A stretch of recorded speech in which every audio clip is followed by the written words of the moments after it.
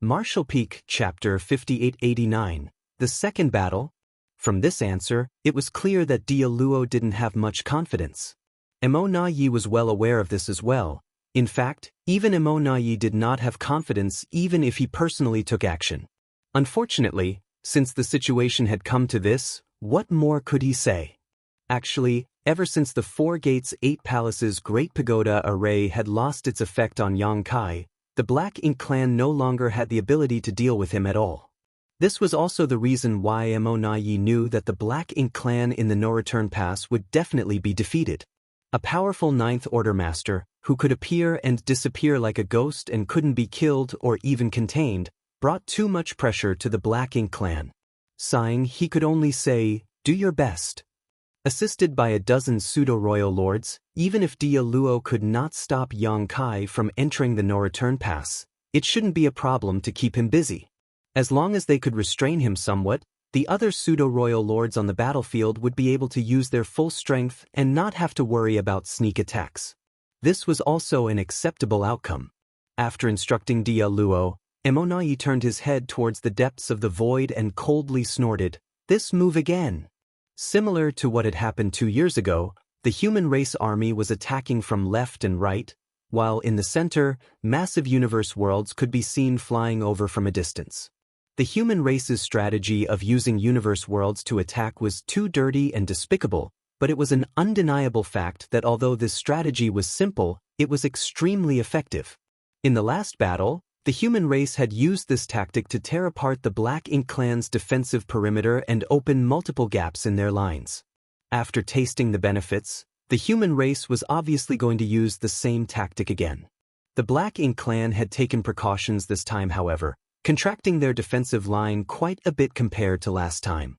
As a result, the defensive forces in all directions had become more solid and compact, making it impossible for the humans to easily break through again.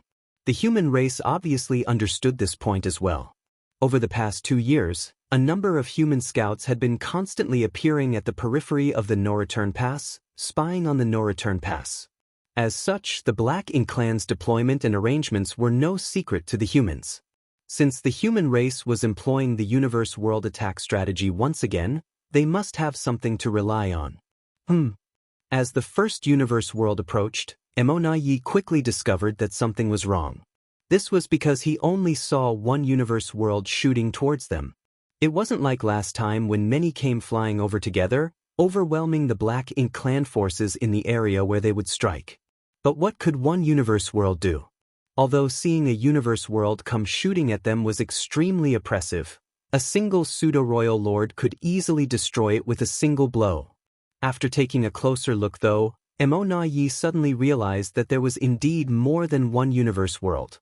In other words, he could only see one universe world, but there were definitely more universe worlds hidden behind the first one.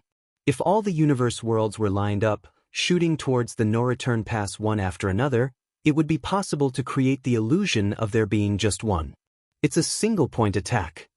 Mo Na Yi immediately understood the human race's strategy. This time, they were clearly aiming at just one spot in the Black Ink clan's defensive line. The Black Ink clan's defenses were undoubtedly more condensed than last time, but if the humans focused all their attacks in just one place, even the strongest of defensive lines would be broken. Mo Na Yi's heart was gripped with a chill as he secretly cursed the slyness of the human race. He quickly redeployed his troops and powerhouse from both sides of the defensive line to the center, preparing to face the incoming universe worlds. The battle was about to begin. The atmosphere was extremely tense. The flow of time seemed to have significantly slowed down. While countless Black Ink clansmen were waiting anxiously, the universe worlds flying over from the depths of the void finally arrived. Mo Na Yi's arrangements had the desired effect. Thanks to deploying a large number of masters from the Black Ink clan to the location where the universe worlds were going to strike, the first universe world was blown to smithereens before it could even get close. Just as Mo Na Yi had expected, a second universe world was revealed right after the first was destroyed. The second universe world was also destroyed by the endless secret techniques, followed by the third. Then, nothing. Mo Na Yi was dumbfounded as he stared at the empty void littered with universe fragments, unable to understand how there were just 3 universe worlds. Why weren't there any more universe worlds shooting over now? The next moment, his expression drastically changed as his black blood turned cold and goosebumps rose all over his body. He suddenly turned his head towards the direction of the human race army on the left, just in time to see it smoothly change its formation as it sailed forward. The vast number of warships parted to the sides, revealing the void behind them which had previously been concealed by the massive fleet. Much to Emonaye's horror, numerous universe worlds were rapidly shooting over from that direction. He could already see at least a dozen of them, but there were obviously more, most of them hidden from his sight. It was hard to tell exactly how many universe worlds there were. Emonaye then turned to look at the human race army on the right, only to see a situation that was identical to the one on the left. He had fallen into a trap. Emonaye instantly understood what had happened. The human race had deliberately arranged a few universe worlds in a straight line to mislead him into deploying more troops to reinforce the center of their defense line. However, once he did this, he would fall into the human race's trap. The 3 universe worlds in the center were just a distraction, while the real killing blow was hidden behind the human race's left and right armies. At this moment, the human race's 2 armies had already closed to firing range of the no-return pass, and the universe world's assault was about to arrive. Even if Emonaye understood the human race's schemes at this moment, there was nothing he could do to stop them. All he could do now was issue orders at the fastest speed possible and send back the forces he had deployed from the left and right sides. Immediately, numerous powerhouses shuttled back and forth across the no-return pass, seemingly in complete chaos. Of course, the oncoming universe worlds didn't wait for the Black Ink clan to get back into position. Massive shockwaves swept through the left and right side of the no-return pass as the artifacts hummed and countless secret techniques burst out from the no-return pass, blowing many universe worlds to pieces. If the Black Ink clan had the same arrangements as 2 years ago, this kind of attack would have been enough to completely tear apart the defense perimeter on both their flanks. Once that happened, the human race army would have driven straight through the breach and caught them off guard. As long as they could gain an absolute advantage on any of the fronts, the human race would then be able to continuously expand their advantage. The last battle had gone exactly like this. However, the new deployment of the Black Ink clan's defenses had a certain effect. Even though Emonaye had made some mistakes in his initial response this time, at least he had some experience in dealing with the universe world attacks, so by the time all the universe worlds were destroyed, the Black Ink clan's defensive line was still holding. The Black Ink clan did not need much time to stabilize their defensive line back again, a cup of tea's worth of time at most. After that, they would still be impregnable. Nonetheless, how could the human race give the Black Ink clan such an opportunity? Time was a critical factor that affected victory and defeat in war, and clearly, the human race had calculated the timing of their every move from the very start. Otherwise, it would have been impossible for the left and right armies to make way for the universe worlds at just the right moment. While the Black Ink clan was still trying to reorganize their defense line, the human race's left and right armies had already arrived. In a flash, a fierce battle broke out. On the human race side, divisions were used as a unit, gathering large fleets of warships that shuttled through the void as one, bombarding huge swaths of the no-return pass. Lives fading away could be felt from all over the battlefield. The masters of both sides charged across the battlefield, killing each other with fierce determination. Xiang Shan still went looking for Mou to continue their unfinished battle. Ouyang Lai also clamored for Emonaye to come out and die, but he didn't obtain any results. This time, Emonaye didn't participate in the battle at all, instead just standing at the center of the no-return pass, observing the entirety of the battlefield. The Black Ink clan still had a large number of pseudo-royal lords, but in such a grand battlefield, having one more royal lord wouldn't change anything, so it didn't matter if he actively fought or not. By the looks of it, the Black Ink clan was at a disadvantage because they had suffered more casualties than the human race, but it wasn't a big problem. With the current strength of the Black Ink clan, they still had the ability to defend themselves. Emonaye also believed that the human race didn't have any intention of taking down the no-return pass in this battle. Their strategic intentions were clear at a glance. they would continue to grind down the Black Ink Clan's forces until they were confident they could wipe them out. However, Yamonai still felt a little uneasy. He knew where this uneasiness came from. Yang Kai. The battle at the no-return pass had already started, so Yang Kai in the barren territory would certainly not be willing to be left out. Although Yamonai had arranged for Dia Luo and a dozen pseudo-royal lords to restrain Yang Kai, no one could say for sure how effective they would be. Once Dia Luo and the others were unable to stop Yang Kai from entering the battlefield, the overall strength of the many pseudo-royal lords would instantly drop by at least 30% because each of them would have to reserve that much strength and focus to guard against Yang Kai's sneak attacks.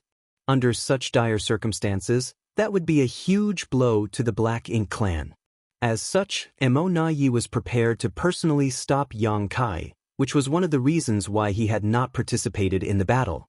While the flames of war had enveloped the entire no-return pass, Yang Kai was also palming his fists in the barren territory. Through the barren territory's territory gate, Yang Kai could vaguely see the various strategies employed by the human race and knew that this was definitely Mi Jingluan's handiwork. Because even he came to the same conclusion as Yamonai when he saw just a single universe world shooting towards the no-return pass, that it wasn't just a single universe world, but a line of them aiming to break through the Black Ink Clan's defensive line. But who could have ever known that the universe world's surprise attack from the center was just a decoy and the real killing blow was hidden behind the two armies?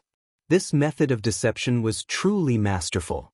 War, in the eyes of some people, was nothing more than a barbaric slaughter, but in the eyes of others, it was an intricate form of art. Yang Kai sighed with relief in his heart. The human race had Mi Jinglun, allowing them to reduce the number of losses they suffered in many previous battles. Thinking so, Yang Kai stepped towards the territory gate. It was time for him to act. Martial Peak, Chapter 5890. Now it's my turn. A dozen pseudo-royal lords with Dia Luo in the lead stood near the no-return pass territory gate leading to the barren territory. When they saw Yang Kai's blurry figure through the territory gate, they knew that this guy was not willing to be left out and was about to come through, looking for trouble. This was already within their expectations. The next moment, all the masters from the Black Ink Clan started gathering their strength, preparing to attack. A ripple appeared in the territory gate as a head suddenly emerged from the opposite side, revealing the face much hated by all the Black Ink Clansmen. Attack! Dia Luo shouted before taking the lead and launching secret techniques towards the territory gate the next moment, the dozen pseudo-royal lords following suit right after. Yang Kai had obviously anticipated this scene, so he simply stretched out his head before immediately withdrawing it. If it was someone else, they really wouldn't be able to do such a thing. An ordinary cultivator, even if they were a ninth-order master, the moment he or she stepped into a territory gate, would immediately pass through it and arrive on the opposite side. Only those who were proficient in the Tao of space could voluntarily interrupt this process, allowing them to advance or retreat at will. As such, when the group of masters from the Black Ink Clan had their attacks reach the territory gate, Yang Kai was nowhere to be seen. One after another, the attacks fell into the territory gate and traveled to the barren territory. However, the attacks had become weak after moving through the folded space of the territory gate, and Yang Kai was easily able to block them with a wave of his hand. Immediately after, he stuck his head out of the territory gate and smiled at the nearby Dia Luo, so fierce. The response he received was the same as before, more merciless attacks. Naturally, Yang Kai just quickly withdrew. Hence, such scenes repeated 7 or 8 times in a row in the next 10 breaths, making Dia Luo and the others feel both ridiculous and helpless, enraging them. The veins on Dia Luo's forehead were about to burst. Although he knew that the chances of failure were high when he accepted the mission to prevent Yang Kai from stepping into the no-return pass, as long as Yang Kai could withstand one round of attacks, it would not be that hard for him to force his way out of the territory gate with his strength, and the Black Ink Clan would not be able to stop him. Worse, Yang Kai had the qualifications to do so. He was a divine dragon with thick skin and strong flesh, so an attack that was strong enough to severely injure or even kill an ordinary ninth-order master would basically be unable to mortally wound him. At most, he would suffer some minor injuries. As long as Yang Kai broke into the no-return pass, the Black Ink clan would not be able to restrain him with their current means and strength.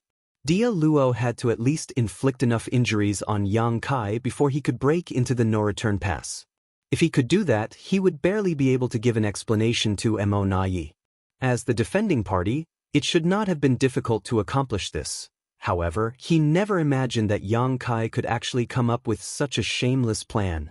Every time he revealed his head, the masters from the Black Ink clan would attack him with all their might, because if they didn't do so, no one could guarantee that he wouldn't really leap out of the territory gate. Unfortunately, once they attacked, Yang Kai would just retreat to the barren territory and easily neutralize their attacks. Dia Luo was disgusted by Yang Kai's tactics. The Black Ink clan should have been the ones with the initiative in this kind of confrontation, but after Yang Kai started doing this, the Black Ink clan had basically turned into his puppets. If Yang Kai wanted them to attack, they would attack. If he wanted them to stop, they would stop. Damn it. Even so, I can't stop him. Dia Luo lamented in his heart. Although he and the other pseudo-royal lords could use this method to temporarily block Yang Kai, they couldn't use it indefinitely as they were exhausting their energy every time they launched an attack. In fact, they had used up a great deal of their strength in just a few rounds of attacks. Although it was a brief confrontation, it felt as if they had been engaging other human race masters for several days. They were both physically and mentally exhausted. Facing the killing star, Yang Kai, if they didn't have enough strength to protect themselves, they might be caught off guard once he saw an opening. With this thought in mind, Dia Luo raised his hand slightly and made a gesture, whereupon the dozen or so pseudo-royal lords immediately moved towards him.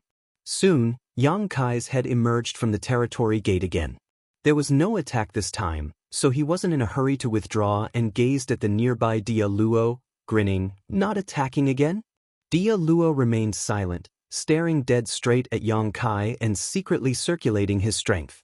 Since you're not planning on attacking, I'm coming, okay?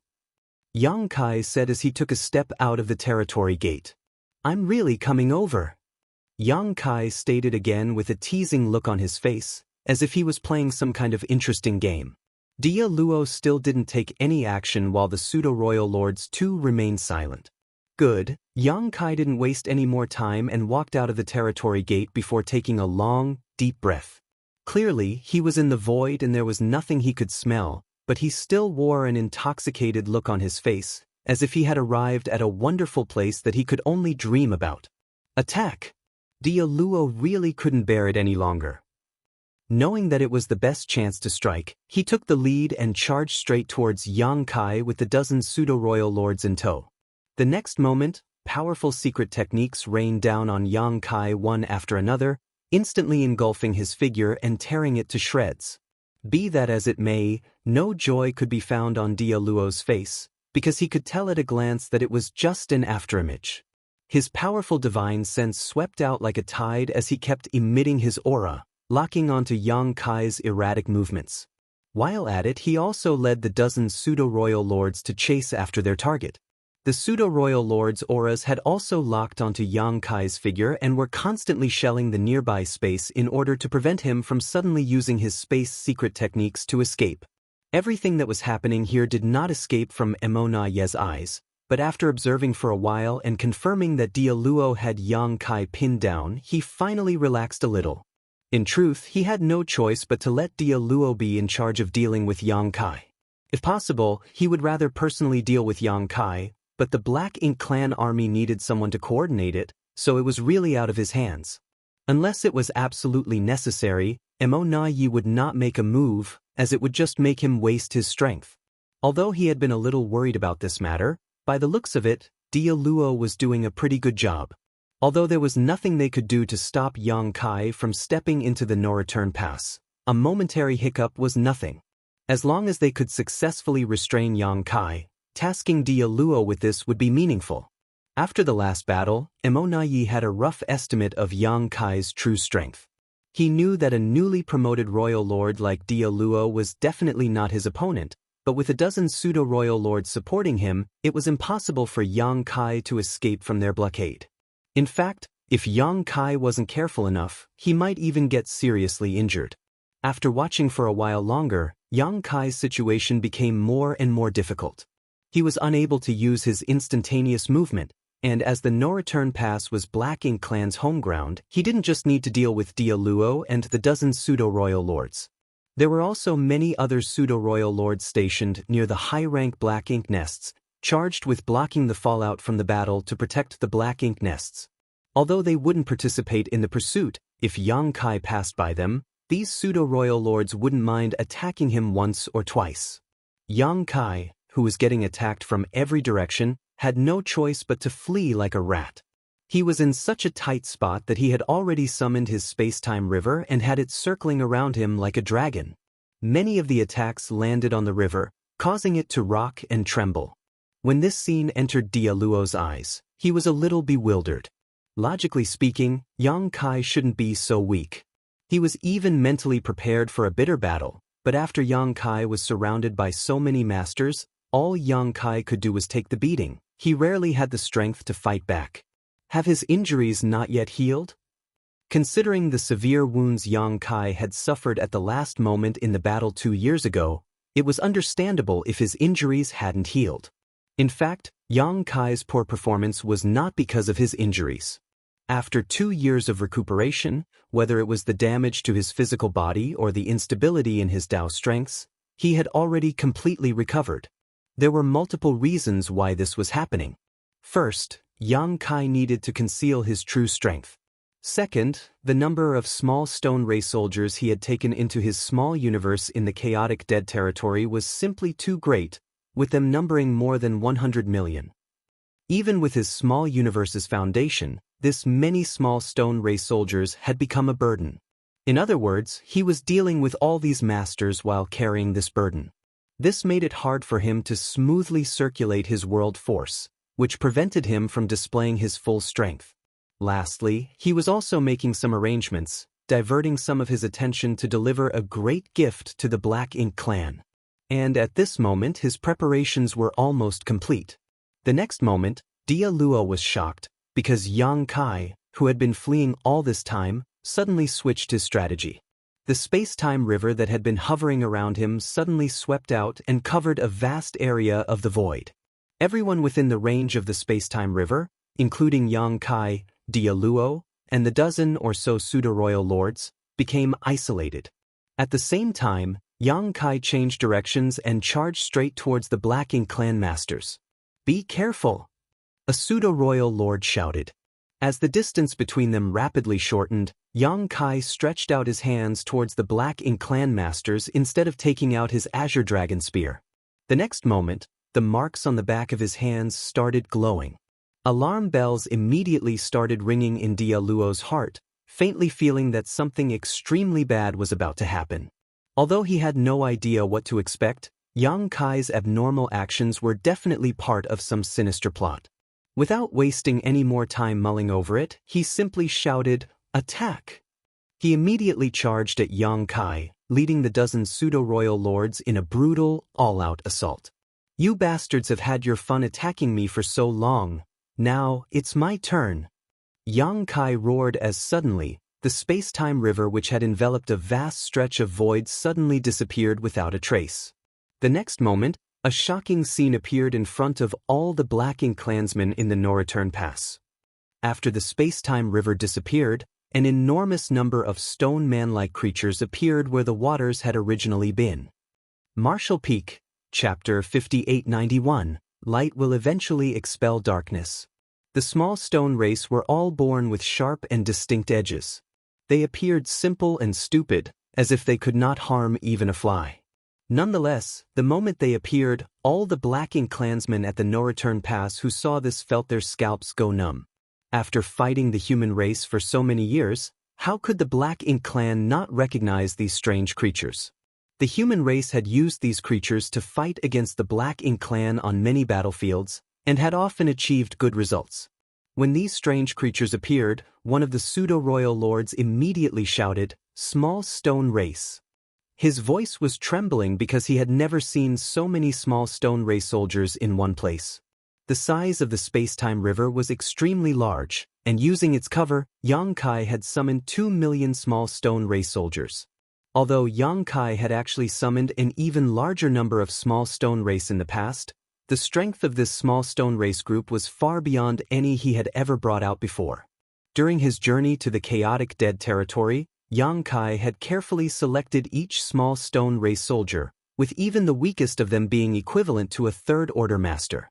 When 2 million such small stone race soldiers suddenly appeared, the momentum they released was so great that even a royal lord like Dia Luo was horrified.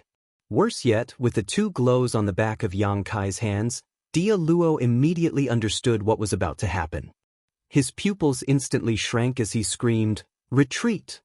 As soon as he finished speaking, he was the first to break through the encirclement and flee. However, how could he get away?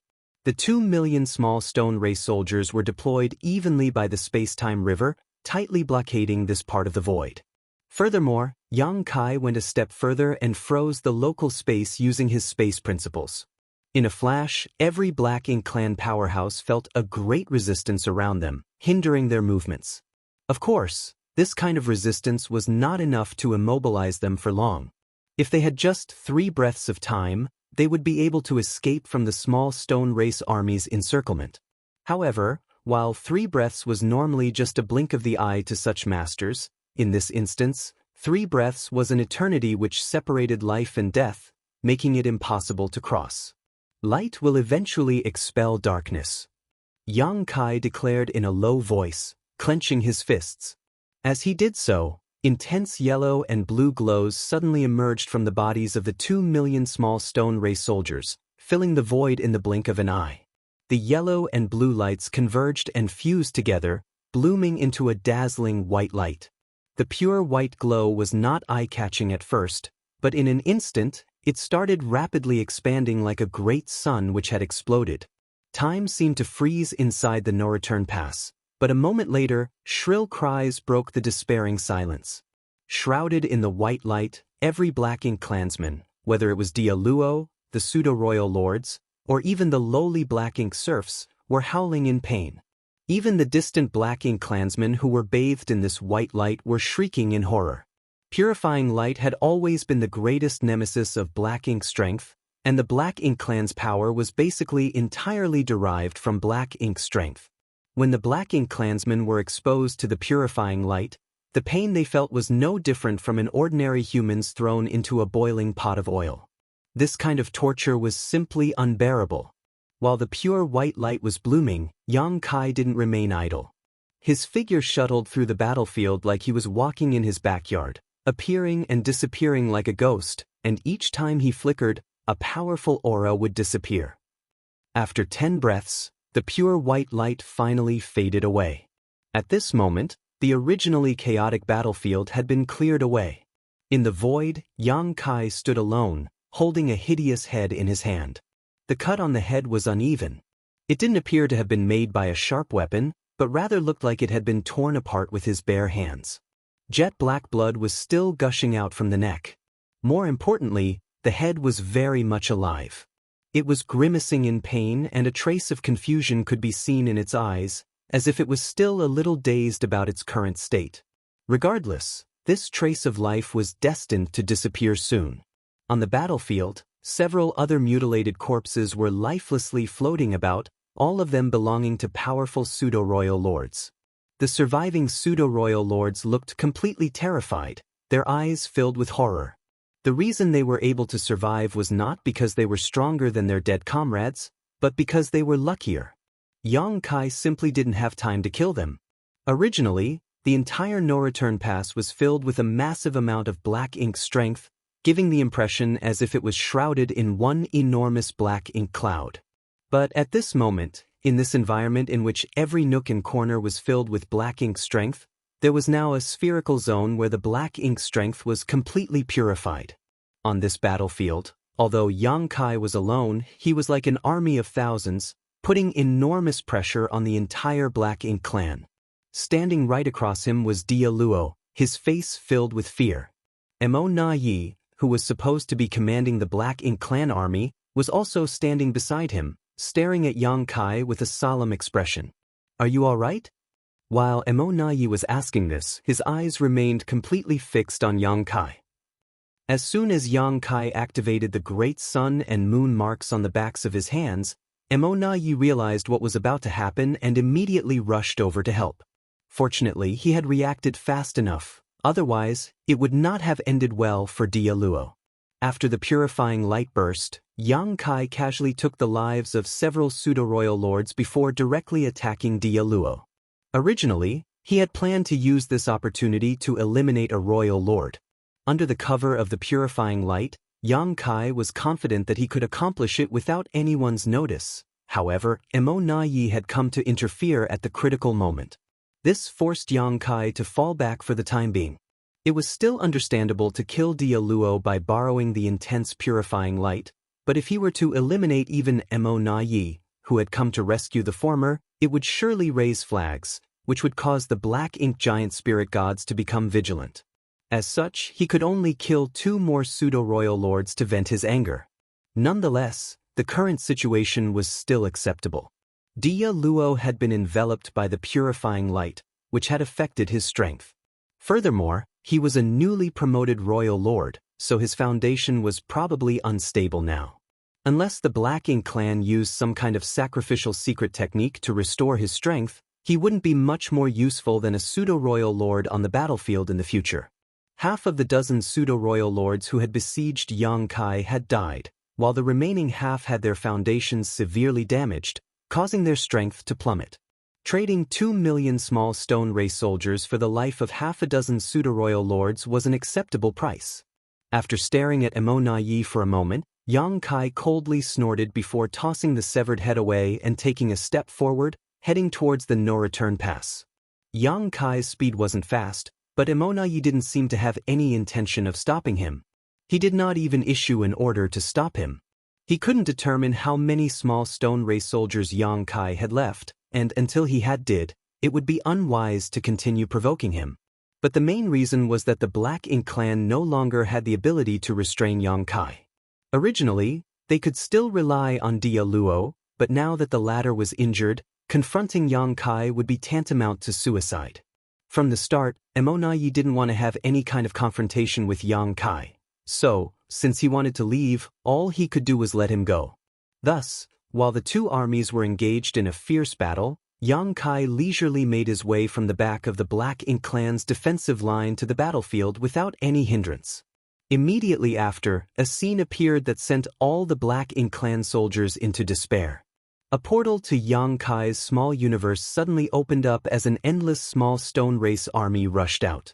This time, Yang Kai didn't use the great sun and moon marks to control their movements at all. Under the stimulation of Black Ink strength, the small stone race soldiers immediately charged towards the Black Ink clan army the moment they came out of Yang Kai's small universe, without any fear of death. Attacked by the small stone race army, the Black Ink clan's defense line, which was originally quite sturdy, immediately saw countless casualties.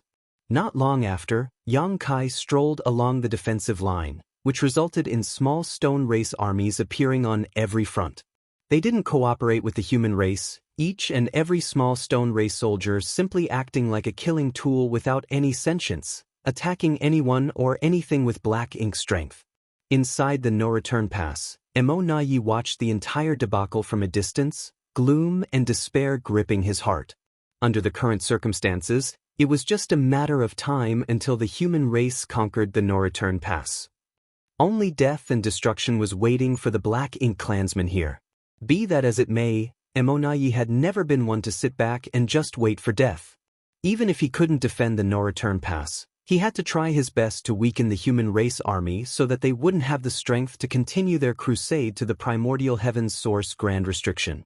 Mo Yi originally had some confidence that he could achieve this goal, but after witnessing such a huge small stone race army appear on the battlefield, this confidence was completely shattered. These small stone race soldiers basically blanketed the entire battlefield, and they could not be stopped. Their population size was several times greater than the humans, so using them as cover, the humans would definitely suffer fewer casualties. Under these circumstances, it would be extremely hard for the Black Ink clan to destroy or even critically damage the human race army. Mo Yi couldn't figure out where Yang Kai had obtained so many small stone race soldiers.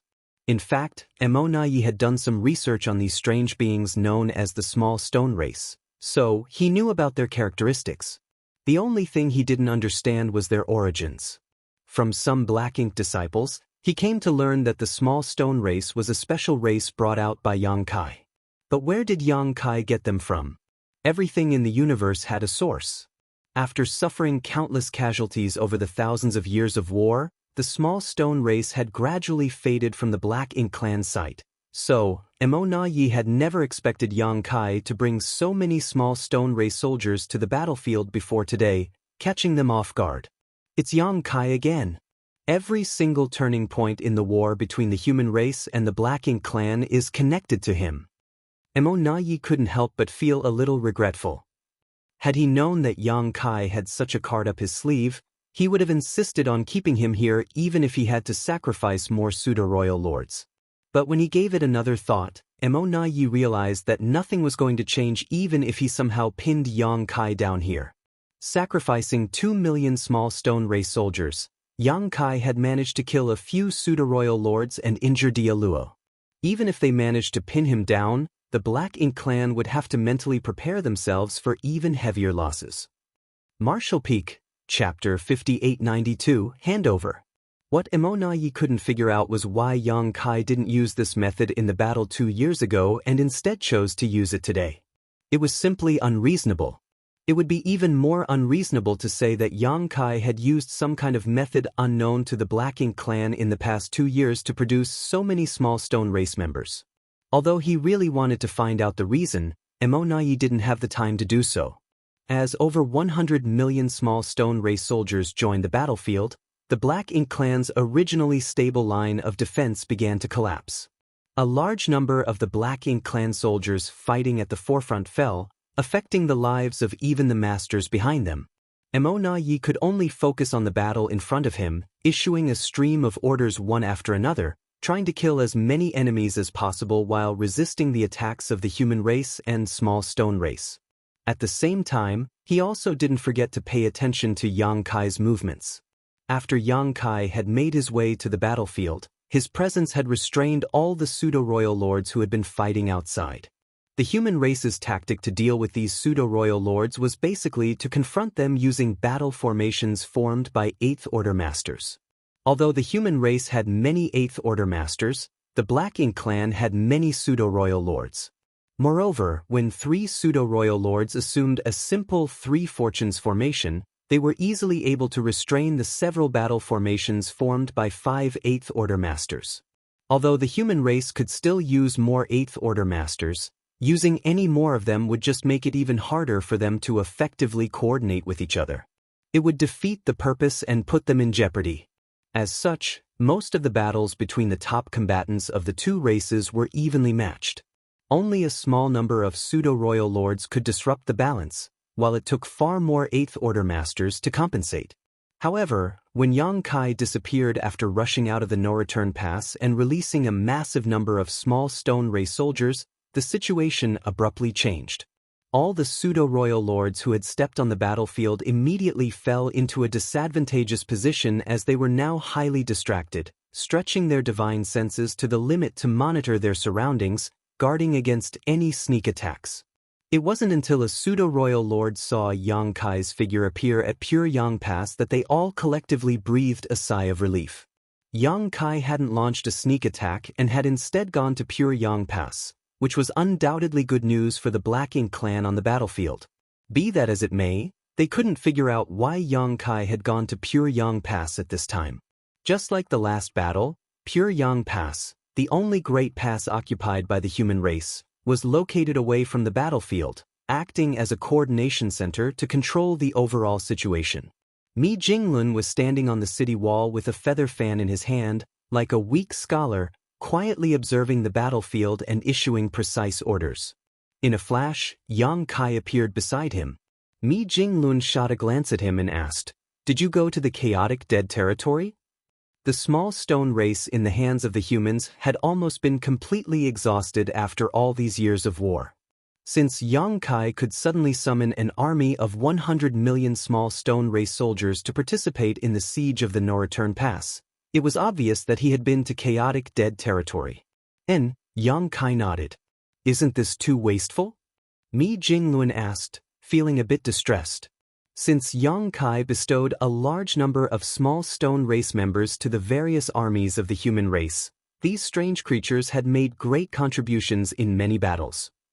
In many small-scale battles, the human race had been able to win with their smaller numbers because of the small stone race's fearlessness.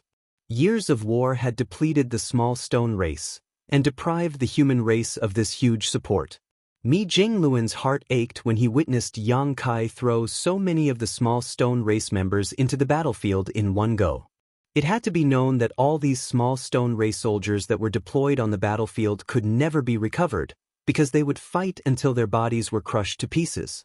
Only when humans used a beast-taming technique or an artifact refining technique to refine them would they be able to command these creatures with low intelligence. If the human race was like a huge family, then Yang Kai would definitely be the prodigal black sheep. His extravagance made Mi Jingluan, who was in charge of the daily budget, feel a great deal of pain. Yang Kai grinned at him. Don't worry, I've collected a lot this time. A lot? Mi Jingluan raised his brow. A lot. Yang Kai repeatedly nodded. Even if he had released 100 million small stone race soldiers, he still had about 3 times as many left in his small universe. Mi Jingluan was relieved after hearing this. Senior brother, please open a portal to your small universe, Yang Kai requested. Mi Jingluan naturally knew what he wanted to do and immediately opened the portal. The next moment, Yang Kai also opened a portal to his small universe. The two portals quickly overlapped, as if they were about to merge into one. Soon after, an enormous number of small stone race soldiers were transferred into Mi Jingluan's small universe. Slowly, Mi Jingluan's expression changed.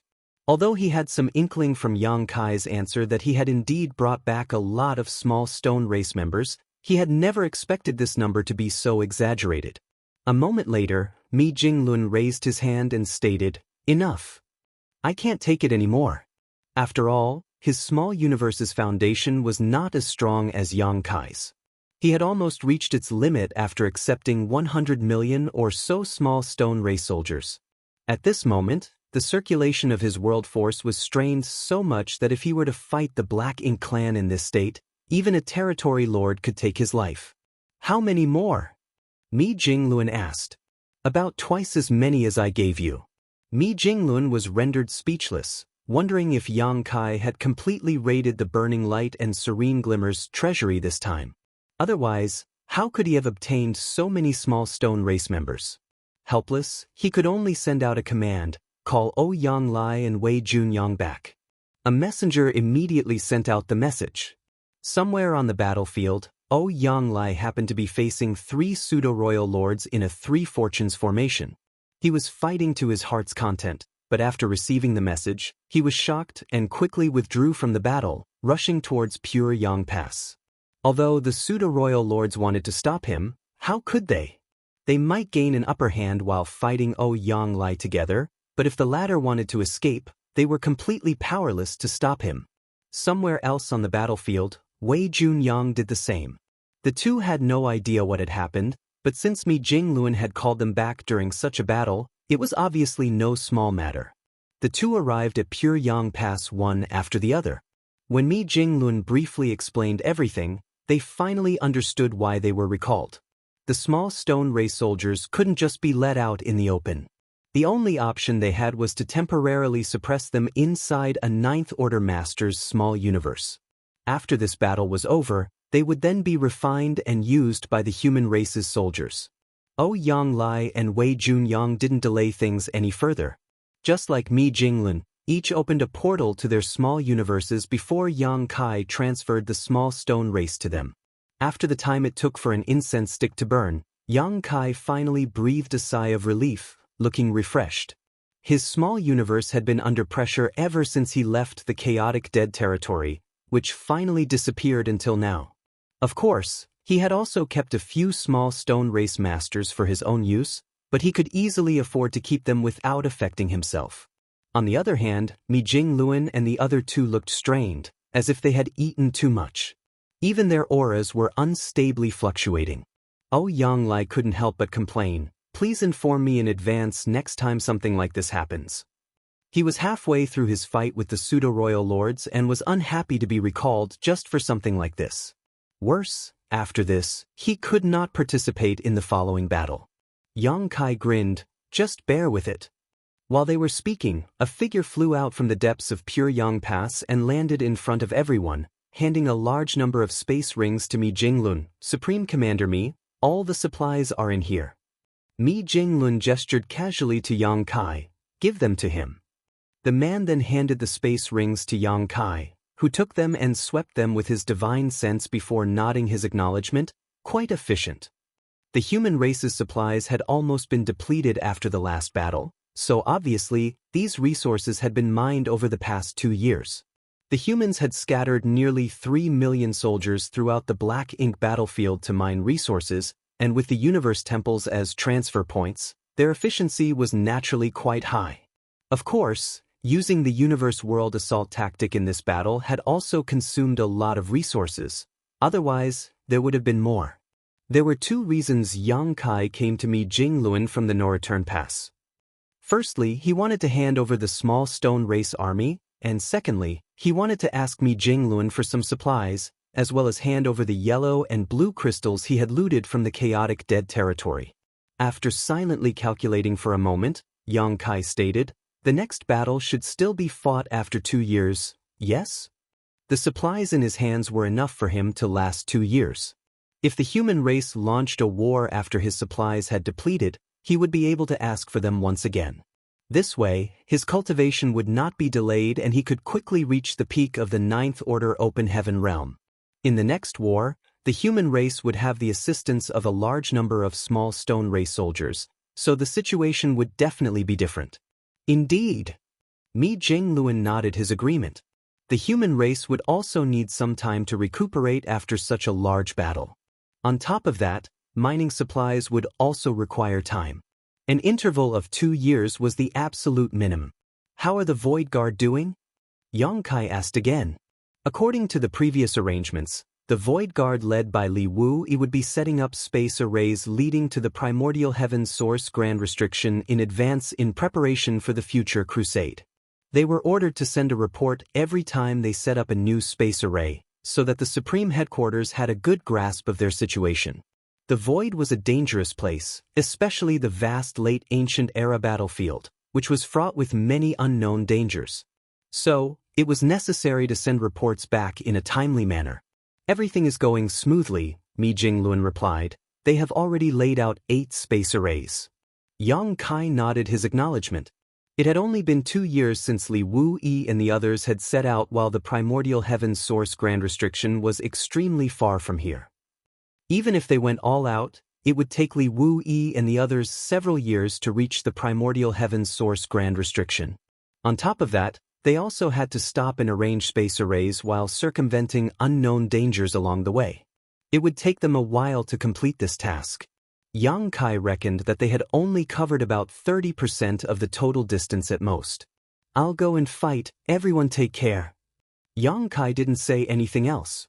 He simply cupped his fists towards Mi Jinglun and the others before taking a step forward and disappearing from their sight. Martial Peak, Chapter 5893, The Small Stone Race's Charge. On the battlefield, the Black Ink clan's situation became even more dire as the Small Stone Race army continued their assault, tearing apart many of their defensive lines. Meanwhile, the Human Race army took advantage of this opportunity to hit the Black Ink clan, forcing them to retreat. On the top combatants' battlefield, the pseudo-royal lords were still holding their ground. However, when Yang Kai used Thunder Shadow's innate divine ability to suddenly appear behind one of the pseudo-royal lords, and pulled him and 2 other pseudo-royal lords who were in battle formation with him into the space-time river, the rest of the pseudo-royal lords lost their will to fight. Mo Na Yi timely adjusted his strategy, issuing one order after another. The pseudo-royal lords and the Black Ink clan army began to shrink their lines once again, concentrating their forces to resist the combined assault of the Small Stone Race and the Human Race armies. Putting aside how effective this strategy was, at the very least it shrank the battlefield, which would definitely restrict the movements of the human race army further. Fortunately, the human race had no way of effectively coordinating with the small stone race army. Before this, the human race just had to follow behind, filling the gaps that were created. However, once the Black Ink clan's perimeter shrank, if the human race army were to advance recklessly, it was highly likely they would be disrupted by the small stone race army. This instantly exposed the disadvantages of the small stone race who acted completely on instinct, but this was within the human race's calculations. Compared to the benefits brought by the small stone race army, the disadvantages could be endured. While the small stone race army had achieved brilliant results, their casualties were also quite horrifying. They had no intelligence and acted purely on instinct. Furthermore, as they were born by absorbing yin and yang energies, they had a very keen perception of the Black Ink strength. Yang Kai had already discovered this characteristic when he acquired the first batch of the small stone race soldiers from Big Brother Huang and Big Sister Lan. On the battlefield, as long as the small stone race sensed the existence of Black Ink strength, they would immediately swarm towards it like cats smelling the scent of a fish and fight to death. Advancing like this would inevitably result in a large number of casualties among the small stone race. By the time Yang Kai made his way to Pure Yang Pass from the No-Return Pass, the small stone race army had lost about 10% of their forces. By the time Yang Kai returned to the battlefield, that number had grown to 30%. If this continued, the 100 million small stone race soldiers wouldn't last for more than half a day. Had these small stone race members been refined and controlled by the humans, this kind of situation would have never occurred.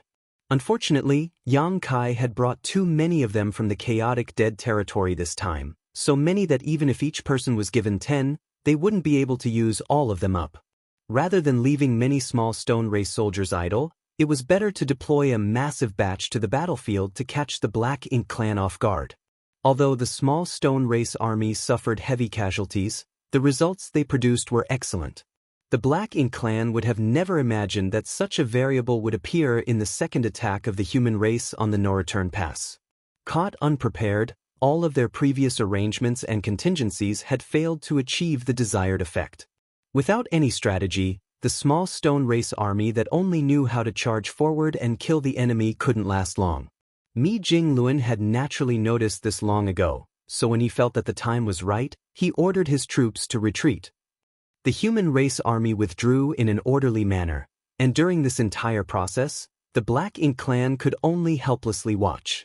They were unable to give chase like last time because there were still many small stone race soldiers that had yet to be killed. If they didn't kill all of them, there was no way they could leave the No-Return Pass. As such, when the human race army withdrew this time, they didn't even need to cover their retreat. While the human race army was retreating from the battlefield, Yang Kai headed into the No-Return Pass. Under the watchful eyes of a group of pseudo-royal lords, he casually strode into the territory gate and returned to the barren territory.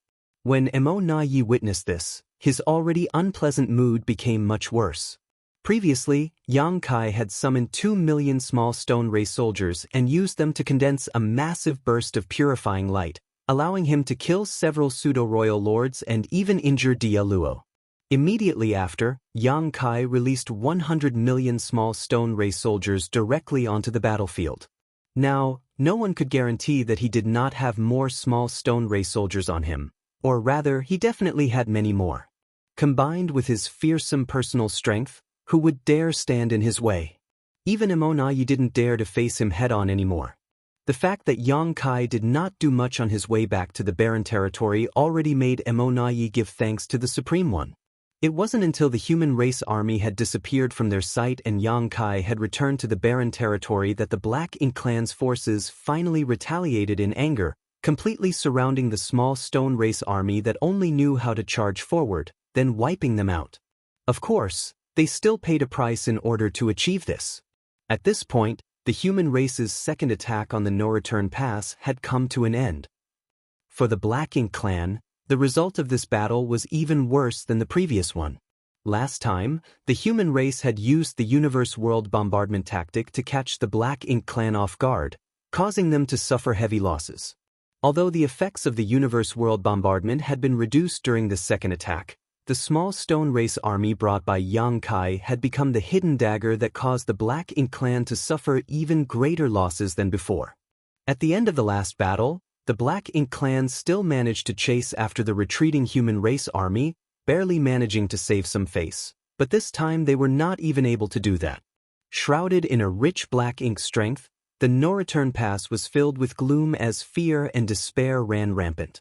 What made the Black Ink clan feel even more desperate and worried was that the human race would surely commence a third and fourth attack soon. Judging by the results of the last two wars, sooner or later, the Black Ink clan would definitely lose the no-return pass. At that time, the fate of the entire Black Ink clan in the no-return pass would be doubtful.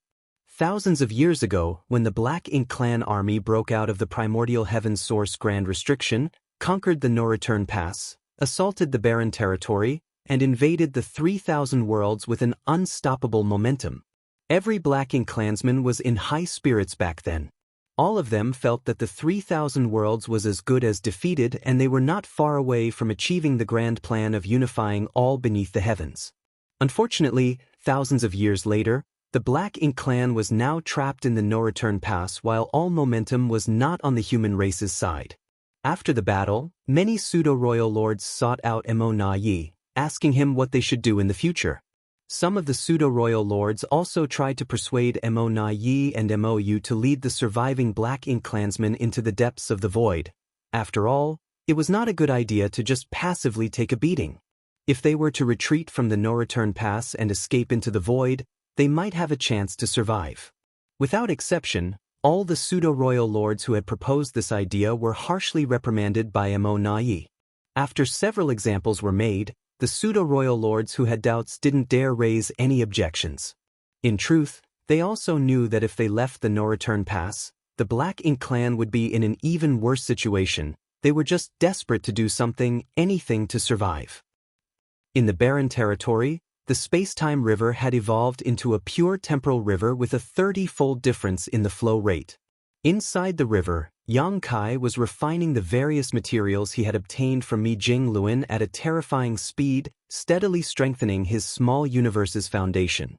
The final battle was approaching, so he didn't have much time to cultivate. Naturally, he was eager to improve his strength.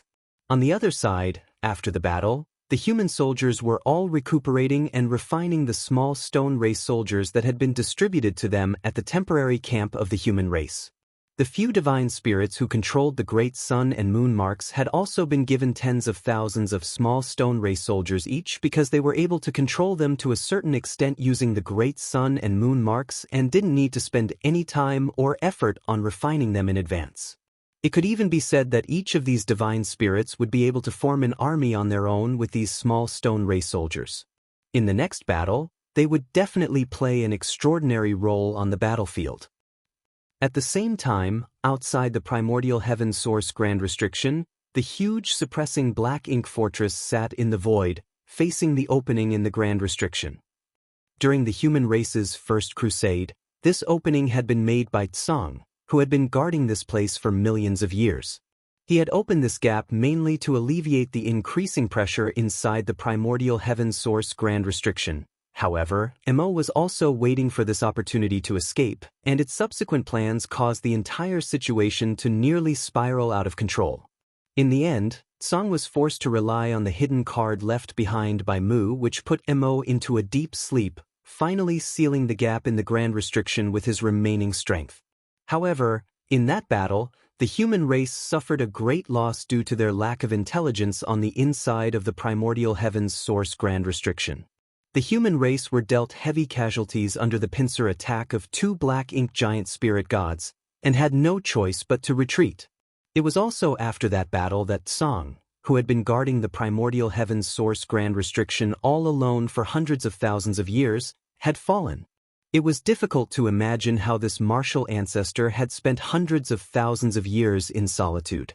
Perhaps, to him, death was a form of release. But as a result, the descendants had to take on the burdens and expectations of their ancestors. Later, Yang Kai brought Wu Kuang to this place and had him assume control of the primordial heavens source Grand Restriction. Yang Kai then arranged for the Suppressing Black Ink Army and Suppressing Black Ink Fortress to be stationed here. After making all the necessary preparations, Wu Kuang once again opened a gap in the Grand Restriction. As before, this was to relieve the pressure inside the Primordial Heaven Source Grand Restriction, because the Black Ink clan and Black Ink strength was constantly increasing. Wu Kuang was ultimately weaker than Song, so he was unable to forcefully suppress it and could only use this method to relieve some of the burden. Unfortunately, there was no way to completely close the opening this time. The Primordial Heaven Source Grand Restriction was set up in an era long ago, and had been opened a few times now, which had ultimately caused some irreparable damage to it. It was further worsened by Wu Kuang's lack of ability to control it. Fortunately, the Suppressing Black Ink Army was stationed outside the opening. Ever since the Suppressing Black Ink Army arrived here, they had fought countless battles against the Black Ink clansmen that rushed out of the Primordial Heaven's Source Grand Restriction. Although the situation had nearly spiraled out of control several times, Wu Kuang and the Suppressing Black Ink Army had worked together to resolve these crises. As Wu Kuang's cultivation increased day by day, so did his control over the Primordial Heaven Source Grand Restriction. In terms of cultivation speed, perhaps no one in this world could compare to Wu Kuang. When Yang Kai sent him to this place, he had only been a 7th Order Master, but now his cultivation may be higher than Yang Kai's. Thanks to the heaven-devouring battle law complemented by the flawless purifying Golden Lotus and the inexhaustible Black Ink strength, Wu Kuang's cultivation had improved by leaps and bounds ever since he had arrived here. His cultivation had quickly risen from the 7th Order to the 9th Order, and was still continuously rising. Of course, the biggest benefit of the increase of his control over the Primordial Heaven Source Grand Restriction was that the Suppressing Black Ink Army had to face fewer battles. Martial Peak, Chapter 5894, that day has arrived. The opening in the Primordial Heaven Source Grand Restriction could no longer be closed, but Wu Kuang was still able to shrink it somewhat. This way, the Black Ink clan would face even greater restrictions if they tried to rush through the opening. Previously, there might have been some royal lords who could force their way out, but now that Wu Kuang's strength had increased, and his control over the Primordial Heaven Source Grand Restriction had also become better, the royal lords could not force their way through anymore. Without the support of royal lords, the rest of the Black Ink clansmen rushing out of the opening were just easy targets before the mighty Suppressing Black Ink Army, no matter how many there were. The Suppressing Black Ink Army did not have that many soldiers, only a few thousand, but their overall strength was pretty amazing. It could be said that they were the elite of the elites of the human race. Back when Yang Kai and Mi Jingluan had chosen the soldiers for the Suppressing Black Ink Army, the minimum requirement was the 6th Order. In other words, if one had not reached the 6th Order, they would be unqualified to join the Suppressing Black Ink Army. Furthermore, the 6th Order wasn't the limit of the Suppressing Black Ink Army soldiers. They still had room to grow. After so many years, most of the original 6th Order masters of the Suppressing Black Ink Army had advanced to the 7th Order. In the entire Suppressing Black Ink Army, there were only a few whose cultivation remained at the 6th Order.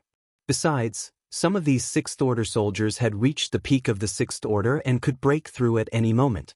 In other words, the current Suppressing Black Ink Army, with the exception of a few 6th Order masters, were basically all high-rank Open Heaven Realm masters. When the Suppressing Black Ink Army was first founded, there were only 400 8th Order masters, but now, there were nearly 1,000 of them. The extra ones were all those who had broken through their limits over the years. The Suppressing Black Ink Army had no shortage of battles, so it was not that difficult for these proud sons and daughters of heaven to break through their shackles and advance to the next order amidst the bloody battles. In addition, the Suppressing Black Ink Army also had over 100 powerful divine spirits. To top it all off, Divine Dragon Fu Guang and Yang Shui, who had also broken through to the 9th Order Open Heaven Realm in the Universe Furnace world, were assuming command. Zhao Yi Bai, Zhao Ye, and Su Yi were also expected to break through their limits and advance to the 9th Order soon. The three of them were Yang Kai's legacy disciples. Each of them had respectively inherited one of Yang Kai's primary Grand Daos, so everyone had high hopes for them. In terms of age and seniority, they weren't much different from Shi de Zhuang, who had already broken through to the ninth order. Perhaps the third disciple, Su Yi's period of cultivation was shorter as he had started cultivating a little late. Be that as it may, a little bit of delay in the long years of cultivation was not a big deal. Shi Dezhuang had already advanced to the ninth order, and Tang Tao amongst the rising stars had also achieved the same, so naturally, Zhao Yibai and the two others would soon be reaching the ninth order as well. After thousands of years of accumulation, the human race would definitely be able to give birth to more ninth-order masters in the near future. With such a lineup, the suppressing Black Ink Army could be said to be the most elite group among the human race's forces. They might not have that many members, but they had ample capital to guard the primordial heaven's source grand restriction. However, since the battle 700 years ago, when the universe furnace appeared, there had been no movements from the other side of the primordial heaven's source grand restriction. For the past 700 years, the suppressing Black Ink Army soldiers had been doing nothing but cultivating in turns. Fortunately, when the suppressing Black Ink Army first arrived here, they had brought a lot of supplies with them. Although most of their supplies had depleted over the years, they still had a bit left to use. On the suppressing Black Ink Fortress, the silver-haired Fu Guang looked towards the opening in the darkness and sent a message via his divine sense. Wu Kuang, how is the situation? It wasn't that he had discovered anything unusual, it was just a routine inquiry done once a month. Judging by this, it was obvious that Fu Guang was an extremely cautious person. As usual, Wu Kuang's lazy voice echoed in Fu Guang's mind. Some small fish are spying on the opening, but they probably don't dare to rush out. He had already closed the opening to its utmost limit, so if a royal lord tried to force his way through, there was a high chance he would die along the way. Even if he didn't die, he would definitely be severely injured. In light of this, no royal lord was stupid enough to attempt to force their way out of the primordial heaven's source grand restriction. And without a royal lord to keep Fu Guang in check, how could the Black Ink clansmen inside the primordial heaven's source grand restriction dare to challenge the suppressing Black Ink Army? Although they had been sealed inside the primordial heaven's source grand restriction, they were not completely ignorant of the outside world. After having fought with the suppressing Black Ink Army for so many years, they were well aware of their enemy's strength. Stay alert. Fu Guang exhorted as usual. Wu Kuang replied, I know, you all just... Halfway through his words, he suddenly let out a startled cry. Fu Guang's expression became serious as he shouted, What's wrong? However, he didn't receive any response from Wu Kuang even after waiting for a while.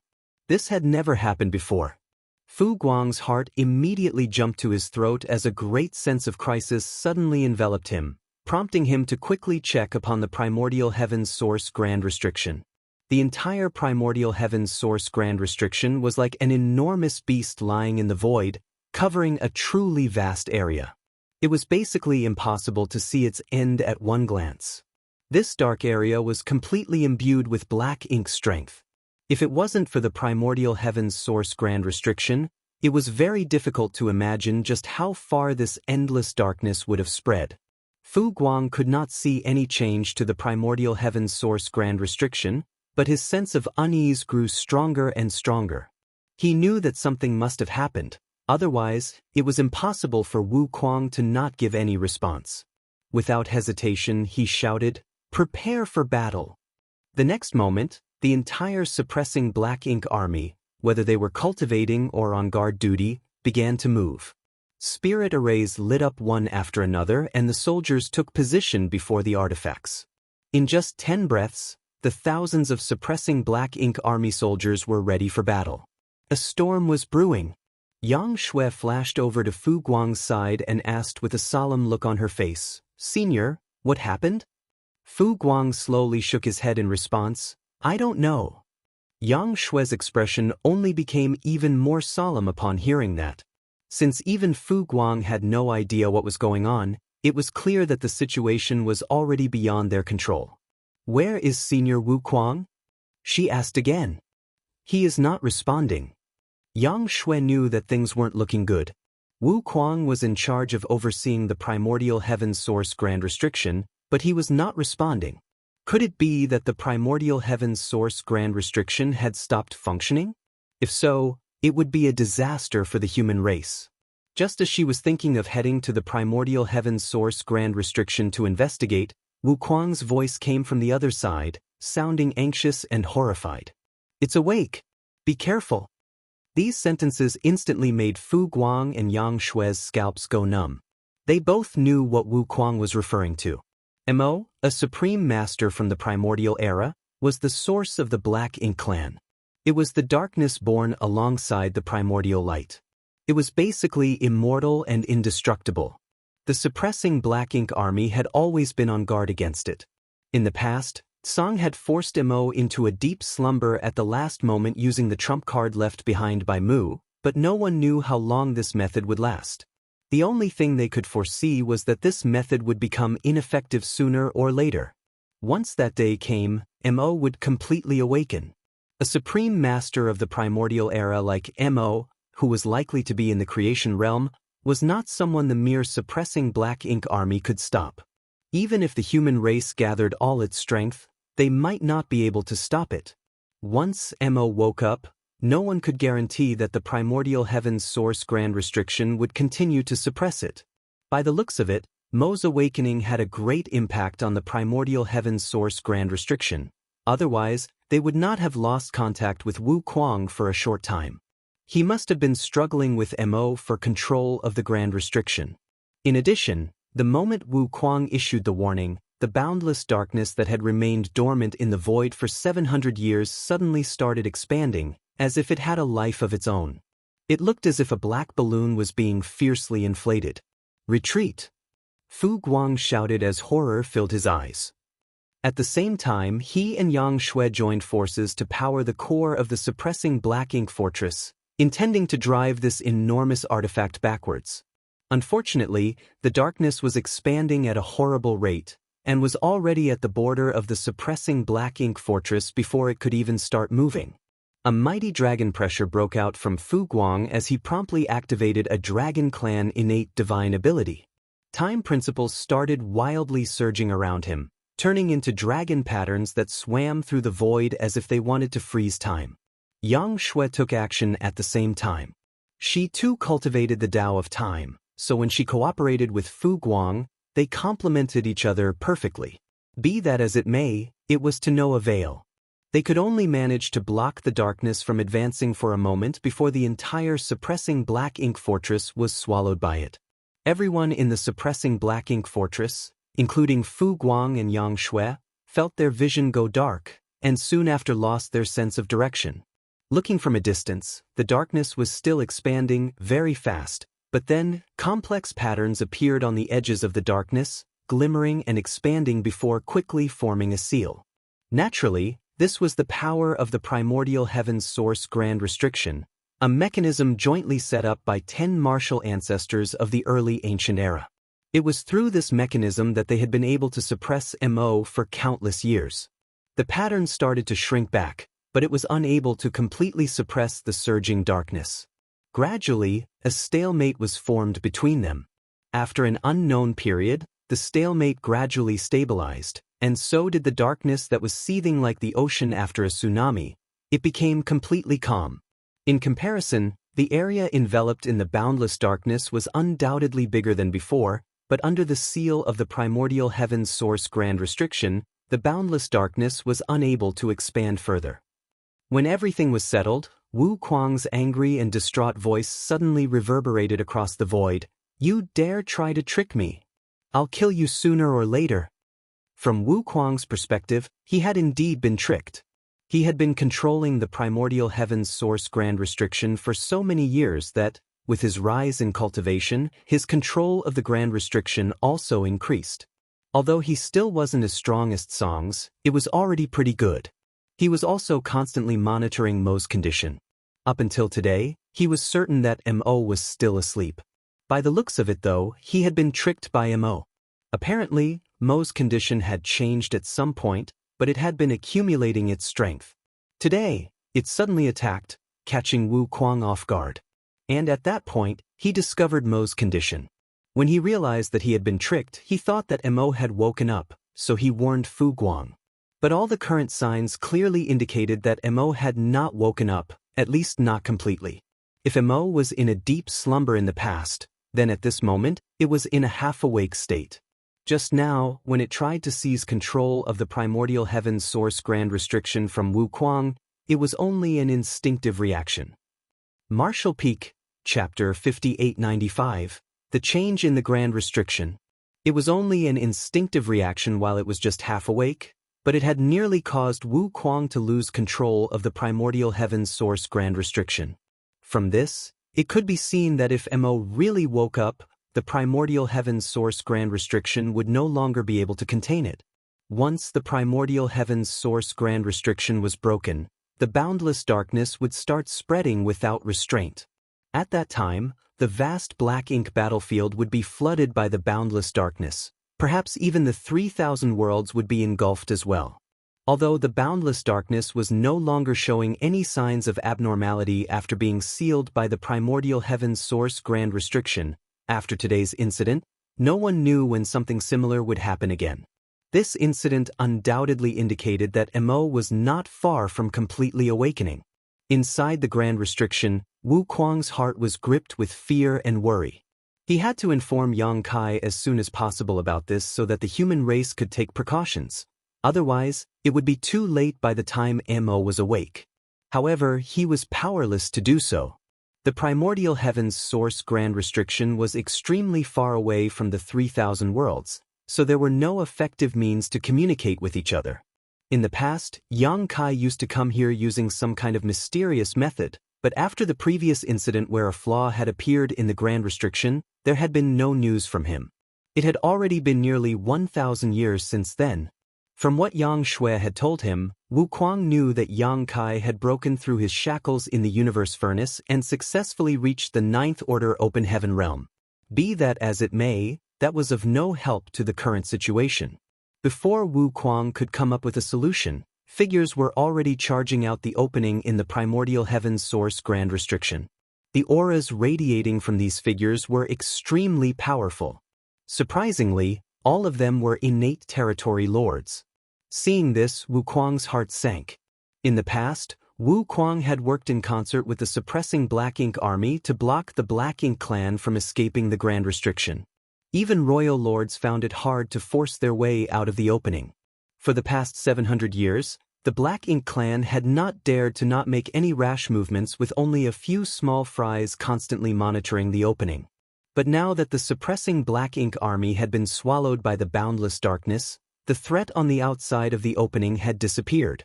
Even if Wukong could still maintain his control over the primordial heaven source grand restriction, he couldn't stop the Black Ink clan from rushing out. Not to mention, because of the suppressing Black Ink army, he was unable to put his entire focus on controlling the primordial heaven source grand restriction. He had to divert some of his attention to look after the suppressing Black Ink army.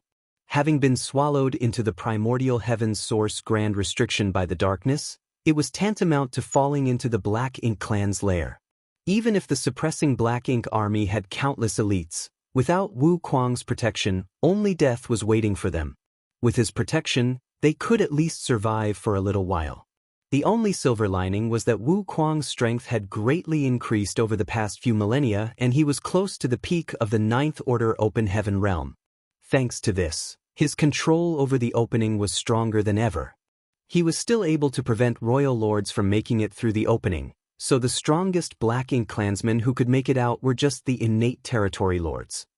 As time passed, more and more Black Ink clansmen of varying strength rushed out of the opening, their faces filled with excitement and joy, like they were prisoners who had finally gained freedom after countless years of imprisonment. A portion of the Black Ink clansmen remained near the opening, while the rest quickly flew deeper into the void under the leadership of the innate territory lords. When Wukong witnessed this, his gloomy mood suddenly lifted. He had been having a headache over how to send a warning to the human race, but he had been unable to come up with a viable plan. But apparently he didn't need to deliver any news. The Black Ink clansmen who had left this place must have gone to support their allies who were fighting the humans. Such a huge amount of reinforcements joining the battlefield would definitely draw the human race's attention, especially the appearance of so many innate territory lords. And as long as the human race's reaction wasn't too slow, they should be able to quickly identify the root of the problem. At that time, the human race would definitely know that something had happened to the primordial heaven's source grand restriction. This was the case when the innate territory lords snuck out from the primordial heaven's source grand restriction last time. At that time, Wu Kuang's control over the primordial heaven's source grand restriction was not nearly as firm, and he did not even have an inkling about it before Yang Kai came to inform him about it. Thus, when he saw a group of black ink clansmen heading deeper into the void, Wu Kuang knew that in at most 20 or 30 years, the human race would know that something had happened to the primordial heaven's source grand restriction. At that time, not to mention others, Yang Kai would definitely come here to investigate. Nonetheless, Wu Kuang couldn't help but feel worried. Whether the human race came to know about the mishappening of the primordial heaven's source grand restriction sooner or later, it was not going to help him in his current situation in the slightest. Right now, there were two important tasks ahead of him. Firstly, he had to do his best to ensure the safety of the suppressing Black Ink army, allowing them to hold on for as long as possible. Secondly, protecting himself. The Black Ink clansmen who stayed behind did not remain idle. These Black Ink clansmen took out unhatched Black Ink nests one after another, before innate territory lord took position in front of every Black Ink nest. Afterwards, these innate territory lords put their hands over the unhatched Black Ink nests and started infusing their strength into them, allowing them to rapidly grow bigger. Not counting the years he had spent guarding the primordial heaven's source grand restriction, Wu Kuang hadn't had many dealings with the Black Ink clan. The first time he had fought with the Black Ink clan was after the human race retreated to the barren territory. As a human, he had participated in the war against the Black Ink clan. It was during that battle that he had made a name for himself, relying on the treacherous and powerful heaven-devouring battle law, drawing the attention of many Ninth Order old ancestors. Later, when the Black Ink clan invaded the 3,000 worlds, the human race had completely shrunk their defensive line, defending just a dozen or so great territory battlefields. Wu Kuang for the most part had acted alone as a hunter, roaming the 3,000 worlds to kill Black Ink clansmen, getting into numerous fierce battles along the way. He might not have much contact with situations like the one before him, but he knew that if the Black Ink clan wanted to hatch Black Ink nests this way, they would need to consume a lot of resources. Except, what resources could the Black Ink clan find outside of the primordial heaven's source grand restriction? This vast void didn't even have ambient starlight energy. It was truly a spiritless land. If the Black Ink clan wanted to extract resources, they would have to venture in the direction of the Black Ink battlefield, which would take a year or two at best. But apparently, the Black Ink clan's incubation of Black Ink nests did not require them to consume resources at all. It could also be done using the energy of the innate territory lords themselves. Innate territory lords were directly born from Mo and contained a trace of Mo's source strength. On the other hand, the Black Ink nests similarly manifested from Mo's source strength. It could even be said that both innate territory lords and Black Ink nests shared the same source. So, devouring the innate territory lord's energy could also hatch the Black Ink nests. After a short time, the aura of every innate territory lord standing in front of the Black Ink nests became weak to the point that they were trembling. All of their energy had been absorbed by the Black Ink nests. Every single one of these powerful innate territory lords died on the spot after all of their energy had been absorbed. Immediately after, a second round of innate territory lords stepped in. This is not good, Wu Kuang thought to himself. How could he not understand the intentions of these Black Ink clansmen who had remained behind? Over the years, he had learned a lot about the Black Ink clan from the soldiers of the suppressing Black Ink army, including how the Black Ink clan created pseudo-royal lords. Wu Kuang wasn't afraid of mere innate territory lords, regardless of how many of them there were. Although the primordial heaven's source grand restriction was a sealing array, it also had some defensive and counter-attacking capabilities. If not, when Song was stationed here all those years ago, the Black Ink clan from the Black Ink battlefield would have already retreated to attack the primordial heaven's source grand restriction first. In that era, the human race and Black Ink clan were fighting each other in over 100 theaters. Each side had over 100 Ninth Order Open Heaven Realm Masters and Royal Lords respectively. The Black Ink clan's overall strength during that time was extremely fearsome, but the reason they chose to fight with the human race, instead of withdrawing and attacking the primordial heaven source Grand Restriction, was because doing so was futile. They would only be wasting their time and energy if they tried. During the era when Tsang was overseeing the primordial heaven source Grand Restriction, the Black Ink clan would have had to gather several hundred royal lords if they wanted to breach the Grand Restriction from the outside. During that time, the Black Ink clan clearly didn't have such capital as they were always entangled with the human race. The two races had been irreconcilable enemies since ancient times and could not coexist, but it was not just about mutual blood hatred. Each race was a deadly threat to the other. Only by completely destroying the human race would the Black Ink clan have a stable space to develop and produce more royal lords, which in turn would provide them the capital to threaten the primordial heaven source Grand Restriction. As for the humans, the Black Ink clan literally fed upon them and the worlds they were born from, so there could be no compromise. When Wu Kuang took over the primordial heaven source Grand Restriction after Tsang's demise, the overall strength of the Black Ink clan had drastically fallen. They simply did not have any capital to attack the primordial heaven's source Grand Restriction. Until now. No matter how many innate territory lords attacked the Grand Restrictions, Wu Kuang would not care. Although the primordial heaven's source Grand Restriction had been in disrepair for many years, this was the essence of the 10 martial ancestors' wisdom and strength.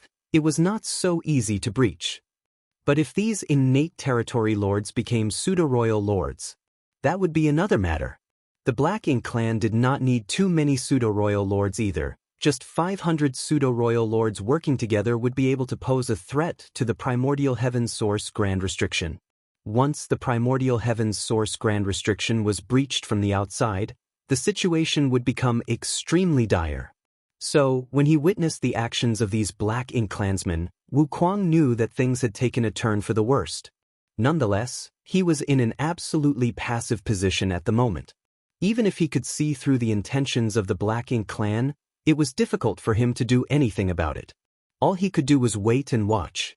As time passed, and one innate territory lord after another sacrificed themselves, the Black Ink nests grew bigger and bigger at an astonishing speed.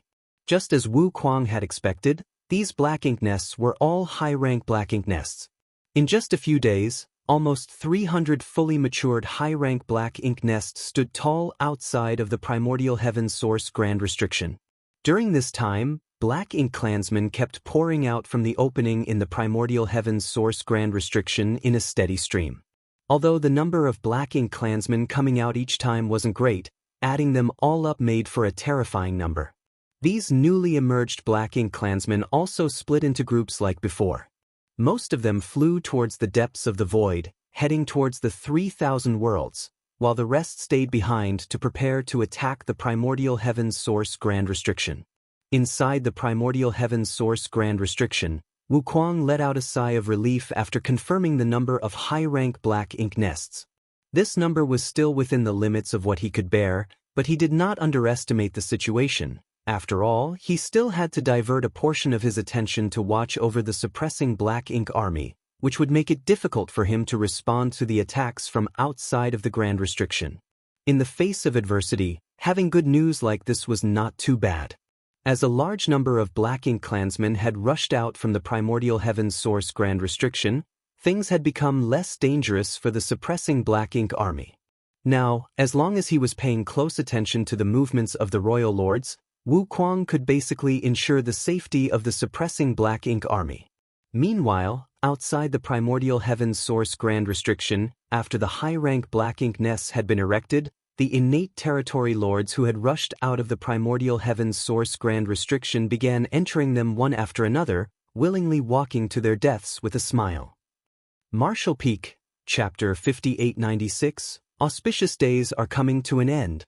After having been fighting with each other for so many years, both the human race and Black Ink clan knew very well about each other, apart from a few confidential pieces of information that only a few authoritative figures knew about. For instance, the Black Ink clan was able to create a pseudo-royal lord borrowing the strength of innate territory lords and a high-rank Black Ink nest. This was no secret to the human race, and Yang Kai had even personally investigated this matter. Be that as it may, even Yang Kai was unable to figure out how the Black Ink clan used innate territory lords and high-rank Black Ink nests to create pseudo-royal lords specifically. All he knew was that the birth of a pseudo-royal lord was accompanied by the demise of many innate territory lords and a high-rank Black Ink nest. It was only today that this secret was being played out right under Wu Kuang's nose. While he was watching on, the innate territory lords entered the high-rank Black Ink nests one after another, their auras continuously undulating before disappearing. The high-rank Black Ink nests standing tall in the void were like starving beasts that kept devouring all the innate territory lords who walked inside. As innate territory lords kept pouring in, a tremendous amount of energy accumulated inside each high-rank Black Ink nest. At some point, when a certain number of innate territory lords had walked into one of the Black Ink nests, the aura of the last innate territory lord suddenly soared, while the accumulated power in the Black Ink nest rapidly disappeared.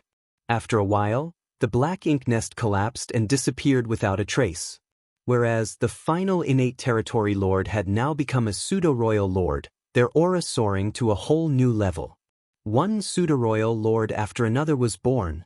Wu Kuang silently calculated for a moment. In order to create a pseudo-royal lord, at least 12 innate territory lords had to be sacrificed, with at most 16 being required. This number wasn't fixed, but it was always within this range. Furthermore, every time a pseudo-royal lord was born, a high-rank Black Ink nest would be consumed. Within days, almost 300 pseudo-royal lords had been created. These pseudo-royal lords didn't stop for a moment and immediately flew straight towards the primordial heaven's source Grand Restriction, as if they had made a prior agreement. Wu Kuang sighed in his heart. He knew that his good days had come to an end. A few days ago, after the human race's second attack on the No-Return Pass, the upper echelons of the Black Ink clan were gathered in the main conference hall of the No-Return Pass.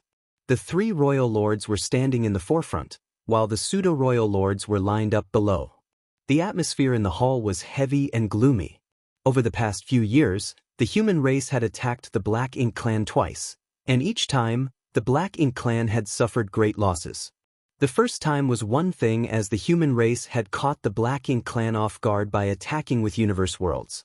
It was a completely new tactic the Black Ink clan had never seen before, so they could not respond immediately to it. However, the Black Ink clan had already made preparations to deal with this universe world attack before the second battle. They had even shrunk their defensive line, yet they were still unable to reverse the situation. A small stone race army of over 100 million had brought great benefits to the human race, becoming one of the keystones for their victory. Since Yang Kai was able to release over 100 million small stone race soldiers at once, it was evident that he still had more with him. From the start, the human race army was aggressively attacking, determined to retake the No-Return Pass. Now, with the help of the small stone race, they were like tigers with wings. After the last battle, even the stupidest Black Ink clansman knew that the war was already lost. The No-Return Pass would eventually fall, and the Black Ink clan here was doomed to extermination. Over the past few thousand years, the Black Ink clan had held the initiative and absolute advantage in the war against the human race. However, things had taken a sharp turn in the last few decades. The Black Ink clan found it really hard to accept this change in the status quo. Among the 3 royal lords, only Mo Na Yi appeared to be in a decent condition, while Mo Yu and Dia Luo's auras were slightly unstable, occasionally coughing to show their injuries. In these 2 battles, Mo Yu and Xiang Shan had fought with each other one-on-one twice. The latter was a newly promoted 9th Order Open Heaven Realm Master, and his strength and foundation might be worse than a veteran royal lord like the former, but he fought with his life on the line every time. Even if Mo Yu was slightly stronger, he still took serious damage from the near-suicidal human master. The human race understood that the Black Ink clan's biggest weakness was healing. So, when human race masters fought against those masters from the Black Ink clan, they frequently did so by trading injuries. The goal of this strategy was completely cut and dry. If a human was injured, they could use pills or secret techniques to recover, but if a Black Ink clansman was injured, they had to slumber inside a Black Ink nest to properly heal.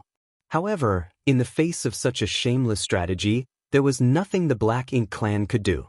They could only try to be more cautious in battle and not allow the human race to succeed. As the popular adage goes, one can be a thief for 1,000 days, but one cannot guard against a thief for 1,000 days. In a battle, there would always come a moment in a battle when one had no choice but to take risks, no matter how careful they were. This was pretty much the case with Xiang Shan in the last two battles, which had inflicted serious injuries on Mou. Of course, Xiang Shan did not have it easy either. Had he not run quickly enough at the last moment, Mou had the confidence that he could kill him on the spot.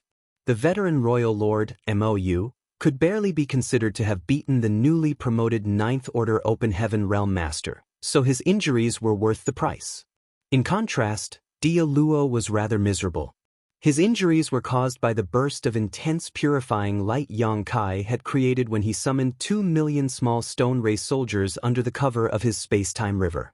At the time, 6 pseudo-royal lords perished, and if not for Mo Ye's timely rescue, the total number of royal lords would now be 2. 2 of the 3 royal lords were seriously injured.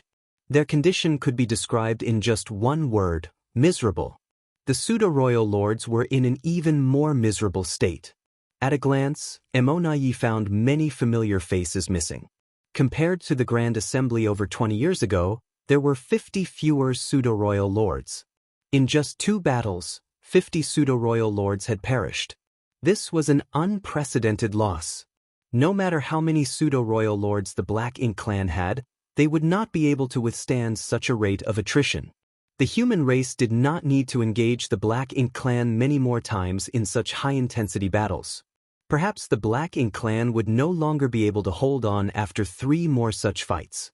When the disparity in top masters reached a certain extent, it would be impossible for the Black Ink clan to hold their ground on the battlefield. The air inside the hall was extremely heavy. The shame and pressure of the battle was weighing down on all the Black Ink clansmen like a mountain. "Sir." Mo turned to Mou and asked for his permission to speak. Mou was sitting upright on his thrones of bones, his face a little pale. Hearing Mo's request, he simply raised his hand a little and weakly gave his permission. "Go on." "Yes." Mo respectfully accepted.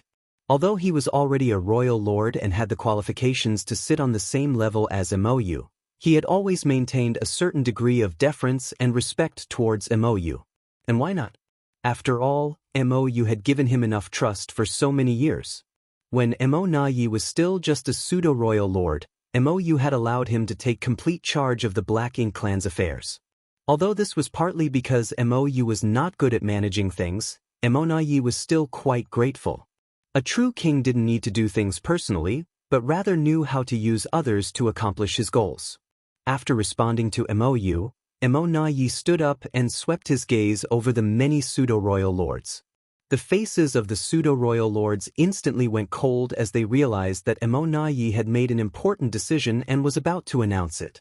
The royal lords had probably reached a consensus on this decision, and all they needed to do was obey. As expected, Mo calmly and softly relayed his decision a moment later, that sent all the pseudo-royal lords flying into an uproar. The next battle will be the decisive one. Having relayed this, Mo just shut up and let the pseudo-royal lords argue, his heart filled with grief. He had not expected the situation to develop to this point. Originally, he had planned that even if the current Black Ink clan was not an opponent of the human race, they would still try their best to damage the enemy as much as possible. So long as they could achieve this, even if the human race managed to take back the no-return pass, they wouldn't be able to threaten the primordial heaven's source grand restriction. Even if the entire Black Ink clan army at the no-return pass was sacrificed, if that guaranteed the Supreme One's dominion, so what? Gathering all of their forces and defending the no-return pass was the best way to deal with the current situation. In addition, the Black Ink clan had a certain geographical advantage at the no-return pass. As long as they acted appropriately, it shouldn't have been difficult to accomplish this.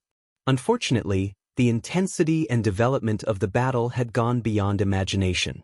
First, there was the human race's strategy to bombard them using universe worlds, which turned the Black Ink clan army guarding the pass into a punching bag. And then, there was Yang Kai using the massive small stone race army to offset the disadvantage of the human race's forces being far outnumbered by the Black Ink clans.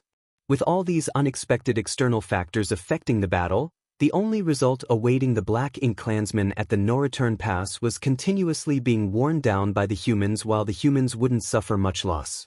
After at least 3 and at most 5 more battles like the one before, it would be impossible for the Black Ink clan to defend the no-return pass. Rather than being slowly bled to death by the human race like this, it would be better to go all out and perhaps even have a chance to severely damage the human race army. Mo Yi was not hoping for too much, but as long as they could increase the number of human casualties by 50% compared to their previous fights, then the price paid by the Black Ink clan would be worth it. Are you done arguing? After a long silence, Mo Yi suddenly shouted, glaring at the pseudo-royal lords, "If you have any doubts, just ask. What are you all arguing about?" The noisy hall immediately fell silent. After a long time, one of the pseudo-royal lords asked, "Sir, may I ask if the Supreme One's soul clones will participate in the next battle?" Mo Yi glanced at the pseudo-royal lord and indifferently replied, "Of course they will." The pseudo-royal lord's expression became serious as he saw the determination of the higher-ups. In both battles, the Supreme One's soul clones had been guarding the no-return pass.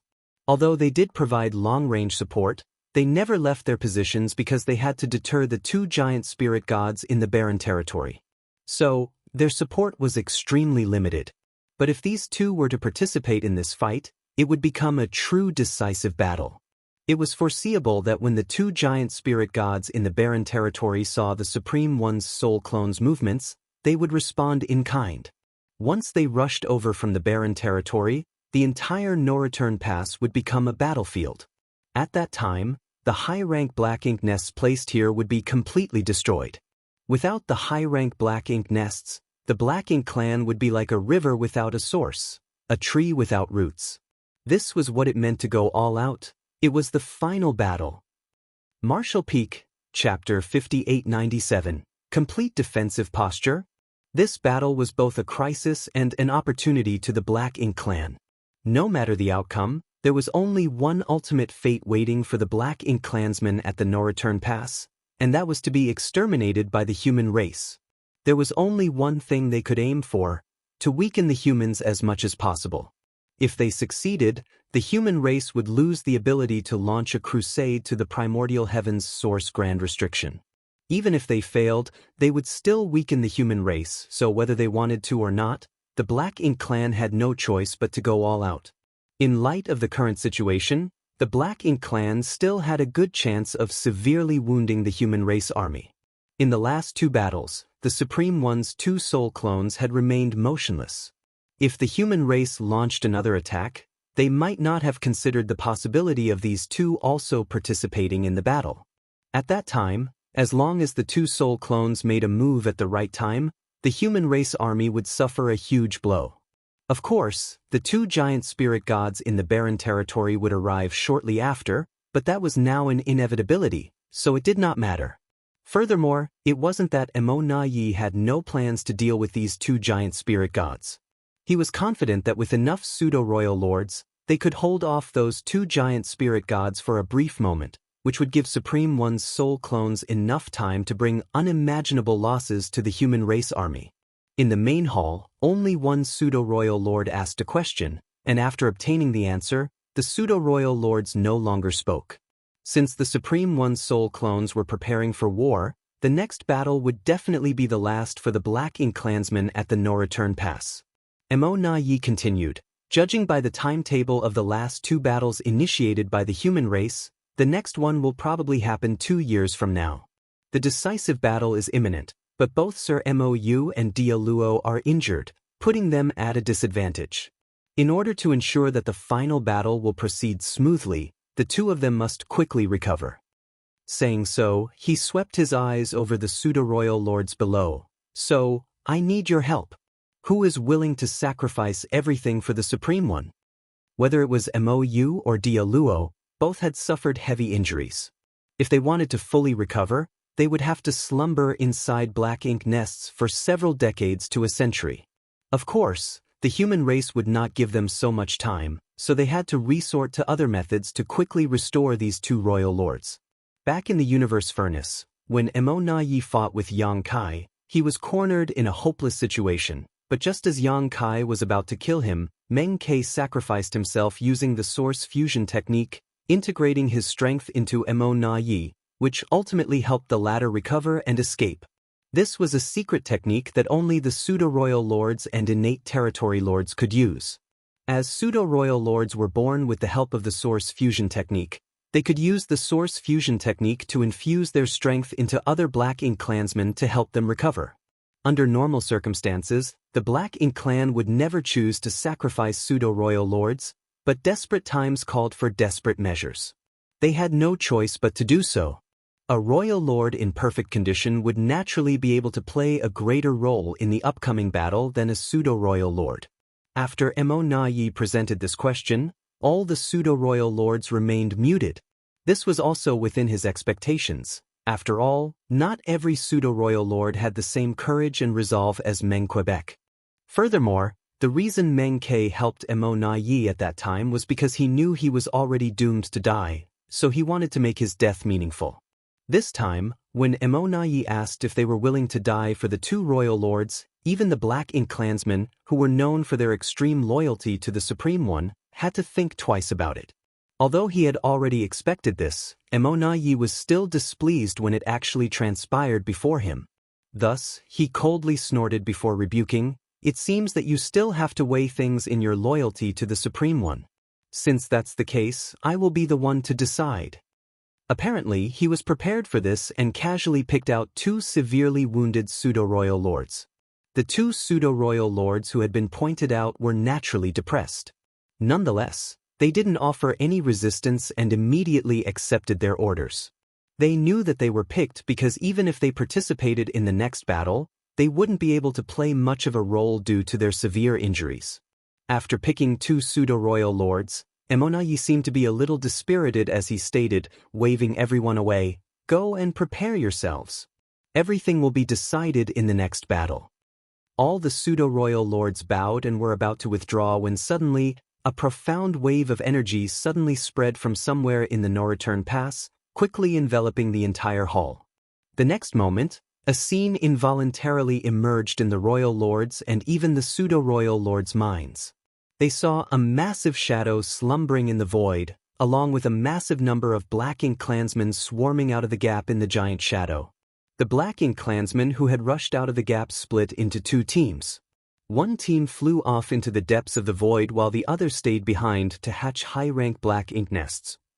Furthermore, the majority of the figures shuttling back and forth were innate territory lords.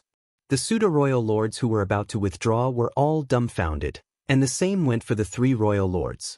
The expressions of each of the Black Ink clansmen began to fluctuate. Soon, they realized what they were seeing. This was the scene of the situation outside the primordial heaven's source grand restriction. The huge shadow lying in the void was sealed by the primordial heaven's source grand restriction, and that gap was the breach in the primordial heaven's source grand restriction. The reason they were able to see this scene in their minds was all because of the Black Ink giant spirit gods. The Black Ink giant spirit gods were the Supreme One's soul clones, so even though they were far away from the primordial heaven's source grand restriction, it was impossible to sever the connection between them and their true body. As such, whatever transpired at the primordial heaven's source grand restriction, the Supreme One's soul clones were able to quickly sense it and then relay the scene to the minds of all the Black Ink clansmen. Witnessing their fellow clansmen bustling about outside the primordial heaven's source grand restriction, the faces of the three royal lords and all the pseudo-royal lords in the main hall gradually looked excited and joyful. A moment later, the Supreme One's soul clone's voice rang in their ears, "Our true body is about to awaken." As this voice rang out, the image in their minds gradually faded away and disappeared. Inside the main hall, the pseudo-royal lords were still in bowing position. Mou, who was originally sitting on the bone throne with a dispirited look on his face, sat up straight. Dia Luo, on the other hand, was filled with unrestrained joy. Mo Na Yi remained in a daze for a long time before bursting into laughter. His laughter was filled with joy at being able to escape from a hopeless situation. Originally, he had planned to launch a decisive battle against the human race the next time they attacked. He had planned to sacrifice everyone and everything at the no-return pass to cripple the human race army, but now it seemed that there was no need to be so anxious. Moreover, judging by the current situation, the Black Ink clansmen at the no-return pass still had a slim chance of survival in the face of the human race's aggression. So long as the no-return pass could hold out for a decade or two, their allies from the primordial heaven's source Grand Restriction would arrive to support them. When that time came, they might be able to pincer the human race army and turn the tide, ultimately emerging as the winners of the battle. Of course, even if they were defeated, it didn't matter. The Supreme One's soul clones had already said that the main body was about to awaken. Once the Supreme One was truly awake, no matter how strong and well-equipped the human race army was, it would be useless. This universe would eventually be ruled by the Black Ink clan, and Black Ink would rule eternal. Sir. Emonayi turned around and looked towards Mou. Mou's face lit up as he nodded lightly. I guess we need to change our strategy. After obtaining the news from the Supreme One's soul clones, the original plan had to be altered drastically. It could be said that it was the best news they had heard in many years since the Black Ink clan had withdrawn their forces from the 3,000 worlds. Among all the Black Ink clansmen present, only the two pseudo-royal lords who had been picked out by Emonayi did not show any joy, because no matter how the situation had changed, it did not alter anything for them. Since they had been selected, they had to sacrifice themselves to heal the two royal lords so that they could still fight in the next battle. It had to be said that this was truly a tragedy for them. Time ticked away, and soon 2 years had elapsed. As expected, the human race army launched their third attack. Similar to the last two attacks, they started the battle with a bombardment of universe worlds which cleared the way and asserted pressure on the Black Ink clan's defensive line. The humans then used this opportunity to press forward. However, compared to the last two times, the effect of the universe world's bombardment was negligible this time. The first time, they had caught the Black Ink clan off guard, and the second time, Mi Jingluan's tactics had proven superior, but how could the Black Ink clan not be prepared against this strategy after having suffered 2 serious losses? As such, no matter what kind of tricks the human race used this time, the Black Ink clan had an appropriate response to counter it. As the universe world bombardment tactic was not very effective this time, it all came down to a battle between the two armies to decide the situation.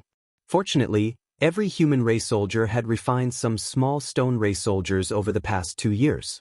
Some had refined only 2 or 3, while some had refined as many as several dozen. As for the divine spirits with the great sun and moon marks, each had several tens of thousands of small stone race soldiers under their command. Under these circumstances, not only would the Black Ink clan have to face the human race army, but also the small stone race army which was several times bigger than the human race army. The current small stone race soldiers also did not haplessly charge straight towards the enemy's ranks like they did last time. All of them had been refined by the human race soldiers and controlled properly like artifacts that the humans could move like their own limbs.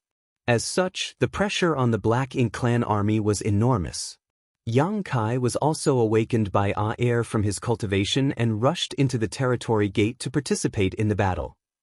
This time, the Black Ink clan didn't deliberately try to stop him, only Dialuo was stationed at the vicinity of the territory gate with a group of pseudo-royal lords. They were responsible for restraining his movements and preventing him from destroying the nearby high-rank Black Ink nests. At a glance, Yang Kai could tell that the Black Ink clan's defensive line had shrunk further. Compared to the first battle, the current defensive line of the Black Ink clan could be said to have contracted by 50%. Since the defensive line had shrunk so much, the sturdiness of each position had greatly increased. Although the human race was assisted by the small stone race army, it was not going to be that easy to reproduce the same glorious results as the last two battles. On the battlefield of the top masters, Mou's opponent had changed to Wei Junyang. The injuries Xiang Shan had suffered in the last two battles weren't light either, so he was unable to completely recover after just 2 years and had no choice but to let Wei Junyang take his place. What surprised Yang Kai was that Mou had almost recovered completely. It was quite strange as Mou was grievously injured last time, and it was impossible for him to heal so quickly with Black Ink Clan's recovery speed. Dia Luo's situation was the same. Yang Kai couldn't help but recall his battle with Mo Na Yi in the Universe Furnace and form some speculations in his mind. Martial Peak, Chapter 5898, Guess. Throughout the entire battlefield, the Black Ink Clan had assumed a full defensive stance. Regardless of how aggressive the humans were, they just focused on defending themselves, unlike the previous 2 times where they would attack whenever they found an opportunity. Yang Kai found it a little strange. It was true that the Black Ink Clan was able to reduce their own losses by completely abandoning offense and focusing on defense, but the Black Ink Clan wasn't stupid. This would only prolong their death throes, and would also greatly reduce the risk the human race army had to bear. In a huge battle like this, being completely on the defensive would definitely significantly reduce Black Ink Clan's losses, but the human race would suffer even fewer casualties as a result. This strategy was far worse than the last 2 battles, where they would still counterattack while defending, which would force the humans to be cautious in their actions. After all, the human race didn't want to suffer too much damage, which would be detrimental to their future crusade plans. How could someone as astute as Mo Na Yi use such a stupid tactic? Yang Kai was puzzled. Be that as it may, he did not have time to mull too much over it as Dia Luo was already charging towards him leading a dozen pseudo-royal lords. Even though Yang Kai had made the Black Ink clansmen besieging him suffer great loss by sacrificing 2 million small stone race soldiers in the last battle and had killed several pseudo-royal lords on the spot, it was not a tactic that could not be defended against. The Black Ink clan was just caught unprepared last time as none of them had expected Yang Kai to summon so many small stone race members at once. After having been caught off guard last time, they naturally wouldn't let Yang Kai succeed once again that easily. Yang Kai was entangled with these Black Ink clansmen for a while, only displaying his strength as an ordinary Ninth Order master. Nonetheless, he still failed to find a good opportunity to break through. Helpless, he could only kill his way to the no-return pass and then rush towards Pure Yang Pass. Just like before, the Black Ink clan had received some prior instructions, which was why when Yang Kai attempted to kill his way to the no-return pass, it was smooth and easy. He basically did not face any obstruction from the Black Ink clan. In fact, when he approached, they even took the initiative to open up a path so as to avoid provoking him into attacking. This left Yang Kai completely speechless. When he successfully arrived at Pure Yang Pass, Mi Jingluan, who was waiting for him, handed Yang Kai the space ring he had prepared in advance and couldn't help but ask, "Did you really finish all the supplies you took last time?" That was quite a lot. Although the amount he had given to Yang Kai last time wasn't excessive, it wasn't small either. After all, it should have been enough for even a Ninth Order master to refine for 100 years. That amount of resources was enough for a human division to fight a local battle. My consumption is relatively fast compared to the norm, Yang Kai casually replied. As he checked the contents of the space ring, he found the amount of resources was twice what he received last time. Feeling satisfied, he carefully put it away. Mi Jingluan was also baffled by his reply. It was enough for an ordinary Ninth Order master to cultivate for 100 years. Yet Yang Kai had used them all up in 2 years. Under the current circumstances, it was naturally impossible for Yang Kai to waste even a little. In other words, there was a high chance that Yang Kai had really refined everything he was given. Mi Jinglung was very curious about how Yang Kai cultivated, but he still didn't ask. After all, matters about cultivation were always considered private.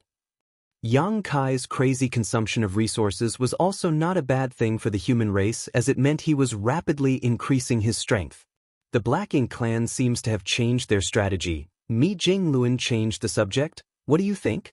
Maybe they are just struggling to survive? Yang Kai casually replied. Mi Jingluan shook his head, disagreeing. With as smart as Mo Na Yi is, he can't miss that doing so will only treat the symptoms but not the root cause. The Black Ink clan's current response will only increase the time it takes for the human race to capture the no-return pass. Originally, we could have seized it within 5 battles, but now, it may take 10 or more. However, in the end, the price we will have to pay will be much smaller. In a battle where the human race wanted to capture the no-return pass, the amount of time and price to be paid was inversely related. The longer the time the human race took, the smaller the price they would have to pay. This was especially true now that the Black Ink clan had chosen to focus on defense, greatly reducing the threat they posed to the human soldiers. If the Black Ink clan focused on the bigger picture, they absolutely shouldn't have used such a strategy. Instead, they should have attacked the human race with everything they had. That way, the war here might have come to a conclusion in possibly 2 to 3 battles. Of course, even if they didn't use such a decisive strategy, it would have been wise to respond defensively and aggressively as before. Since Yang Kai could see this, Mi Jingluan naturally could as well. Then, there's only one possibility, Yang Kai firmly stated. What possibility? Mi Jingluan asked. Yang Kai chuckled. Senior brother, since you already have a guess, why are you asking me?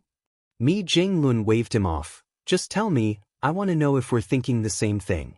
Yang Kai nodded his acknowledgement and replied, they're buying time. Mi Jingluan's expression became solemn as he nodded. It seems we're indeed thinking the same thing. He also felt that the Black Ink clan was simply stalling for time. If they were simply trying to prolong their last hour, it would be rather meaningless. However, if the Black Ink clan had other plans, it would be quite alarming. How's the progress of the Void Guard? Yang Kai asked in a solemn voice.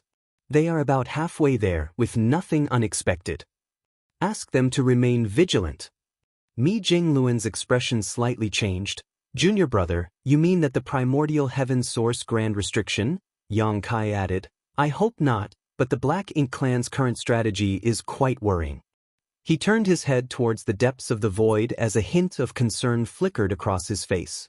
Just as he had said, the Black Ink clan's change in strategy made everyone think that something else was going on. If the Black Ink clan at the no-return pass was simply stalling out of fear of death, it would be meaningless, but the situation would be different if they had reinforcements coming. Where could such reinforcements come from though? The Black Ink clan currently had only one source of reinforcements, the primordial heavens source grand restriction. But if that was the case, something must have happened to the primordial heavens source grand restriction. What about the suppressing Black Ink army then? Su Yen and his other wives, his little sister Yang Shui, and his 3 legacy disciples were all in the suppressing Black Ink army. Even though Yang Kai knew it would be a dangerous mission when he arranged for them to travel there, he still couldn't help but worry now. Had Old Tree not fallen into a coma, Yang Kai could have traveled through the grand ancient ruins boundary to arrive at the universe world he had placed outside the primordial heaven source grand restriction with his help. Unfortunately, Old Tree had consumed too much energy assisting Yang Kai previously and he could no longer borrow the former strength. In addition, Yang Kai still needed to remain in the barren territory so that he could cooperate with Ada and Air at the critical juncture to take down the no-return pass. He could not leave the no-return pass until the battle here had ended. Now, all they could do was wait for news from the Void Guard. Since they were already halfway to the Grand Restriction, if something had gone wrong up ahead, they would presumably find traces of it soon. After bidding Mi Jingluan farewell, Yang Kai returned to the battlefield. Seeing Yang Kai coming back, Dia Luo promptly led the dozen pseudo-royal lords out of the no-return pass to meet him. The Black Ink clan's stance against Yang Kai was pretty clear. You can come and go anywhere you want as we can't stop you, but if you want to intervene in this battle, Dia Luo will lead our masters and respond accordingly. Yang Kai found it very annoying. If he really went all out, it wouldn't be a problem for him to take care of Dia Luo and these pseudo-royal lords with his current strength, but if he did so, it would definitely draw the Black Ink giant spirit god's vigilance. The losses outweighed the gains. Helpless, Yang Kai had no choice but to give up on getting entangled with Dia Luo. Fortunately, he still had Thunder Shadow's innate divine ability. Before Dia Luo could arrive leading the pseudo-royal lords, Yang Kai was already nowhere to be seen. Right that instant, all the pseudo-royal lords on the battlefield felt insecure. Dia Luo's divine sense surged as he searched for Yang Kai's whereabouts, but to no avail. A moment later, a violent battle suddenly erupted in a certain corner of the no-return pass, followed by the aura of a pseudo-royal lord vanishing. Dia Luo suddenly looked in that direction and happened to see Yang Kai's figure flashing past. What he saw next instantly made his eyes pop out. No one had any idea when Yang Kai had snuck back into the no-return pass, but when all the pseudo-royal lords were fighting, distracted by the opponents around them, he suddenly attacked and killed one who was stationed at the no-return pass, guarding the high-rank black ink nests while also destroying the surrounding nests in the process. In an instant, 4 high-rank black ink nests were reduced to dust, and the mid-rank black ink nests and low-rank black ink nests that originated from them soon began to wither. Dia Luo cursed in his heart. He had already led his team over to intercept Yang Kai, so it was too late for him to return to provide aid. While it would only take a few breaths to return, Yang Kai could do unimaginable damage to the no-return pass in such a span of time. However, a tide of black ink strength surged towards Yang Kai's location at that moment, whereupon Yang Kai's disappearing figure strangely reappeared. Immediately after, a powerful aura locked onto him before reaching him and engaging him in battle. Dia Luo and his team were specifically keeping a close watch on Yang Kai's movements. Mo Yu and Wei Junyang were locked in a fierce battle, while Mo Na Yi had been overseeing the no-return pass, giving the latter a clear picture of the overall situation. When Yang Kai flew over from Pure Yang Pass and disappeared, Mo Na Yi went on high alert. Although he couldn't stop Yang Kai's initial attack, he had managed to interrupt his instantaneous movement technique at the right time moment and drag him out of the void. Annoyed and frustrated, Yang Kai could not help but click his tongue as he watched Dia Luo and the dozen pseudo-royal lords rush back towards him. He had no choice but to fight while retreating towards the territory gate. Mo Na Yi also withdrew his hand at the appropriate moment, facing off against Yang Kai from a distance. Soon, Dia Luo arrived and stood next to Mo Na Yi, his face filled with anger. Yang Kai had so easily cheated him, causing the no-return pass to lose a pseudo-royal lord and several high-rank black ink nests. This made him look incompetent. 2 royal lords and a dozen pseudo-royal lords, such a magnificent lineup was there just to keep an eye on one person. In the entire human race, only Yang Kai could receive such an honor. Martial Peak, Chapter 5899. Something went wrong? From the moment the human race army first launched an attack on the no-return pass, they basically had maintained the frequency of battles at every 2 years. In the first 2 battles, the human race managed to score huge wins and kill a large number of Black Ink clansmen thanks to the Universe World Bombardment strategy and the Small Stone Race army. In each battle, they had managed to kill between 20 to 30 pseudo-royal lords. Although the human race had also lost many 8th Order masters in the process, it was well worth it. If the human race could replicate this kind of situation, they were confident in taking down the no-return pass within a decade. However, how could everything go smoothly in such a large-scale war which involves millions of lives? In the 3rd battle, the Black Ink clan completely changed their strategy, shrinking their defense line to its utmost limit and assuming a completely defensive posture. They were like a tortoise with its head and limbs tucked into its shell. In this kind of situation, it was difficult for the human race to achieve anything even with a wide range of tactics. The situation remained the same for the 4th and 5th battles in the ensuing years. The human race army even deliberately showed openings at certain places on the battlefield, trying to lure the Black Ink clan army into attacking. Nonetheless, the Black Ink clan remained as steady as a rock in the face of such temptation, completely unmoved by this seemingly easy victory. Although the human race could forcefully storm the defense line, that would undoubtedly result in massive casualties. The human race was left with no other choice. Since the Black Ink clan had opted for a defensive strategy, they could only slowly wear down the enemy forces. The only silver lining in this was that the human race had complete control of the situation in this kind of battle, allowing them to reduce their losses to an extremely low level. Of course, aside from the faint uneasiness in his heart, Yang Kai was more than happy to see this kind of situation. He would have more time to cultivate and grow stronger the longer the battle dragged on. He had his own temporal river inside which the flow of time was 30 times faster than the outside world. He would cultivate inside the temporal river after every battle, giving him a full 60 years to cultivate after each fight, allowing him to refine massive amounts of resources which helped constantly grow his strength.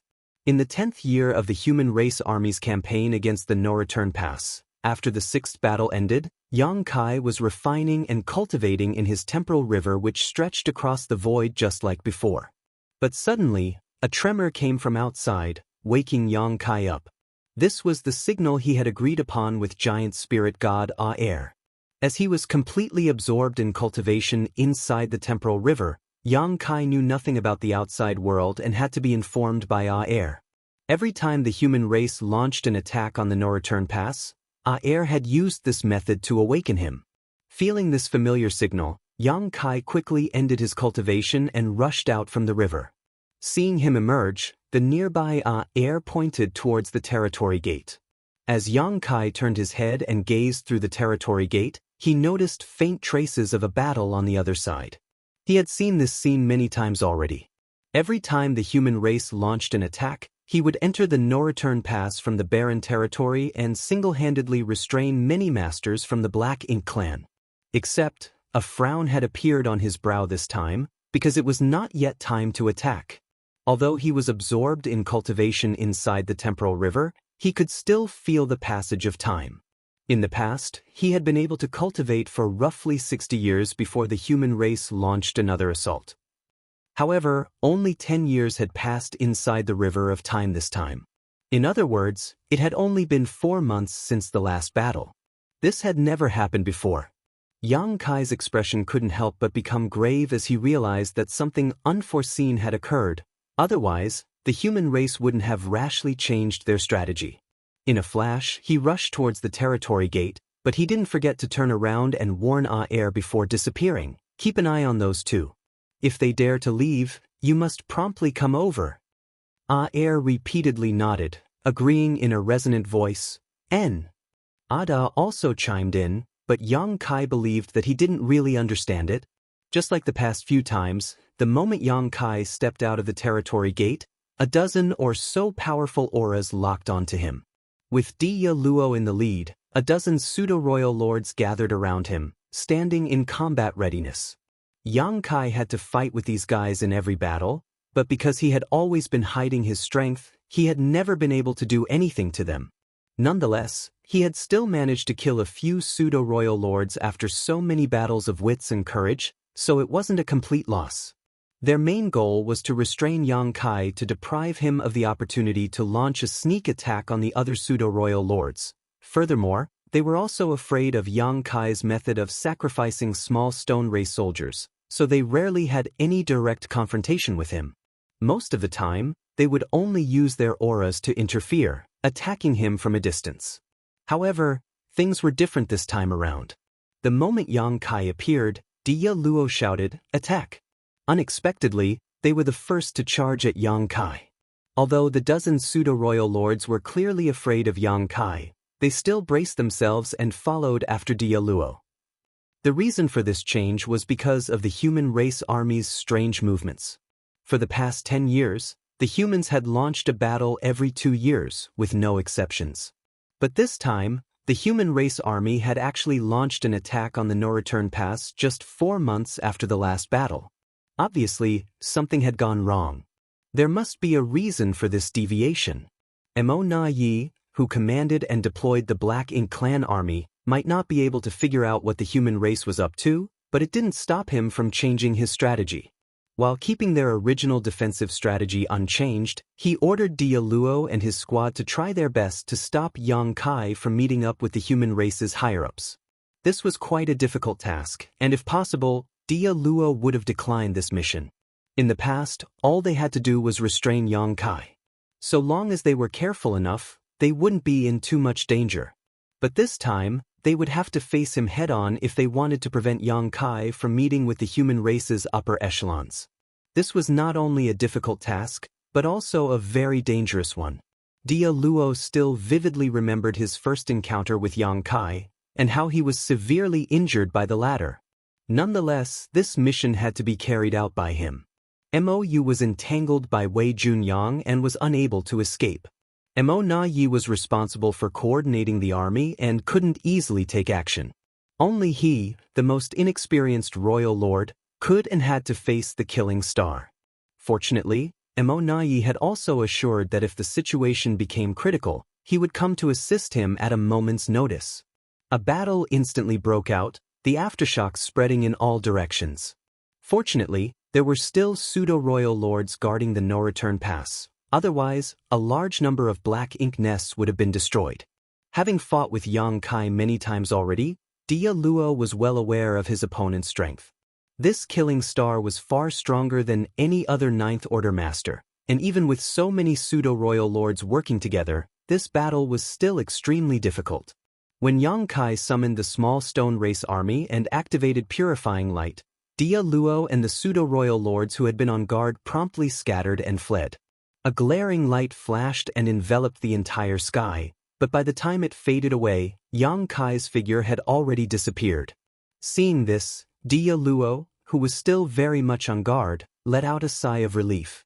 He and the other pseudo-royal lords had already tried their best, but they still couldn't stop Yang Kai, and it was definitely not because they were slacking on their duties. According to their past experiences, Yang Kai should have appeared at Pure Yang Pass by now. On the walls of Pure Yang Pass, Mi Jingluan, who was quietly waiting, suddenly noticed something nearby and immediately sent out a divine sense transmission. "Don't show yourself, just listen to me." Yang Kai, who had snuck in here with the help of the Thunder Shadow's innate divine ability, immediately stopped in place and sent a divine sense message back. "I'm here." Confirming that Yang Kai had arrived nearby, Mi Jingluan finally let out a sigh of relief. After a moment of deliberation, he continued, "Our previous worries have been confirmed." Yang Kai's expression suddenly became grave and solemn. "The primordial heaven's source grand restriction?" Mi Jingluan stared at the battlefield and imperceptibly nodded. The primordial heaven's source grand restriction." When the Black Ink clans suddenly changed their strategy and completely focused on defense during the third battle, their actions had left Yang Kai and Mi Jingluan a little baffled, but it also caused them to become vigilant. In the following conversation, the two of them both agreed that someone as smart as Emo Na Yi was well aware that the Black Ink clan would not be able to defend the no-return pass, and would definitely not employ such a stupid strategy. Doing so would only delay the inevitable and would not affect the final outcome of the war. In fact, it would even allow the human race to win at a smaller price. Only if the Black Ink clan was waiting for reinforcements would such actions make sense. In this vast universe, if the Black Ink clan really had reinforcements, they would definitely come from the primordial heaven's source grand restriction. Unfortunately, no one had any inkling on the situation at the primordial heaven's source grand restriction. The only thing the human race could do was wait for the Void Guard, who were laying space arrays along the way, to reach the primordial heaven's source grand restriction and investigate the situation. According to the schedule though, the Void Guard should have yet not reached the primordial heaven's source grand restriction. At best, they should be about 75% of the way there, so it should have been impossible for them to obtain any news. A message came from the Void Guard. They discovered a large number of Black Ink clansmen rushing towards the no-return pass from the direction of the primordial heaven's source grand restriction. Mi Jingluan said, they should have all escaped from the primordial heaven's source grand restriction. Furthermore, their overall strength is very high. Hearing this, Yang Kai's expression suddenly became serious. There really was something wrong with the primordial heaven's source grand restriction. Otherwise, it would have been impossible for Black Ink clansmen to escape in such large numbers. Did Emo wake up? What about Wu Kuang? What about the suppressing Black Ink army? Yang Kai's emotions were suddenly in turmoil. Yang Kai had been considering when Emo would wake up for a long time, but he couldn't be certain of such a thing, nor had he gained anything from probing Emo Na Yi.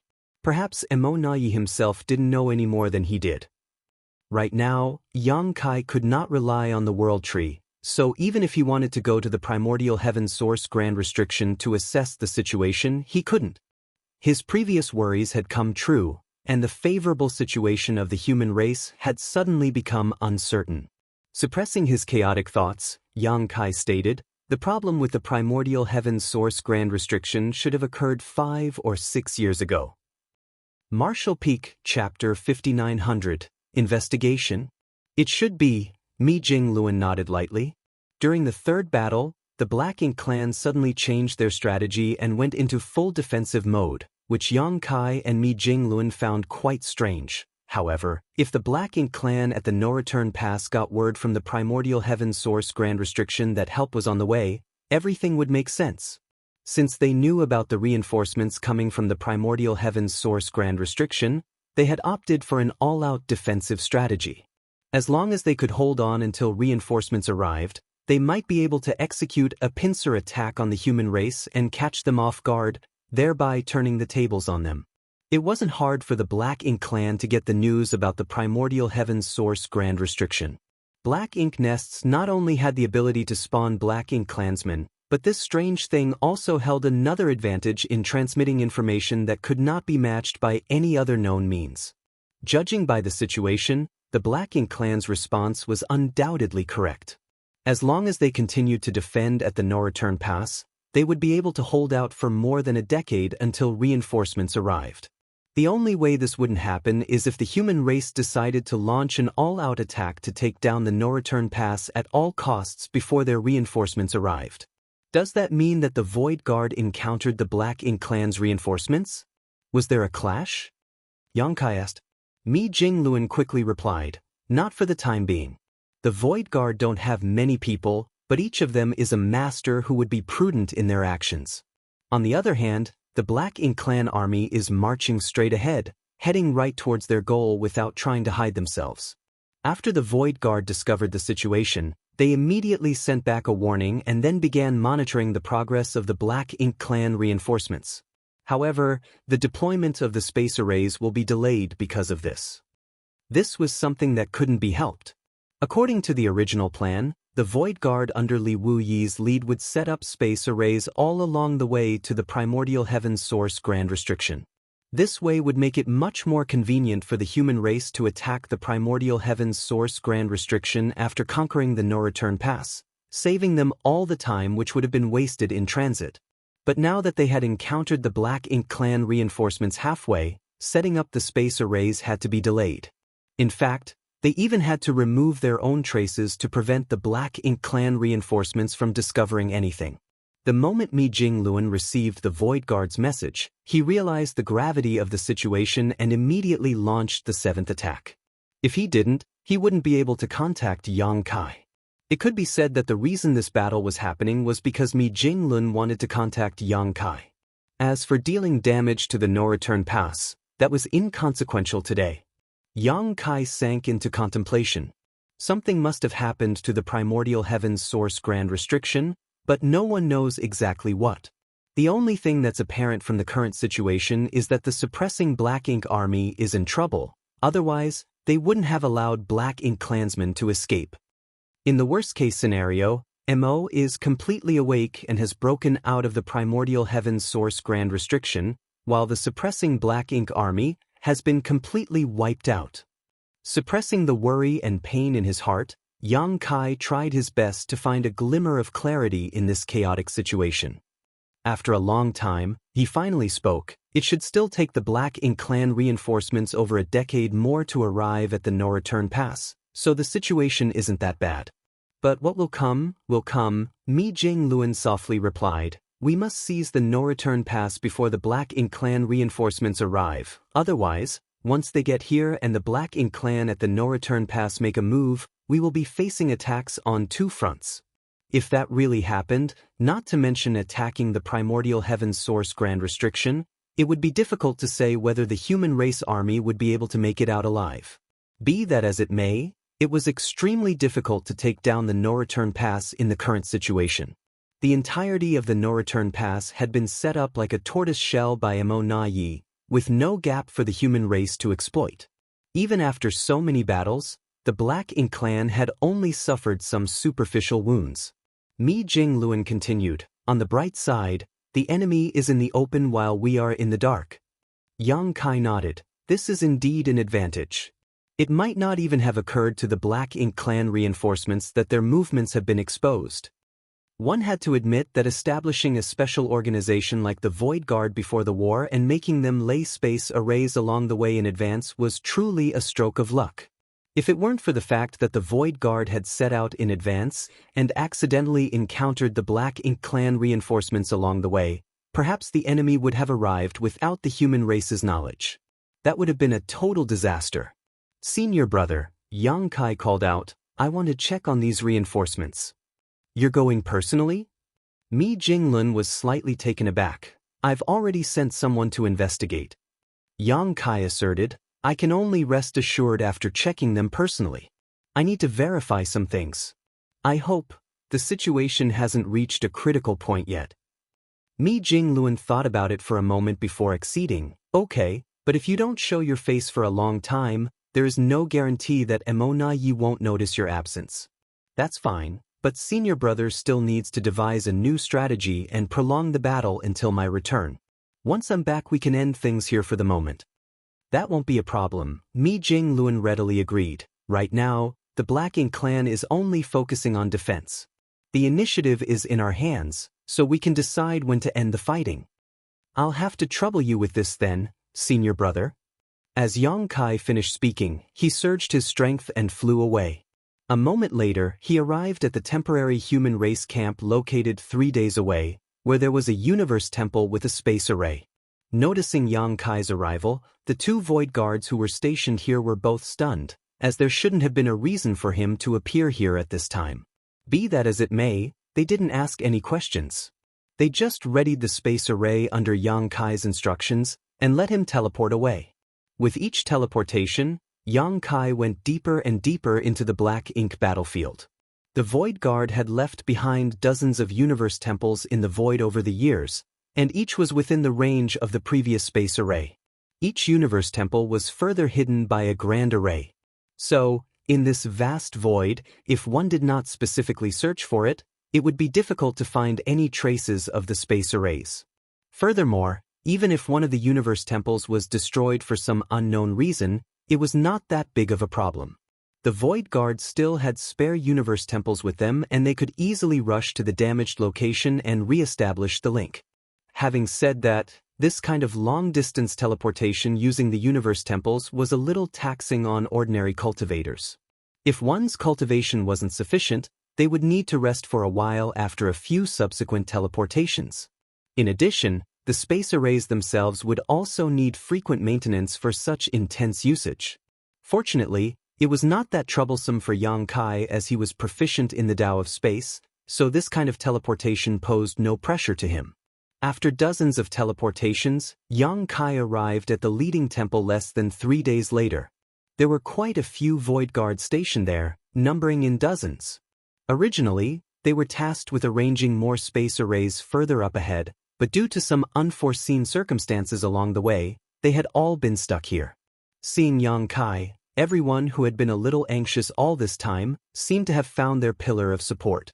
All of them calmed down and bowed in unison. Tao Lord, Miao Fei Ping stepped forward to take charge. Where's Li Wu Yi?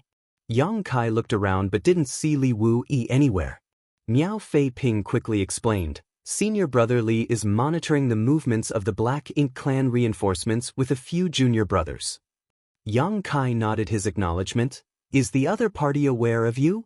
Miao Fei Ping shook his head in response. I don't think so. Senior Brother Li has given them a wide berth all this time. The moment he noticed the Black Ink clan reinforcements, he immediately ordered us to conceal ourselves while retreating to this position. The Black Ink clan probably never thought they would be discovered in such a place, so their vigilance is lacking. Although he had obtained some information from Mi Jinglun, after hearing it straight from Miao Fei Ping, Yang Kai was finally a little relieved. As long as the Void Guard's whereabouts were not discovered, there was still room to maneuver. How do I find Li Wu Yi? Yang Kai asked again. Miao Fei Ping immediately took out a space beacon and stated, handing it to Yang Kai, Senior Brother Li has the corresponding space beacon on him. Yang Kai stretched out his hand and took it, however he didn't immediately use it to teleport. After all, he was completely unaware of the situation on Li Wu Yi's side. If he were to rashly teleport to his position, their whereabouts might be exposed. Yang Kai activated the space beacon for a brief moment before withdrawing his energy, giving Li Wu Yi a sign that someone was about to teleport over. If it was safe, Li Wu Yi would definitely respond. After patiently waiting for a moment, the space beacon in Yang Kai's hand flickered. Yang Kai nodded his acknowledgement and activated the space beacon. The next moment, space principles undulated before Yang Kai vanished. In the void, several figures were using their own space secret techniques to conceal their figures and auras. Under this kind of concealment, it was basically impossible for the Black Ink clan reinforcements to detect their presence. The leader of these figures was none other than Li Wu-yi. At this moment, he was holding a space beacon in his hand, a little puzzled as to why someone from the nearest universe temple would send such a signal. But the next moment he understood. As space principles fluctuated, a figure suddenly appeared beside him. When Li Wu-yi saw who it was, he breathed a long sigh of relief. He knew that after he sent the news back, Supreme Commander Mi would send someone to investigate, but he had never thought that it would be Yang Kai himself. The Void Guard were about to bow to Yang Kai when he waved them off and instead asked Li Wu-yi, "Where are they?" Li Wu-yi pointed in a certain direction. Yang Kai looked in that direction and indeed noticed a billowing mass of black ink clouds. He also saw an army of black ink clansmen rushing forward. From a distance, it looked like a huge sea of darkness was racing through the void. Yang Kai was secretly shocked as there was a huge number of black ink clansmen, at least 10 million of them. This number might not be much compared to the number of black ink clansmen participating in the main war. However, if all of these reinforcements were masters rather than cannon fodder, it would be a terrifying force indeed. Marshall Peak, Chapter 5901. Not that bad. The Black Ink clan's method of classification was different from that of the human race. The human race had distinct names for each cultivation realm, and although the Black Ink clan's classification was also based on strength, the divisions below the feudal lords were quite rough and broad. For instance, the low-rank Black Ink clansmen included all the Black Ink clansmen who were equivalent to Open Heaven realm humans at or below the Third Order. High-rank Black Ink clansmen corresponded to humans from the Fourth Order to the Sixth Order. Only when they became feudal lords would they be differentiated separately, which corresponded to the humans' Seventh Order Open Heaven realm. Territory lords were equivalent to the Eighth Order, and royal lords to the Ninth Order. As Black Ink clansmen below the low rank, they were all just lumped together as Black Ink serfs. Generally speaking, such Black Ink clansmen were just born recently from Black Ink nests and had not had much time for growth. In every battle between the human race and Black Ink clan, these serfs were basically just sent out to die. They were the Black Ink clan's cannon fodder, and their deaths would consume the strength of the human race while spreading Black Ink strength to create an advantageous environment for the main Black Ink clan army. Li Wu-yi had no idea how strong the Black Ink clan army of 10 million that had rushed over from the primordial heaven source grand restriction was. After all, he couldn't get too close to investigate, but from the information he had gathered, the overall strength of this Black Ink clan army was probably the strongest that the human race had ever seen, because he could clearly feel terrifying auras coming from within this army, even from such a huge distance. This was undoubtedly the auras of the pseudo-royal lords. Is there a royal lord? Yang Kai asked via divine sense. Li Wu-yi shook his head. I'm not sure. Because the pseudo-royal lords couldn't control their own strength, they couldn't restrain their auras. Royal lords, on the other hand, could do precisely that. So, even if there were royal lords in the midst of this army, Li Wu-yi wouldn't be able to detect them. After pondering for a moment, Yang Kai suggested, "You stay here, I'll go take a look." Li Wu immediately nodded, "Be careful."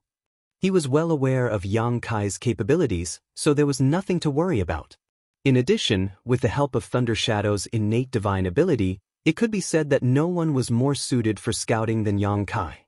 The next moment, Yang Kai activated Thunder Shadow's innate divine ability, concealing his figure and aura as he flew towards the rapidly advancing Black Ink army. Even from afar, this surging Black Ink army was extremely vast, and after approaching it, one could further feel its oppressiveness. A moment later, Yang Kai arrived near the Black Ink clan army, closing to a distance of just 1 million kilometers away. This was quite close, but also had a decent safety margin.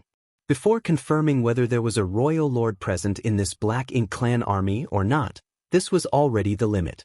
If Yang Kai moved any closer, even with the support of Thunder Shadow's innate divine ability, he might arouse the Black Ink clan's suspicion.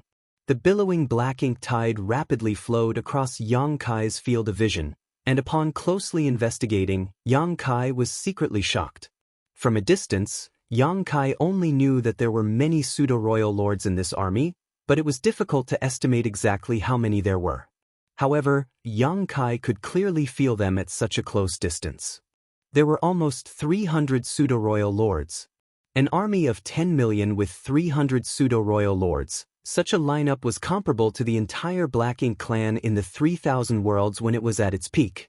Not only were there pseudo-royal lords, but there were also quite a lot of innate territory lords and even ordinary territory lords, as well as an astonishing number of feudal lords.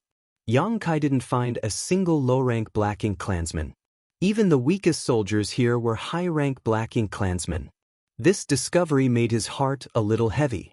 The Black Ink clan army in front of them could only be described as an elite force, the most powerful army the human race had ever encountered.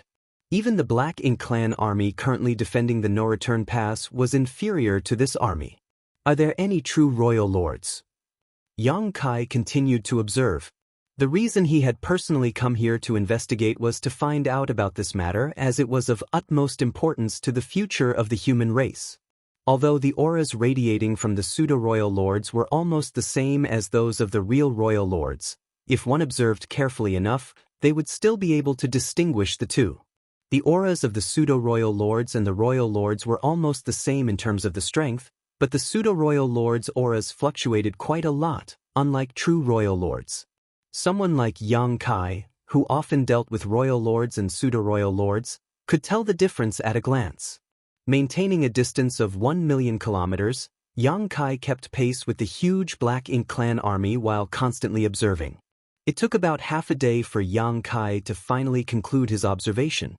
He did not find any trace of a true royal lord. Still not at ease, Yang Kai closed the distance between himself and the Black Ink clan army and deliberately released a trace of his aura, ensuring that even if a royal lord noticed it, he could immediately conceal himself again. After a while, Yang Kai finally relaxed. He could conclude that there were no royal lords in this Black Ink clan army, allowing him to breathe a long sigh of relief. From the looks of it, the situation was not as bad as he had thought. The primordial heaven's source grand restriction had not completely collapsed. If the primordial heaven's source grand restriction had been completely broken, the Black Ink clan would not be sending pseudo-royal lords, but true royal lords. The fact that there wasn't a single true royal lord amongst the Black Ink clan army of 10 million here was incontrovertible proof of this. Be that as it may, it was an undeniable fact that there must be something wrong with the primordial heaven's source grand restriction, something similar to when the innate territory lords had escaped last time but on a much bigger scale. Looking at the massive Black Ink cloud passing by, Yang Kai suppressed the murderous intent in his heart and quietly withdrew. Although he could launch an attack right now and catch this Black Ink clan army off guard, he was still just one man. Even if the nearby Li Wu Yi and the others of the Void Guard came to support him, they would not be able to do much damage to this force. Furthermore, once Yang Kai made a move here, word would definitely spread to the no-return pass. At that time, the human race would lose the intelligence advantage of having discovered the Black Ink clan reinforcements. The Black Ink clan reinforcements would take at least 10 years to reach the no-return pass, so there was no need to disturb them yet. Returning to Li Wu Yi's side, Yang Kai ordered, setting up the space array is temporarily postponed. The Void Guard's new mission is to monitor the movements of these Black Ink clan reinforcements. Yes. Li Wu Yi replied solemnly. Also, leave a few people here to continue monitoring this place. Li Wu Yi quickly understood Yang Kai's worries. Are you worried that there are other Black Ink clan reinforcements on their way? Right now, the human race had only discovered one batch of Black Ink clan reinforcements, but no one could guarantee that there wouldn't be more. Leaving behind some people here to monitor was a necessity to not be caught off guard. Yang Kai agreed with a nod. That's right, other than that, I need you to go to the primordial heaven's source grand restriction and investigate the situation there. If possible, Yang Kai wanted to personally investigate the situation, but even though the Void Guard had already traveled about 75% of the way there, they were still quite far from the primordial heaven's source grand restriction. Even with Yang Kai's top speed, a round trip would probably require several months. The battle in the no-return pass was still ongoing. Mi Jingluan could still cover his disappearance if it was limited to a few days, so he had some time to return yet, but a few months would be too long. It was hard to say if Emona Yi wouldn't be able to guess some things if that much time elapsed with no sign of Yang Kai showing up. If it was just a few days, even someone as smart and shrewd as Emona Yi might not be able to imagine that Yang Kai had run to this position and met the Black Ink Clan reinforcements. After all, the existence of the Void Guard was a secret to the Black Ink Clan. Understood, Li Wu-yi nodded. Be extremely careful on the way there, Yang Kai exhorted. Li Wu-yi lightly chuckled. Although your current cultivation is higher than mine, I've lived longer than you. Don't underestimate me. Yang Kai was speechless. I don't mean that. I know, Li Wu-yi casually smiled. Then I'll take my leave first. Saying so, he activated his own instantaneous movement technique and disappeared. After Li Wu-yi left, Yang Kai gave a few more instructions to the remaining Void Guard before returning to the nearest Universe Temple. The Void Guard there promptly came to greet him, after which Yang Kai informed them of their new mission, which they all accepted in unison. After everything was settled, Yang Kai used the space array to teleport back to the no-return pass. The battle was still raging at the no-return pass as Emona Yi was paying close attention to every subtle change in the battlefield as lingering doubts built up in his heart. The human race had launched an attack on the no-return pass just 4 months after their previous assault, which had broken their established pattern greatly. He was unable to figure out what the human race was up to, but judging by the current situation, everything was proceeding normally.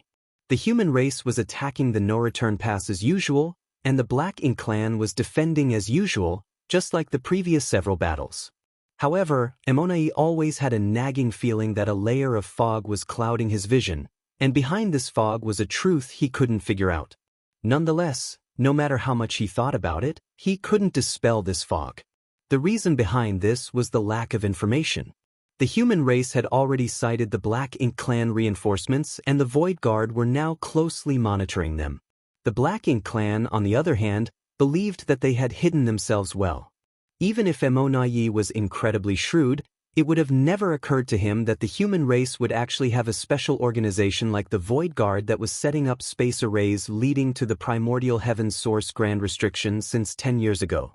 It would also not have occurred to him that the human race had launched the 7th attack only because Mi Jingluan wanted to get Yang Kai's attention to warn him of the Void Guard's discovery. There was simply no other hidden meaning behind it. Emona Yi's thoughts were clouded by first impressions. From beginning to end, he believed that the human race was up to something, so the more he thought about it, the more he spiraled in worry rather than simply assuming the simplest answer was the correct one. The only thing he got right was that it must have something to do with Yang Kai. Because after this battle had begun, Yang Kai disappeared without a trace after killing his way out of the no-return pass. At first, many of the pseudo-royal lords were still on guard against Yang Kai's sneak attacks, but since then the latter never appeared even when many good opportunities had appeared. The Black Ink Clan had no idea where he had gone. Emona Yi had also been paying close attention to the situation at Puryang Pass. In the past, whenever there was a big battle, Yang Kai would run over to Mi Jingluan's side and communicate with him, but this time, even that did not happen. Martial Peak, Chapter 5902, Storming the No-Return Pass. Of course, if Yang Kai was intentionally hiding, Emona Yi would not be able to find his trace from such a distance. But Yang Kai was still nowhere to be seen even after several days of fighting. What is he doing? From Emona Yi's point of view, the more he could not spot Yang Kai, the more suspicious things became. At this time, Yang Kai had already returned to Puryang Pass after a series of space array teleportations. Hiding near Mi Jingluan, Yang Kai began to give him a summary of what he had discovered on this trip and his own conjectures. Mi Jingluan's expression became extremely solemn after hearing Yang Kai's account of the situation. According to the information Yang Kai had gathered, once the elite Black Ink Clan reinforcements reached the battlefield and coordinated with the Black Ink Clan at the no-return pass, the human race army would not be able to resist. If the Black Ink Clan attacked the human race from two sides at that time, the human race would neither be able to advance or retreat. Fortunately, the reinforcements were still far off and would take a decade or so to reach this place at their current pace. What made Mi Jingluan even happier was the absence of true royal lords in the Black Ink clan reinforcements. In light of this, Yang Kai's speculation that the primordial heaven's source grand restriction hadn't completely collapsed must be correct. But that begged the question, how much longer could the primordial heaven's source grand restriction remain standing? Originally, the assault on the no-return pass was going quite well, but at this moment, Mi Jingluan could feel a dark storm brewing on the horizon. Rubbing his forehead, Mi Jingluan asked, "Junior brother, what are your thoughts?" Yang Kai looked towards the front line that kept being pushed by both sides before slowly speaking his thoughts. "We have to end this battle as soon as possible." Mi Jingluan's brow couldn't help but furrow as he muttered, "But many people will die."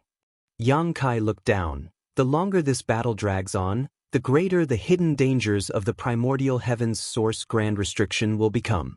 Moreover, the number of deaths over these years has already reached an astonishing number, hasn't it? Mi Jingluan remained silent. He was well aware of the current circumstances and what the most sensible decision was. Nonetheless, he still felt reluctant to give the order because he knew that once he did, many soldiers would have to pay for it with their lives. As the saying goes, there is no place for kindness in leading an army. Mi Jingluan knew he was not a benevolent person. Over the years, there had been many instances where he had no choice but to issue cruel and merciless orders, but if not for those orders, the human race would not be able to create the greatest results with the least cost. Every soldier who had died on the battlefield had died a worthy death. As the supreme commander of the army who was ultimately responsible for issuing orders, Mi Jingluan always felt guilty towards these dead soldiers, but he never felt guilt towards the human race as a whole. But the current situation was different.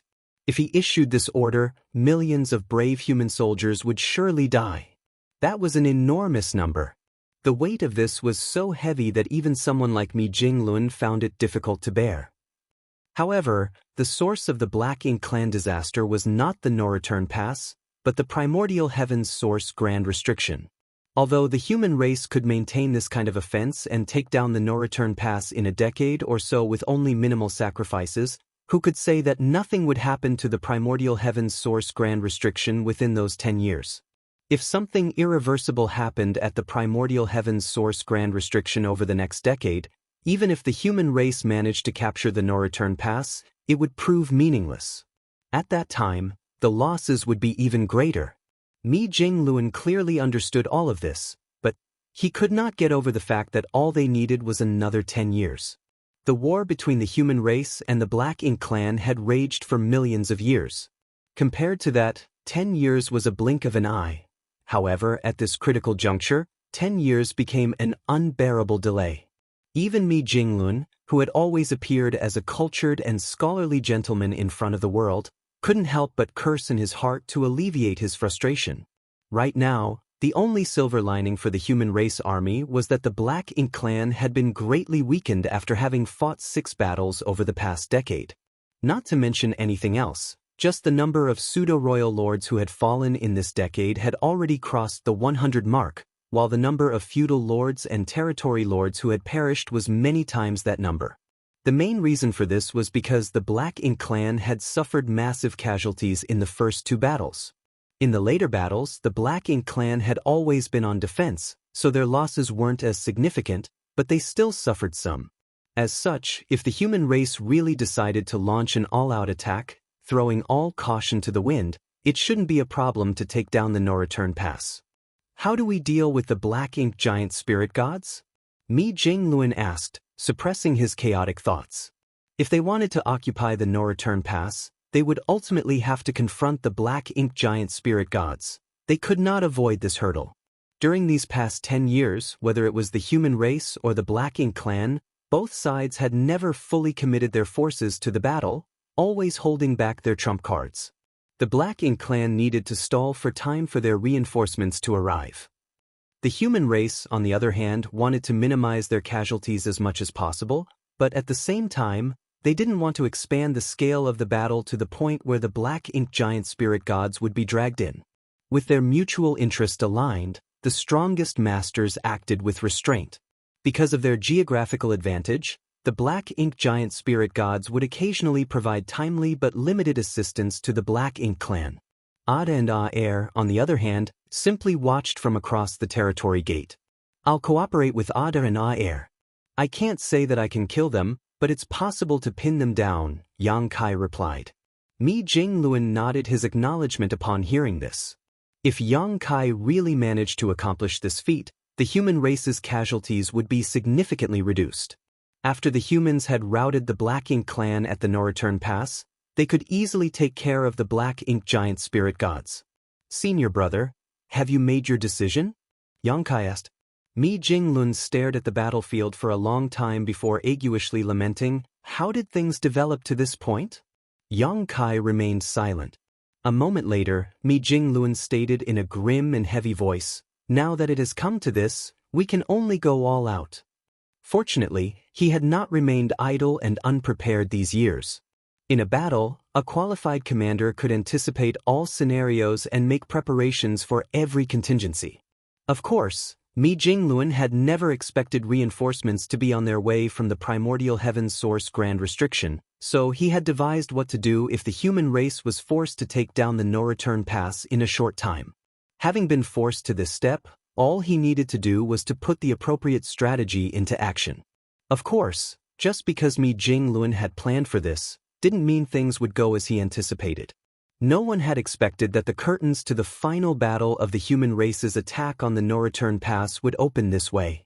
Yang Kai stated, since that's the case, I will go and try to eliminate as many pseudo-royal lords as possible. Senior brother, please give the order. Mi Jingluan imperceptibly nodded his affirmation.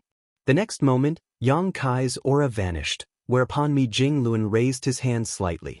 The messenger standing behind him instantly stepped forward and respectfully greeted, Supreme Commander Mi.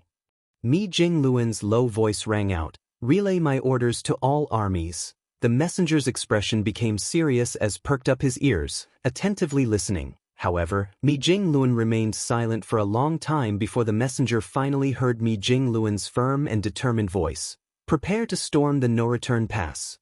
As one of Mi Jingluan's trusted aides who had been following him all this time, the messenger naturally understood what this order meant.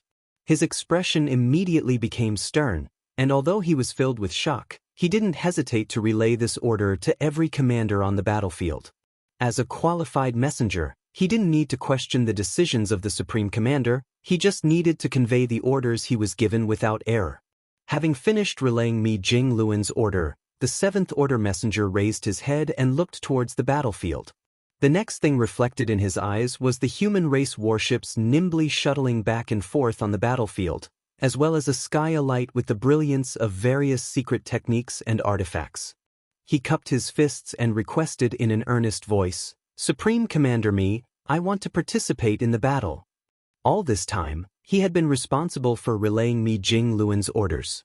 He witnessed with his eyes the human race's soldiers desperately fighting on the battlefield because of the orders he had passed down. He had witnessed the death of so many, too many to keep count of, but was powerless to do anything about it. He also knew that their deaths had nothing to do with him. He was just a messenger. He was only relaying Supreme Commander Mi's orders.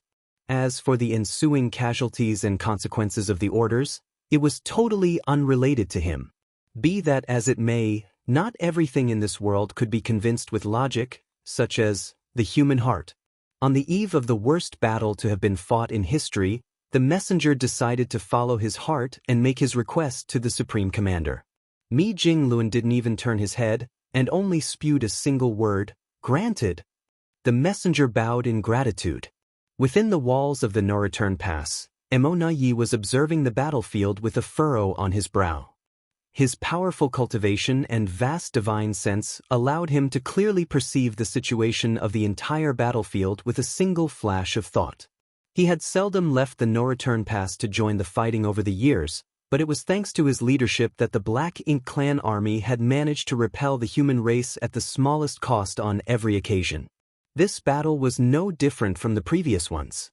The human race's attacks were tepid, which clearly indicated that they wanted to gradually wear down the Black Ink clan's strength.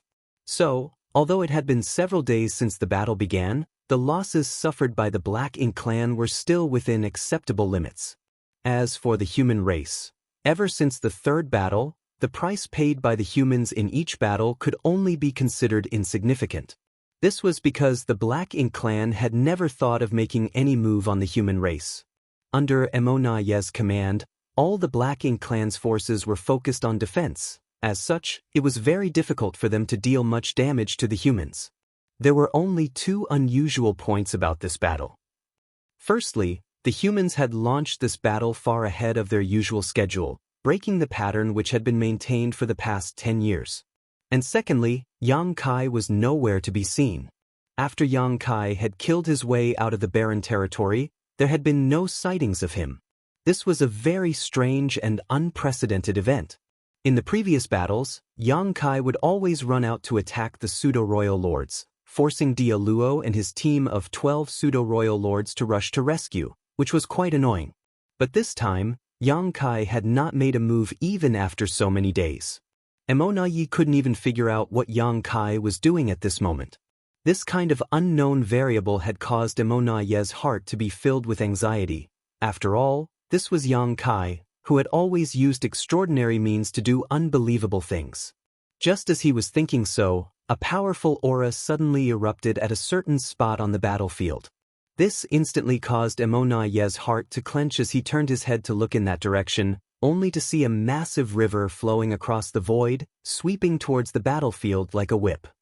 Martial Peak, Chapter 5903, Besieging the enemy's stronghold in order to attack their reinforcements.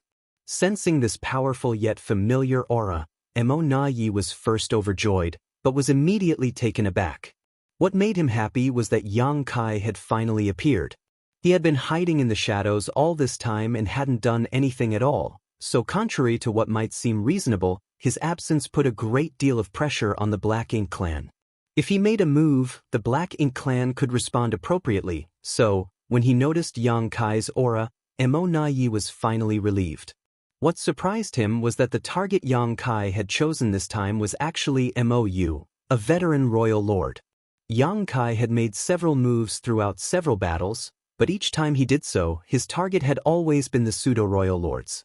Due to his unpredictable means and the eerie Grand Dao River, the pseudo-royal lords he targeted rarely escaped, unless Dia Luo managed to come to their rescue in time. It could be said that half the pseudo-royal lords who had fallen on the battlefield over the past 10 years had died directly or indirectly because of Yang Kai.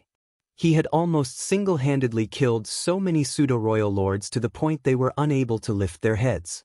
Yet in all that time, Yang Kai had never taken the initiative to attack a true royal lord before, least of all Mou as the most experienced royal lord in the Black Ink clan. The corners of Emonaye's brow immediately twitched as he felt that Yang Kai had gone crazy to make such a crazy move. He thus immediately shouted, "Dia Luo!" There was no verbal response, but the moment Yang Kai appeared, Dia Luo led a dozen pseudo-royal lords towards him at astonishing speed. Dia Luo had already become quite familiar with rushing to the rescue. In every battle, he would lead a dozen pseudo-royal lords to pin down Yang Kai, so there was no need for Emonaye to give him any detailed instructions. On the other side, Mou was obviously taken aback by the sudden ambush. Just now, he had been fighting Luo Tinghe alone. This was the third Ninth Order master he had fought in the past 10 years. Unlike Xiang Shan's relentless onslaught or Wei Junyang's boldness, Yinyang Cave Heaven's Luo Tinghe's attacking style was more calculated and meticulous. She would execute exquisite secret techniques in a seemingly endlessly chain, making her like a never-ending storm, leaving Mou extremely frustrated. Even though his foundation was better than Luo Tinghe's, it was difficult for him to gain the upper hand. From the beginning of their fight until now, they were evenly matched. A royal lord's senses were extremely sharp, so even if Yang Kai had used Thunder Shadow's innate divine ability, it was difficult for the latter to completely hide his traces. Pseudo-royal lords might not be able to guard against Yang Kai's sneak attack, but Mou could. In fact, Mou already had a vague premonition before Yang Kai even launched his attack. Therefore, he was only shocked for a moment when Yang Kai appeared and instantly reacted appropriately. He promptly collected the copious amount of black ink strength around him and created a shield to defend himself. Right then, Luo Tinghe's attack struck the barrier, but it only caused his body to violently sway and was unable to cause any damage. Yang Kai's space-time river swept in just at that moment, gushing straight from above and engulfing him. Mou used the tried and tested strategy of fighting back with everything he had, bombarding Yang Kai's Dao Strength River with everything he had in an attempt to force him back. The raging waves crashed against Mou's barrage again and again, while the Dao strengths fluctuated non-stop. At the same time, Luo Tinghe unleashed her strength. The combined assault of two Ninth-Order Masters proved too much, however, and quickly caused Mou to sink into the space-time river. The undercurrents inside the river instantly started surging. Surprisingly, it was Mou who was using his own strength to stir up trouble and bombard Yang Kai's Dao strengths. The best way to deal with this situation was naturally for Yang Kai to enter the space-time river and use the environment to his advantage to engage in a fierce battle with Mou. With his current strength, it wouldn't be difficult for him to kill the trapped Mou. But he didn't do this. If he wanted to kill a royal lord, he would have already done so 10 years ago, but killing a royal lord would not have done any good to the overall situation. The key masters in the Black Ink clan right now were still the pseudo-royal lords. They're here. Yang Kai completely ignored the turmoil of his Dao strengths and lightly shouted, "Leave them to me." Luo Tinghe replied as she gently pointed her finger towards the void. The next moment, yin-yang Dao strength rapidly filled the surroundings before an enormous yin-yang fish manifested, enveloping Dia Luo and the dozen pseudo-royal lords who were rushing over to help Mou. The yin-yang fish slowly started rotating, like it had a life of its own. Immediately, an inexplicable pull appeared in the void, causing the group of Black Ink clan powerhouses to lose their footing. Dia Luo and the other Black Ink clan powerhouses immediately launched numerous secret techniques together, trying to break free from this inexplicable force. But before they could escape, Yang Kai was already upon them. No one saw how he moved, but when he appeared behind a pseudo-royal lord with his Azure Dragon Spear, the latter didn't even notice. Thrusting the spear with one hand and executing a palm strike with the other, Yang Kai mercilessly attacked the pseudo-royal lord.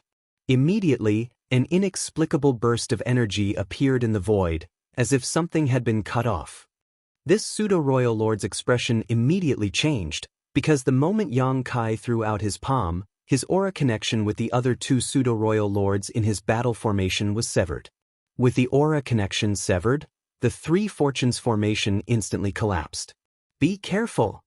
When Dia Luo roared at him, the pseudo-royal lord finally realized that a great disaster had befallen him. He promptly turned around and threw a punch, but all that filled his vision was a rapidly enlarging spear tip. Regardless of his dire situation, he was still a pseudo-royal lord. Facing such a crisis, he didn't panic and instead changed his punch to a palm, smacking it towards the oncoming Azure Dragon Spear.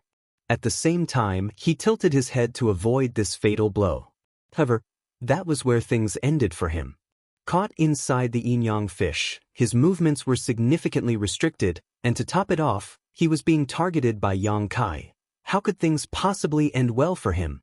The last thing this pseudo-royal lord saw was the long spear he dodged transform into multiple spear shadows that rained down on him. By the time the blood splashed out, the pseudo-royal lord's aura had vanished. Then a second, then a third. The other two pseudo-royal lords who had formed the battle formation with the first followed in his footsteps almost immediately after. Only then did the secret techniques from all directions rain down on the spot where Yang Kai was standing. Unfortunately, all that was left there was his afterimage, and by the time it faded away, Yang Kai had already arrived on the opposite side. He had teleported to another three pseudo-royal lords in battle formation and was about to launch a similar attack. "In your dreams!" Dia Luo furiously roared again as he used all his strength to try and rescue the three pseudo-royal lords. However, another figure suddenly appeared in front of him, blocking his path. A jade white palm flew out at him, carrying an earth-shattering power with it. Dia Luo's expression became grave and without hesitation, he immediately met this palm with an attack of his own. Luo Tinghe's foundation was lacking compared to a veteran royal lord like Mou, but she was still stronger than Dia Luo, who had only become a royal lord a few years ago. As such, it was relatively easier to fight him. With her restraining Dia Luo, Yang Kai was able to act unhindered. Immediately, space principles surged as the surrounding space froze and a large number of small stone ray soldiers appeared out of nowhere, surrounding this area. In a flash, a look of horror appeared on the faces of all the Black Ink clansmen, including Dia Luo. The next instant, the great sun and moon marks on the back of Yang Kai's hand glowed brightly before yellow and blue lights began flowing out of the small stone ray soldiers, rapidly fusing into a dazzling sun which exploded soon after. When the dazzling white light faded a few breaths later, a few pseudo-royal lords had disappeared from the battlefield, leaving clouds of blood mist in their place. As for the surviving pseudo-royal lords, they had clearly become much weaker after suffering this blow. Yang Kai promptly charged at them with his spear in hand. Immediately, an aura of death enveloped these pseudo-royal lords. On the other side, Luo Tinghe looked surprised, staring at a fleeing figure with a frown. He is quite fast. The moment Dia Luo saw Yang Kai summon the small stone race army, he decisively used his secret technique to escape. Luo Tinghe didn't even have time to stop him. However, executing this secret technique obviously cost Dia Luo a great deal of strength, so his figure looked quite miserable afterwards. Luo Tinghe no longer paid any attention to the fleeing Dia Luo, promptly turning around and joined forces with Yang Kai to kill the remaining pseudo-royal lords who had been injured by the burst of purifying light. How could the pseudo-royal lords be their opponents under these circumstances? Their auras vanished one after another, though the counterattacks of these pseudo-royal lords before their deaths could not be scoffed at. Knowing that they were doomed to die, each pseudo-royal lord displayed suicidal determination in their final moments, causing both Yang Kai and Luo Tinghe to suffer some injuries. In particular, Yang Kai's Dao strengths were fluctuating in a wild manner, not because he was using his own Dao strengths to kill his enemies, but because the space-time river was under attack.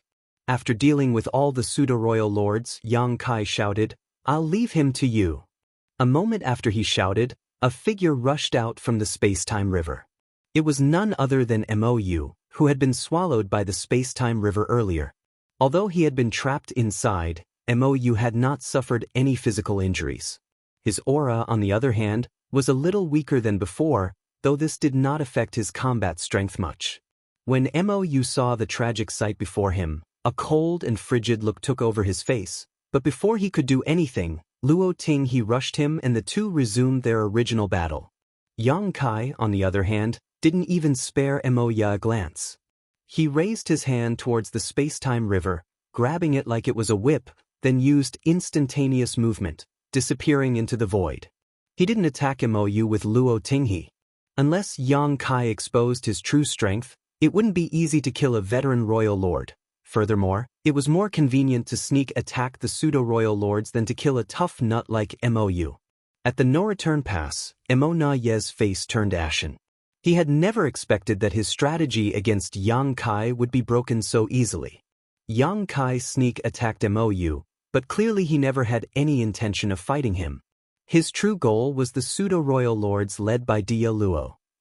These were the stumbling blocks that had been pestering Yang Kai all this time, making it difficult for him to display his full strength. With a simple move of besieging the enemy's stronghold in order to attack their reinforcements, everyone in Dia Luo's team, apart from Dia Luo himself who had managed to escape, had been slaughtered by Yang Kai and Luo Tinghe. The situation has changed. Monaye could keenly sense this.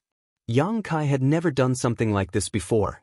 The team of pseudo-royal lords led by Dia Luo had successfully managed to restrain Yang Kai in the previous battles, hindering him from displaying his full strength, but by the looks of it, Yang Kai had always had the ability to break free of Dia Luo and the pseudo-royal lord's restraint. It was just that he did not want to, that was all. What the hell made him reveal his fangs today? Sir. Dia Luo, who had fled back to the no-return pass, arrived in front of Monaye, his face filled with shame. He didn't dare to face Yang Kai alone, so he didn't know what to do now. Martial Peak, Chapter 5904, Exchanging Pieces. Even now, Mo Na Yi had not associated the turn of events in the situation to the fact that Yang Kai's strength had experienced a heaven-shaking, earth-shattering increase to another level. That was because he knew just how difficult it was for a human race master to cultivate. The stronger the cultivator, the more time they had to spend accumulating heritage to grow their power. Since ancient times, there had never existed anyone like Yang Kai who was able to grow to such an extent in less than 1,000 years after advancing to the Ninth Order. Ever since the humans attacked the no-return pass, Yang Kai had been concealing his ability by feigning weakness. In each battle, he only ever revealed strength as should be expected from a newly advanced Ninth Order master like himself while trying to avoid head-to-head battles with any of the royal lords.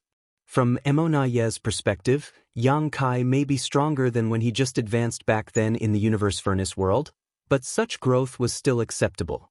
Moreover, it was well known that Yang Kai's abilities were greater than other cultivators in the same realm to begin with, so it was difficult to understand Yang Kai's bottom line without a proper fight with him. Even if someone told Mo Na Yi about Yang Kai's true strength now, he probably wouldn't believe it. Such a thing was simply nonsensical. The situation had changed subtly since Yang Kai showed up on the battlefield. Though the attack of the humans was still as tepid as before, the various armies had already completed their secret deployments, getting all their forces into position. Yang Kai soon reappeared, this time next to Xiang Shan. Xiang Shan's opponents were 3 pseudo-royal lords who had formed a battle formation, which should make them strong enough to take on this newly promoted Ninth Order master. In the first 2 battles, Xiang Shan fought 2 bloody battles with Mou, which resulted in losses on both sides.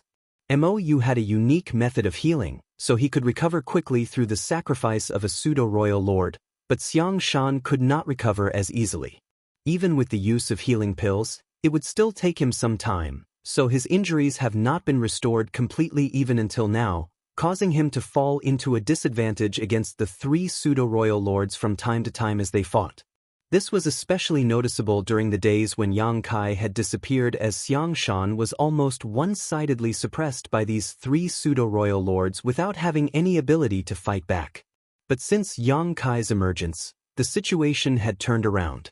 These 3 pseudo-royal lords now had to hold back 30% of their strength in preparation to deal with the event of a surprise attack launched by Yang Kai, which gave Xiang Shan some room to breathe. When Yang Kai's figure entered their circle of battle, Xiang Shan, who had received a heads-up prior, burst out with the power he had been accumulating and wielded a fierce blade towards the 3 pseudo-royal lords.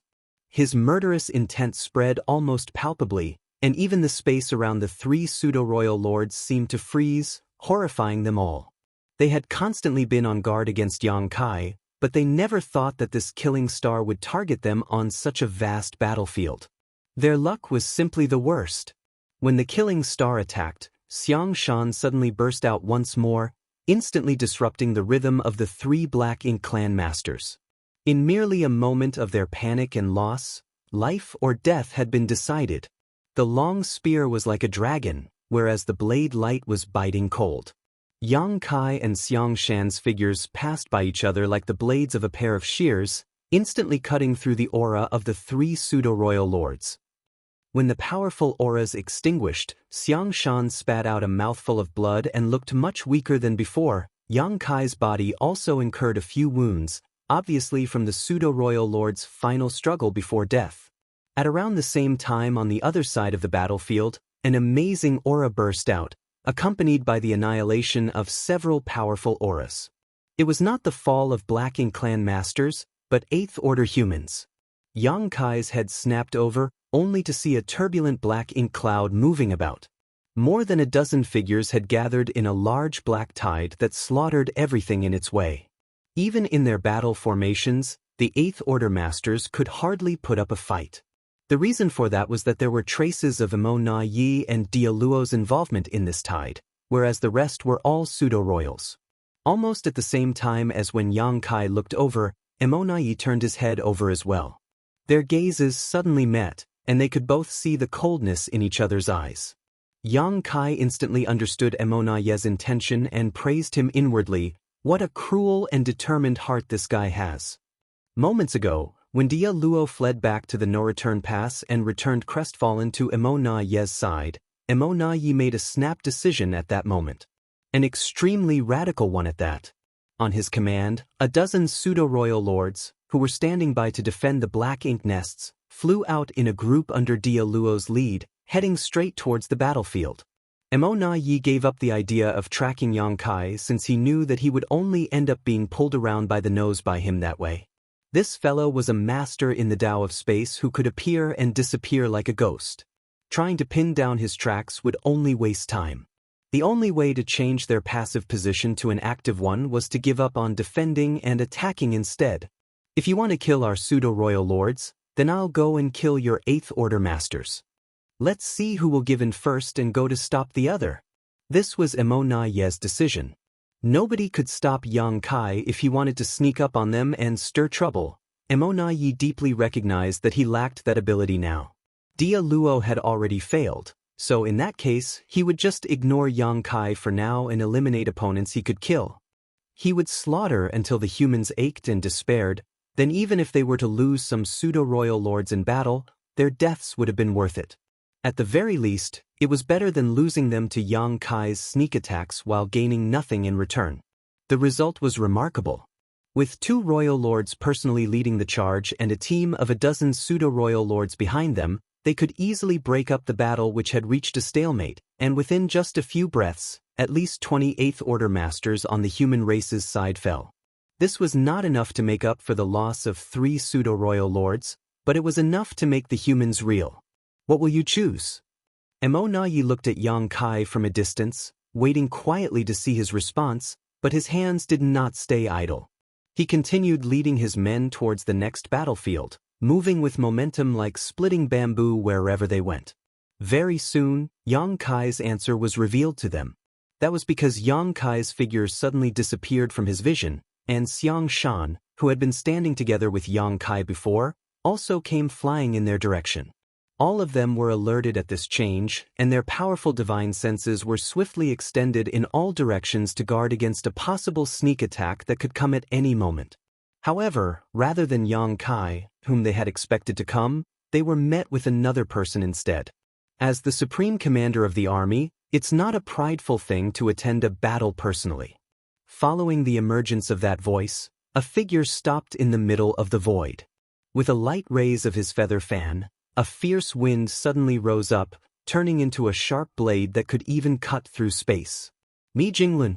Almost at the same time that Emo Na Yi moved, Mi Jinglun moved as well, but he had arrived late since Pure Yang Pass was outside of the battlefield. Even after so many years of war, Mi Jinglun had barely stepped onto the battlefield. Compared to his abilities as a 9th Order master, he was needed more by the human race to coordinate the overall situation. However, after seeing through Emo Na Ye's intentions to exchange lives with lives, Mi Jinglun had no choice but to join the fray. That was because every single 9th Order master had their own opponents to deal with on the battlefield and could not easily extricate themselves, so he was the only one who could subdue these masters for now. However, in the face of Mi Jinglun's provocations and attack, Emo Na Yi chose to ignore them and simply deflected the attack with the other masters from the Black Ink clan without getting caught up with him at all, immediately flying towards the next battlefield after that. Mi Jinglun paled slightly. Emo Na Ye's single-mindedness was something he had not anticipated. Just as it was difficult for the Black Ink clan to restrain Yang Kai, Mi Jinglun alone could not stop such a group of masters either. Fortunately, Xiang Shan had also rushed over to join him, so they could at least harass their opponents. The slaughter continued. Everywhere these masters went, large numbers of 8th Order masters would fall. Most of these masters were already in battle formations formed alongside people that they were familiar with and were in the midst of fighting other enemies. When a large number of powerful enemy reinforcements rushed over, the original balance was broken, resulting in a disaster. While this endless killing was taking place, Emo Na Yi was keeping a close eye on Yang Kai's movements. Xiang Shan had already rushed over, but Yang Kai was still nowhere to be seen. This caused his heart to sink. Despite culling so many 8th Order masters, he found it difficult to feel happy about this situation. Instead, he was starting to feel worse and worse. Under normal circumstances, Yang Kai should have come out to stop them, but now he seemed happy to continue showing off his strength even if it meant continuing this exchange of lives, which was undoubtedly a worrying issue. As expected, Yang Kai's aura appeared on another side of the battlefield, followed by 3 pseudo-royal lords' auras extinguishing. Has it come to this? Mo Na Ye's heart ran cold. He was even beginning to wonder whether the humans had sensed something. But if not, how could Yang Kai have made this choice? How could they have possibly noticed? This makes no sense at all. In the void, Yang Kai pursed his lips, his body constantly flickering, cutting through one battlefield after another. When his space-time river came out, one by one the pseudo-royal lords fell, freeing up one Ninth Order master after another, without daring to delay for even a heartbeat. In such a situation, various Eighth Order masters would fall for every breath that passed. The only way to stop Mo Na Ye was to free up more Ninth Order masters so that they could go forth and contain the group of enemy masters led by Mo Na Ye. Of course, Yang Kai could have taken on the task himself, but without revealing his true strength, using Thunder Shadow's innate divine ability to launch sneak attacks from the shadows was simply more efficient. Yang Kai could clearly feel the fall of the Eighth Order masters. Each one of them was a rare talent of the human race, and each of them had gone through at least thousands of years of cultivation to reach such heights, but on this cruel battlefield, their fall would become nothing more than a cold statistic in the records of history. Has Mo Na Ye noticed something? Otherwise, why would he have joined the battlefield himself? Before the battle, Yang Kai and Mi Jinglun had expected great losses on their side, but seeing it happen with their own eyes still left their hearts bleeding. Yang Kai tried his best to suppress the urge to stop Mo Na Ye and turned all his resentment and pent-up displeasure into powerful attacks, unleashing them from the spear in his hand. Kill. I need to kill more. Kill them all. Martial Peak, Chapter 5905. Decisive Battle. The originally uneventful battle suddenly heated up into a tragic scene following the sudden appearance of Yang Kai and the movements of Mo Na Ye, Dia Luo, and the pseudo-royal lords. At this point, even lower-level officers on both sides had noticed that the situation had changed.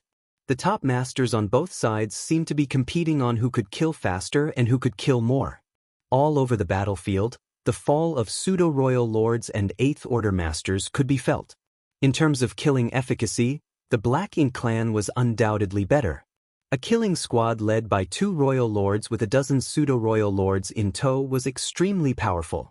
The battle formations that the Eighth Order masters had were simply incapable of defending against such a lineup. As soon as their battle formations were broken, the Eighth Order masters would quickly be killed. And no matter how fast Yang Kai was, the most he could deal with was 3 pseudo-royal lords at a time. In a short cup of tea's time, as many as 20 pseudo-royal lords had been eliminated. Yang Kai's body was covered in black blood from his killing spree, and the fierce murderous intent surrounding him made him seem like a god of death returning from purgatory, leaving all the pseudo-royal lords in the entire battlefield in fear. However, the humans had also paid an extremely heavy price on their side. As many as 100 Eighth Order masters had been reduced to nothing more than cold dead bodies. It wasn't until the Ninth Order masters had their hands freed one by one to join the encirclement against the Black Ink clan's group of masters that the situation finally eased up. Yang Kai wasn't just cutting down pseudo-royal lords aimlessly, he was specifically targeting the opponents of the Ninth Order masters. His space techniques brought him to each side of the battlefield, where he worked together with the Ninth Order masters to deal with their enemies.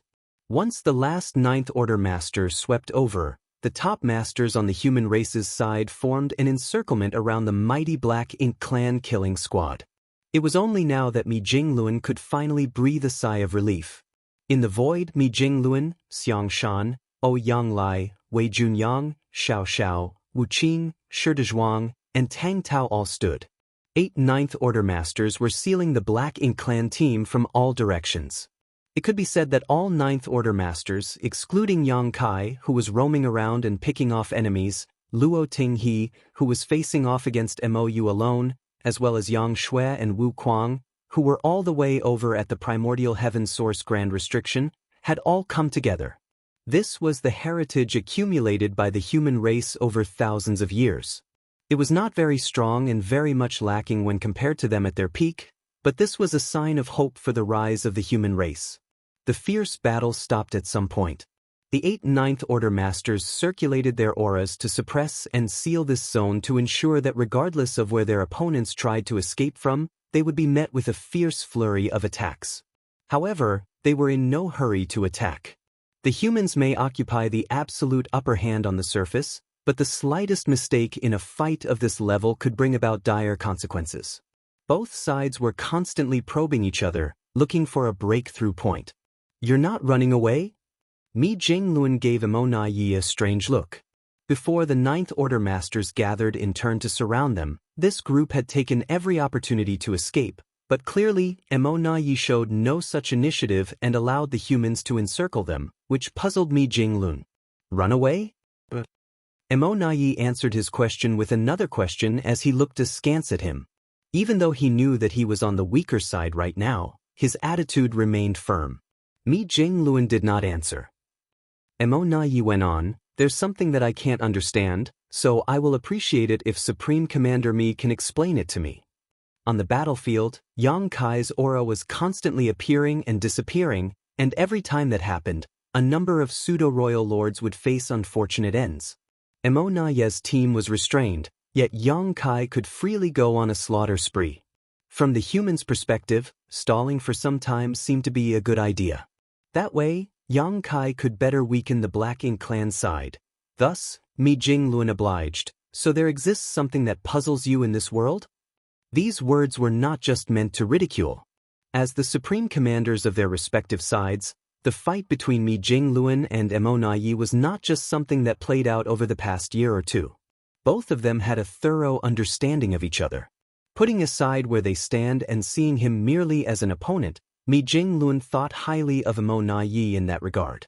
Emo Yi did not answer his question. Instead, he asked what he had on his mind. "How did you find out?" "Find what out?"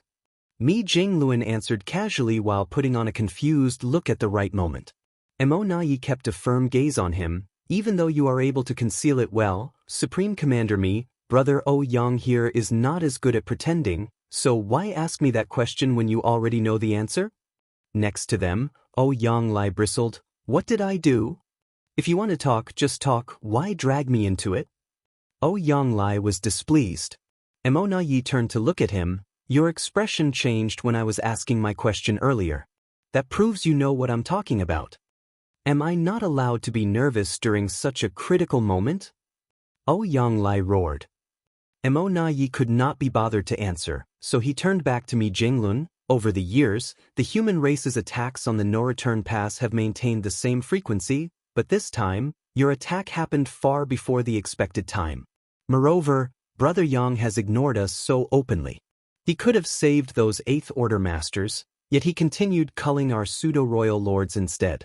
Even though you can clearly achieve the same goal with minimal cost if you had spent a dozen years more, you chose the risky method instead.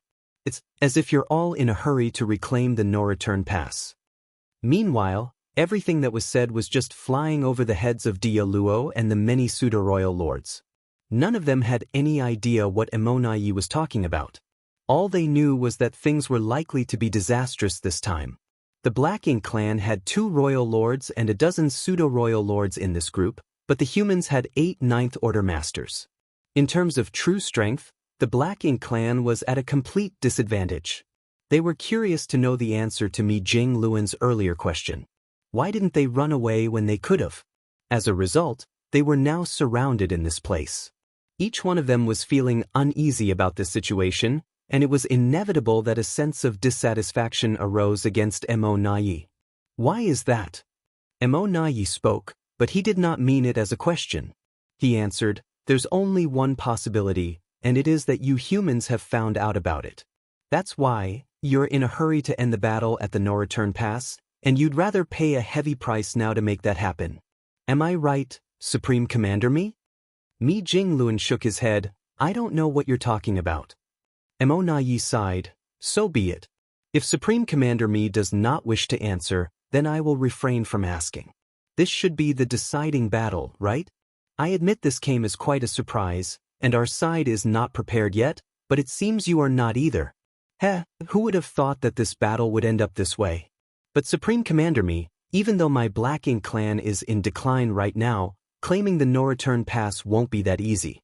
I hope that the losses incurred on your side are within your comfort zone at the end of this battle. Oh, Yang Lai was impatient. What are you blabbering on for? Your funeral is already here. Mo Na Yi turned to him with an icy look in his eyes. The casual look from before was gone, and he spoke in a stern voice. Are you really so sure that you've defeated me? Almost at the same time as those words were spoken, dozens of powerful auras that shook the void rose up within the no-return pass and swept out. It was the pseudo-royal lords who had remained in the no-return pass all this while, guarding the high-rank Black Ink nests. These pseudo-royal lords had been stationed in the no-return pass since the humans began attacking it, but there was no helping it. It was mainly because they had to guard against the annoying Yang Kai. This fiend was constantly appearing out of nowhere, always coming out of the barren territory every battle. Without these pseudo-royal lords to protect the Black Ink nests, Yang Kai would long have destroyed them all, and without them, the Black Ink clan will have no way to replenish their forces or heal from their injuries. And during Yang Kai's repeated fights with the pseudo-royal lord team led by Dia Luo, it was they who fended against the fallout from their battle to keep the high-rank Black Ink nests safe. These pseudo-royal lords had never left the no-return pass since the humans began their attack. However, all of them had left at this moment without a single one remaining behind. Without their protection, the no-return pass was practically defenseless at this moment. Even though there were still two Black Ink giant spirit gods standing on either side of the no-return pass, if Yang Kai had wanted to, he could easily take advantage of this opportunity to charge in and destroy all the Black Ink nests. If the two Black Ink giant spirit gods were to attack him at that point, it would only speed up the destruction of the Black Ink nests. Noticing the unusual movement from the no-return pass, the Ninth Order Masters all looked astonished. Mo Na Yi grinned at me Jinglun. Since it's the final battle, I won't be standing on ceremony. The humans were willing to pay a huge price if it meant taking the no-return pass, so how could the Black Ink clan hold back? If this battle was lost, would there still be any Black Ink nests left? In such a situation, there was no longer any need to guard the no-return pass. In a fight with their lives on the line, the winner would be the king, and the loser would be the villain. Kill! Mo Na Yi suddenly shouted as he led his team towards Wei Junyang, which caught the latter off guard. Even with the other Ninth Order Masters responding promptly, he was still immediately forced back. Like Xiang Shan, Wei Junyang was also wounded and was obviously seen as a breakthrough point by Mo Na Yi, which made him very angry. But fortunately, the Ninth Order Masters were all top masters and soon stabilized the situation. As Mi Jingluan's divine sense surged, 3 of the 8 Ninth Order Masters left to confront the pseudo-royal lords who had come charging out of the no-return pass, while the remaining 5 teamed up to fight Mo Na Yi and his team in an evenly matched situation. However, how could 3 Ninth Order Masters stop the charge of several dozen pseudo-royal lords? The pseudo-royal lords have formed their own battle formations, and a single 3 Fortunes formation was enough to hold back a single Ninth Order Master. In an instant, the advantage gained from Yang Kai killing off a large number of pseudo-royal lords was leveled, and the damage which the humans were able to stem began to snowball. At that moment, a huge Great Pass entered the battlefield. Pure Yang Pass, which had always remained outside of the conflict zone, finally joined the fight. The huge Great Pass slowly rotated, and the many large artifacts set up on it were constantly releasing rays of light that were as dazzling as a thunder dragon, striking the enemy lines and clearing out large areas of the void with each attack. The Black Ink clan's defense line, which was targeted by Pure Yang Pass, instantly fell into a shaky situation. Martial Peak, Chapter 5906, Great Sun Explosion. Pure Yang Pass was the only great pass of the human race left. It was currently the command center of their grand army. Its symbolic and strategic significance was greater than its role as a weapon. Other than the first battle for the No-Return Pass, where the majestic, impregnable Great Pass battled the Black Ink clan army, it had always stayed outside of the battlefield during the fights happening over the years. It wasn't until now that the Great Pass rushed over and the lights coming from its various artifacts were released, bombarding indiscriminately into the Black Ink clan's defense line. Its fierce and unceasing attack quickly tore a gap into the defense line, and the Azure Sun army nearby immediately took advantage of the situation to charge in. The masters from the Black Ink clan quickly noticed the situation, and immediately, more than a dozen pseudo-royal lords rushed over. At the same time, over 100 figures flew out from Pure Yang Pass to meet them. These were the 8th Order masters who were responsible for standing by on Pure Yang Pass and maintaining it all this while. 108th Order masters definitely would not be able to stop this number of pseudo-royal lords alone, but they had Pure Yang Pass behind them to act as reliable support. Holding back and delaying their enemies was still something they could manage. The exchange between both sides soon began, and the light of both the secret techniques and artifacts blossomed incessantly. On one side of the huge battlefield, the front the Burning Moon army was in charge of, both sides were constantly exchanging blows. However, the Burning Moon army were unable to break through the tight defense line of their opponent from beginning to end, so it did not matter how intense the fight became. Only by ripping a gap in that tight line of defense could the humans gain some ground and charge in and slaughter more of their enemy. In the fierce exchange, the Black Ink clan managed to repel the attacking humans time and time again, and both sides were suffering great casualties. At a certain point, the Black Ink clan on this front suddenly noticed that the human race's attack had inexplicably become much weaker, and while they were confused, they saw the dense forces of the human race army suddenly split up, moving to the left and right while a dozen warships that were clearly different from the usual ones came forward. Moreover, there was a giant warship following right behind them, a purifying Black Ink battleship. The masters from the Black Ink clan on this front instantly recognized the warship as one of the purifying Black Ink battleships created by the humans. Their eyes showed puzzlement at this move, as they had never seen a purifying Black Ink battleship on the front lines of a battlefield in all the times they battled each other. After all, this warship itself was not meant for charging into battles. It was a support craft used as a fallback point. What was the purpose of the humans bringing in this purifying Black Ink battleship? The next moment, those from the Black Ink clan seemed to have thought of something, and a look of great horror emerged on their faces. Divine sense surging as someone roared, "Don't let them get close. Sink them." A heavy barrage of attacks that covered the sky rained down on the warships, and even though the defensive arrays of the dozen warships in front of the purifying Black Ink battleship were activated to their limits, they were still destroyed in a very short time, with the warships being blasted to pieces as well, alongside the members of their squads. Even more attacks came towards the purifying Black Ink battleship. The defensive arrays glowed brightly, but it quickly dimmed down and was shattered. In the next moment, the massive purifying Black Ink battleship was also completely destroyed. However, there was no hint of joy in the face of those from the Black Ink clan, especially from the one who was commanding the battle. Instead, he appeared greatly shocked and hurried to pull back almost as soon as the purifying Black Ink battleship exploded.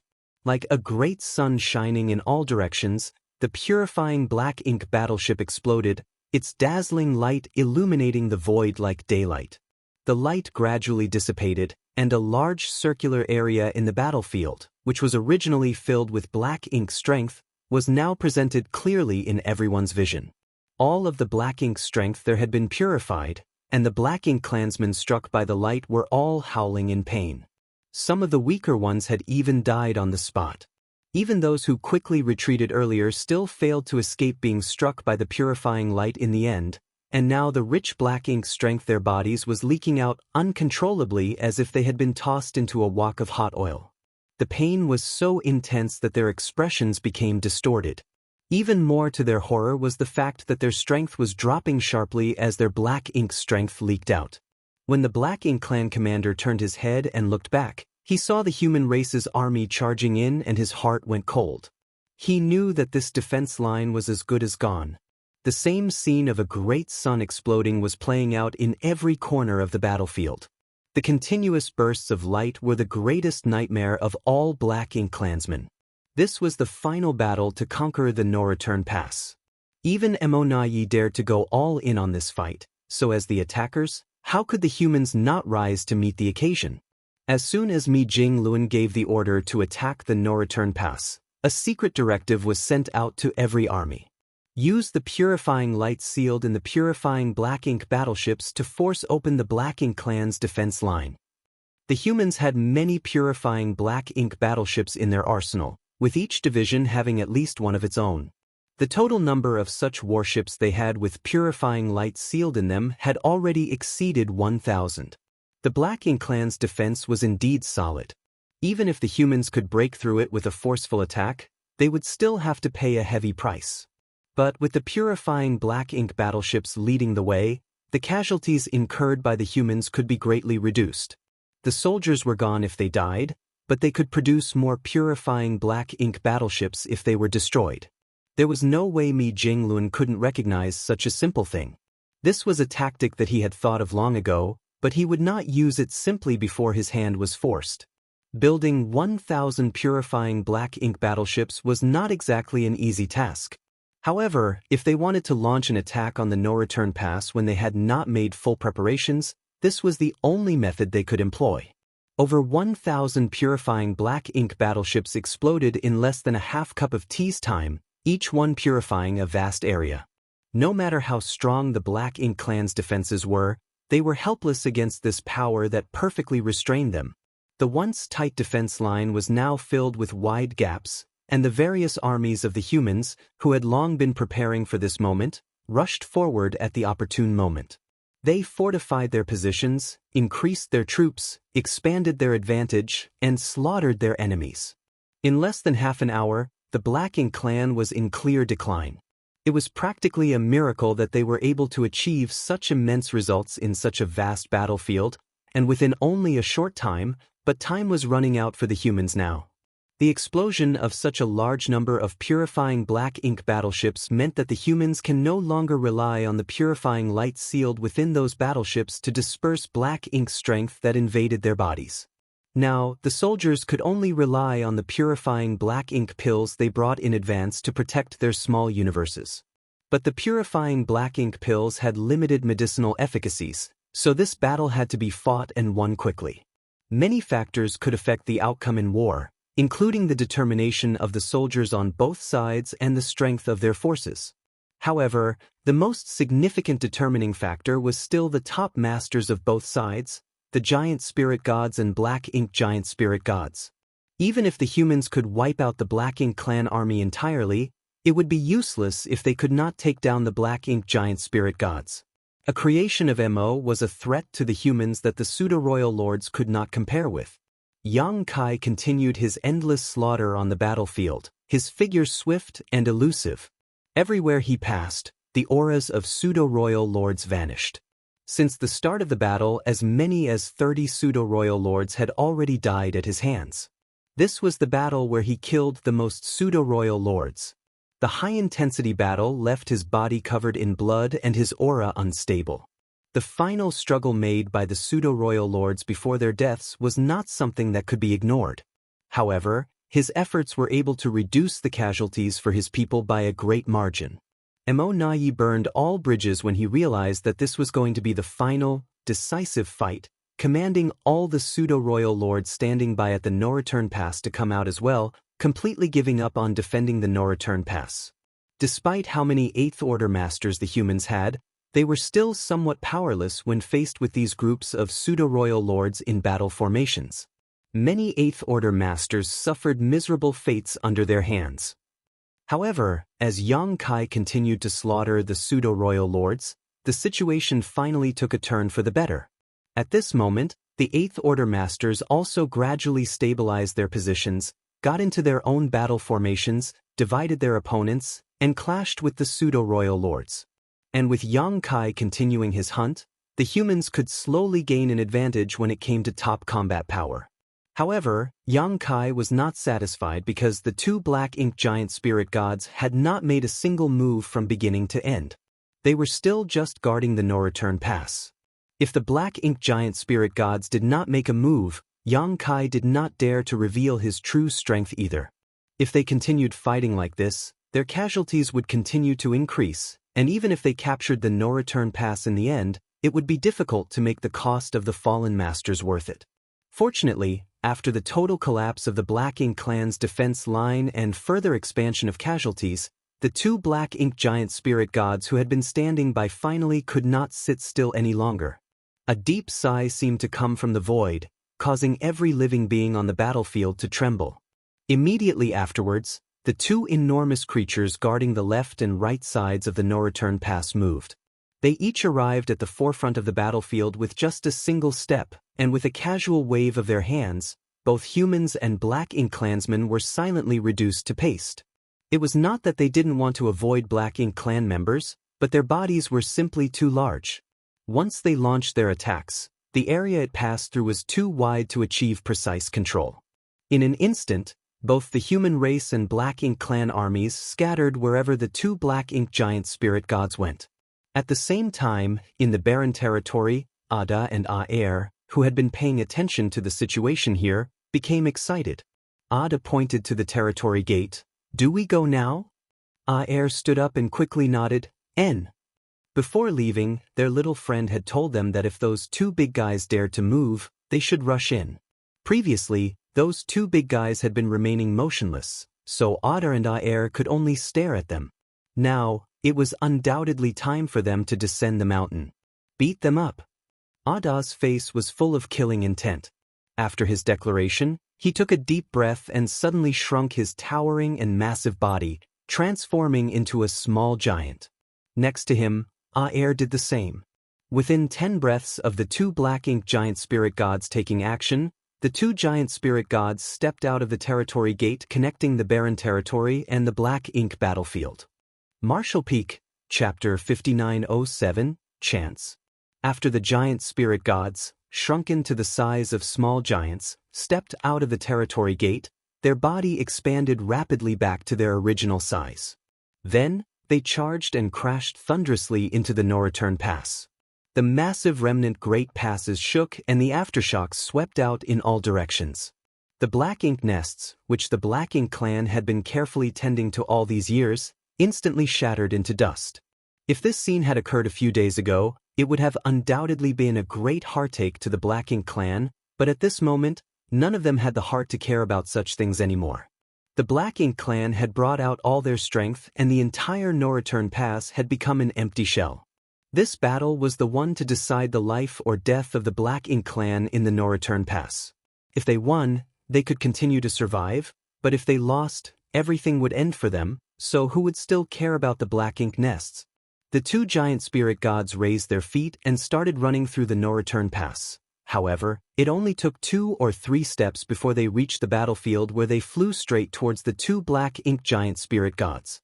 The Black Ink clan army that tried to stop them suffered catastrophic losses, and the defense line that they were able to maintain through grueling effort was smashed apart by Ada and Aer, creating 2 unimpeded passageways right to the heart of their lines. Countless casualties occurred in an instant. The Black Ink giant spirit gods, who were in the midst of mercilessly slaughtering the humans, naturally noticed the situation. They immediately assumed defensive positions, but in the next moment, they were each hit squarely by Ada and Aer and tumbled over with them. Ada tackled his opponent's waist and swung his fist fiercely. His opponent was also unwilling to appear weak and smashed down with his elbow, fiercely hammering Ada's back. He even grabbed Ada's neck with his other arm and squeezed tight as if he were trying to twist Ada's head off. The battle between the two giant spirit gods was extremely simple and crude, making it look almost like two children fighting, but every one of their strikes caused space to shake and become unstable. Terrifying shockwaves that were visible to the naked eye rippled out in all directions. All living beings nearby, regardless of whether they were human or Black Ink clan, ran and cleared a space large enough for these behemoths to fight. Even though Aer's side was not as explosive, it was still extremely rough. He and his opponent exchanged punches, each first reaching the other's body, causing both sides to stumble. These two were old rivals who had fought for thousands of years in the barren territory, but neither had ever defeated the other. This battle was simply a continuation of their previous struggle. If nothing out of the ordinary happened, it was unlikely that there would be a clear winner in the fights between the giant spirit gods. The masters from either side could not interfere with a fight of this level. More than that, Simply being caught in between these four would have dire consequences. Only Yang Kai waited in the shadows as he watched on from the sidelines, waiting for the right moment to strike. The black ink giant spirit gods were finally moving, something which he had been eagerly anticipating. Ada and Aer also arrived promptly to restrain them, so there was no need to worry about them posing a threat to the human race army. Now, all Yang Kai had to do was look for a suitable opportunity to strike. However, when this opportunity would rear its head, or if it would even arise to begin with, was uncertain. Even though Yang Kai had carefully instructed Ada and Aer beforehand, giant spirit gods were simple-minded, so there was no guarantee they would do as they were asked. Rather than getting between the giant spirit gods' fight, Yang Kai continued to roam the battlefield while keeping an eye on them. With Thunder Shadow's innate divine ability, the pseudo-royal lords could hardly even sense his presence before he launched an attack on them. By the time they did notice, danger was already upon their heads. After reaching this point in the battle, Yang Kai was not content to just kill pseudo-royal lords. If the opportunity presented itself, territory lords were not spared either. Several dozen pseudo-royal lords had died at his hand, and there were likely more than 1,000 territory lords dead even as a conservative estimate, and that was because they were killed merely out of convenience. Yang Kai hadn't deliberately targeted them. Thanks to the gap in the defenses created by Ada and Aer's charge, the Wolf Fang army and Twin Instrument army had already breached the Black Ink clan's main forces. The two human armies cooperated smoothly as they constantly expanded the gap in the defense line. Although the Black Ink clan tried their best to retreat and regroup, they were unable to do so. Victory seemed to be within grasping range for the human race. In this chaotic and brutal battlefield, despite the constant reaping of lives, the soldiers did not stop throwing themselves in. To Yang Kai's surprise, the opportunity he was waiting for came quickly. From the battlefield, a roar suddenly erupted. It was Ada's shout mixed with a hint of excitement, "Little friend, come quick, I've got him."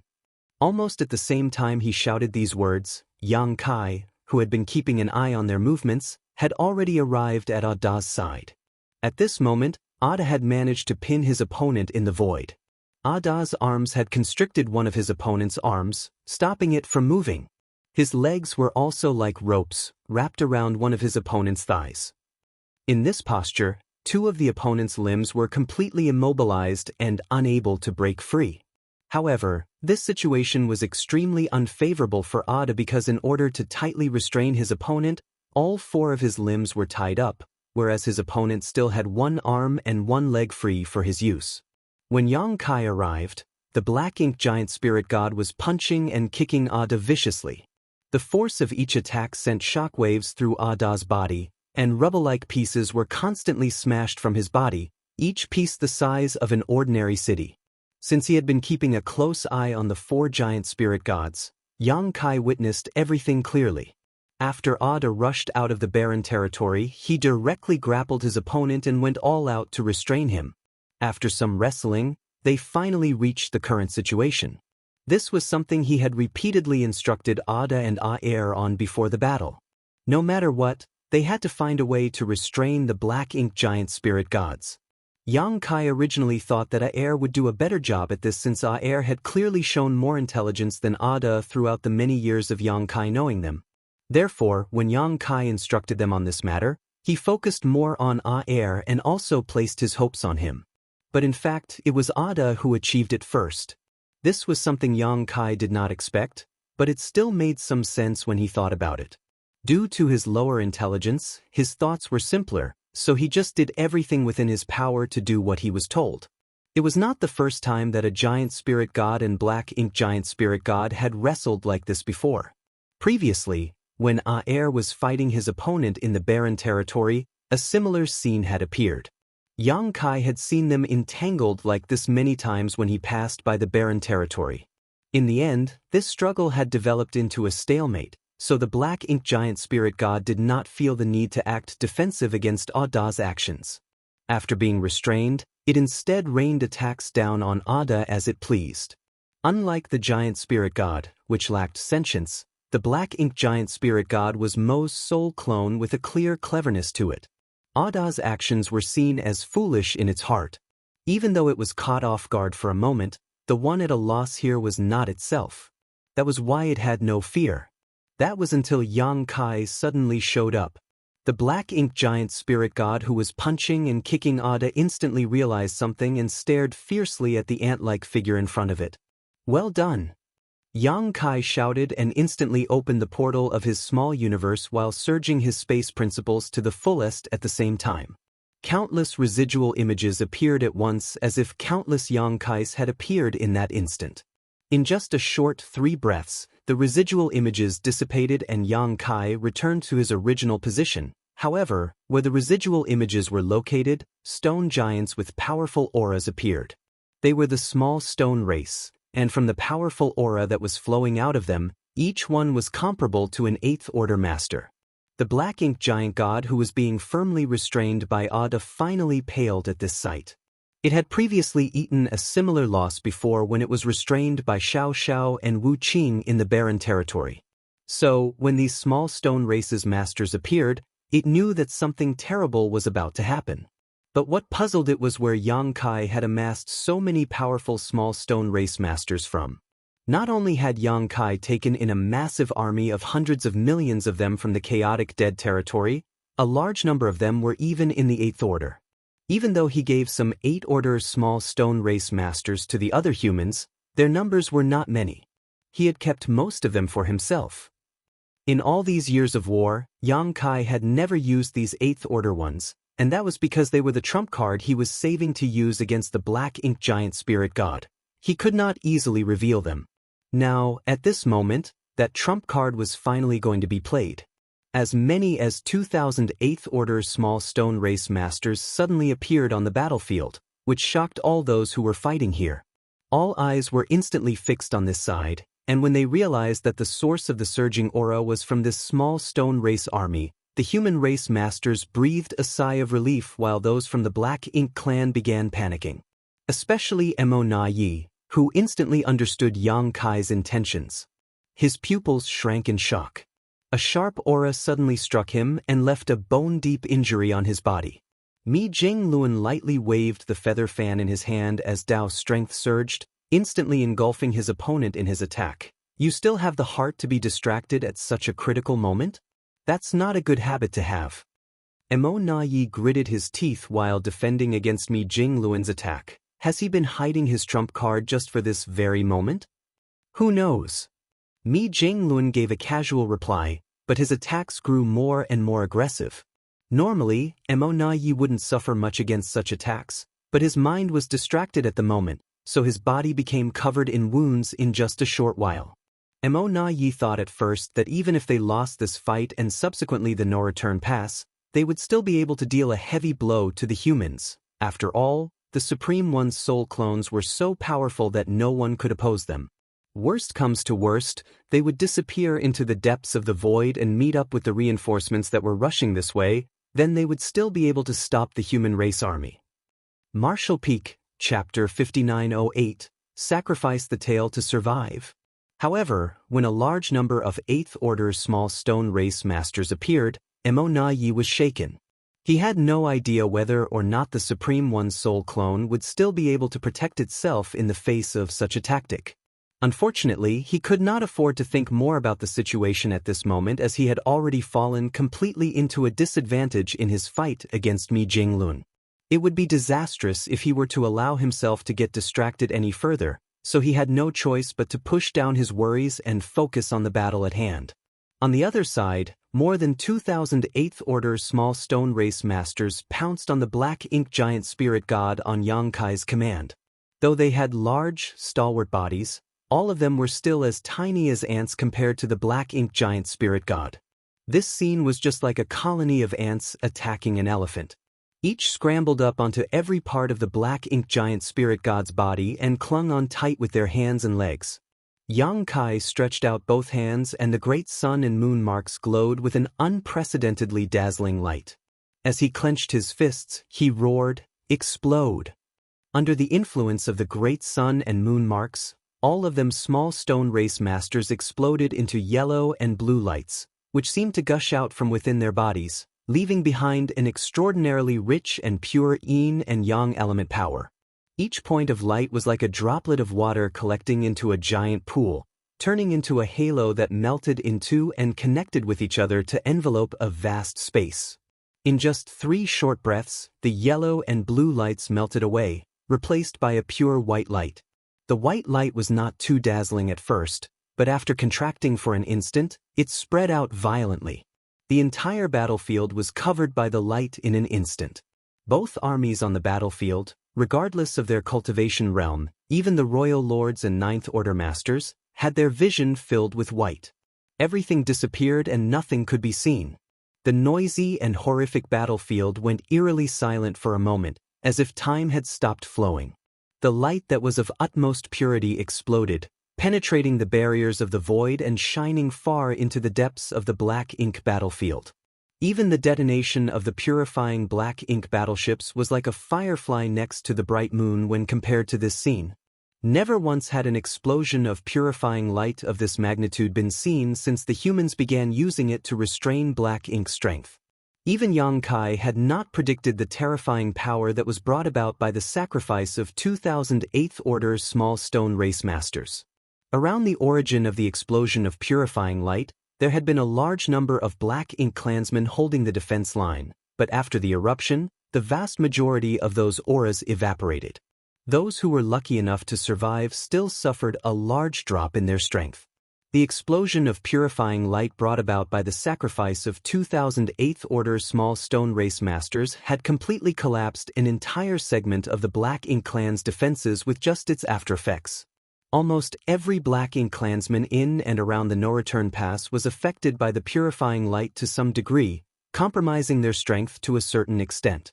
After more than a dozen breaths, the dazzling light finally dissipated, and the eerie tranquility was disturbed by the noise of death and slaughter.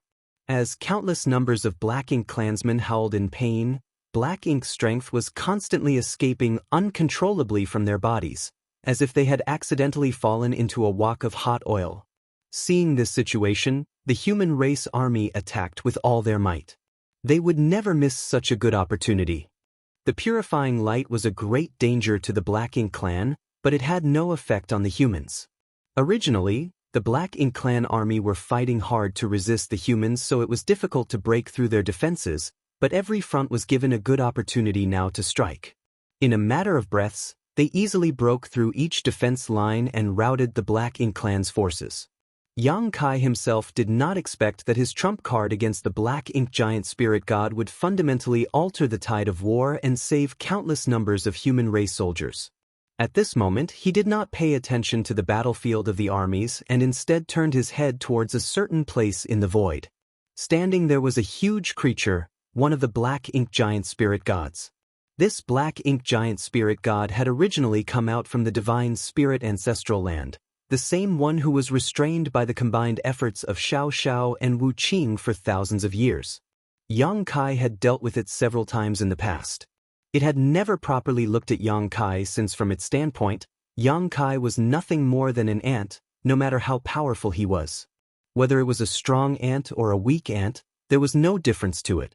But now, it finally had to face this ant that it had been ignoring, and it was because this ant actually had the power to wound it, even if it was through borrowing an external force.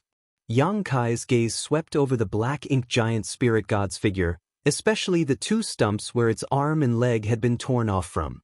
Thick, viscous black blood spurted out of the huge wounds like 2 black fountains. It was a spectacular sight to behold.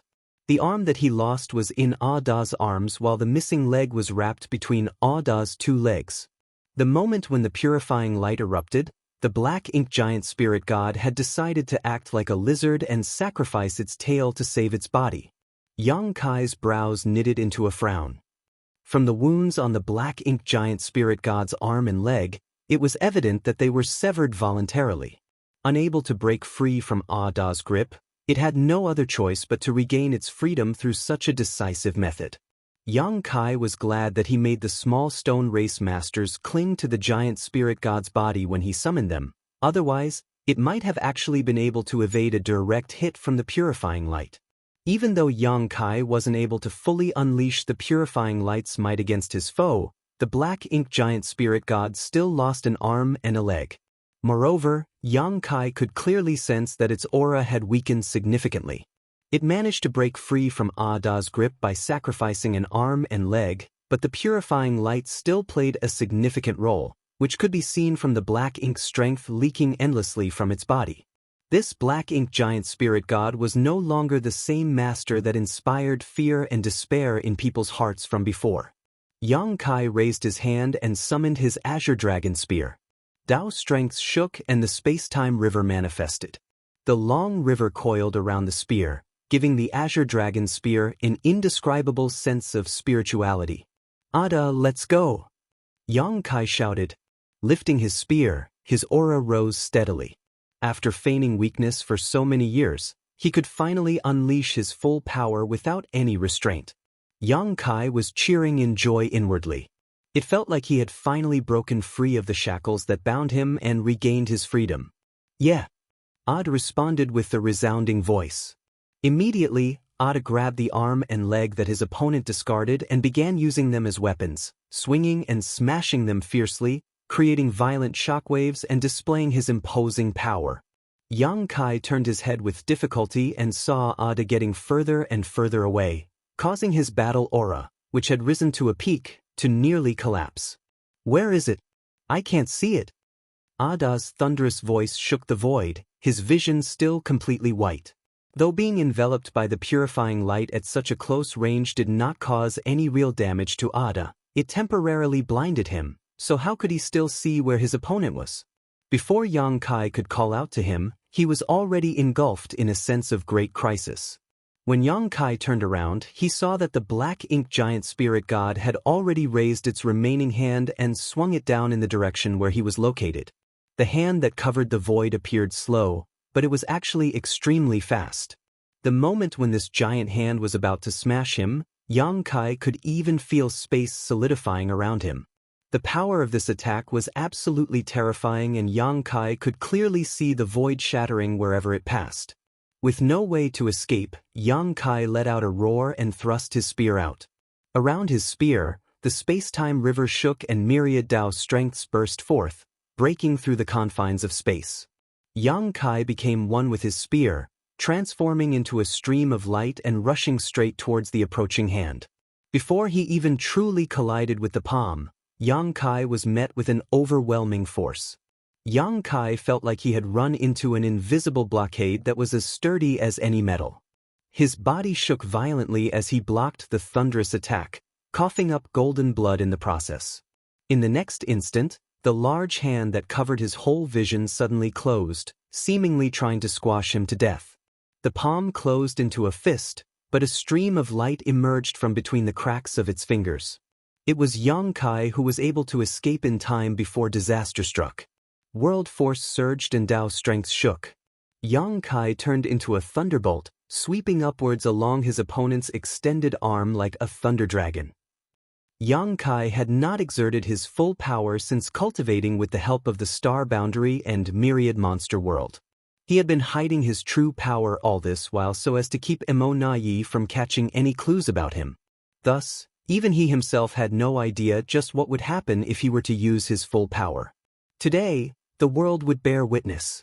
Facing off against a black ink giant spirit god alone, Yang Kai no longer held any reservations. From his small universe, a majestic power began pouring out endlessly.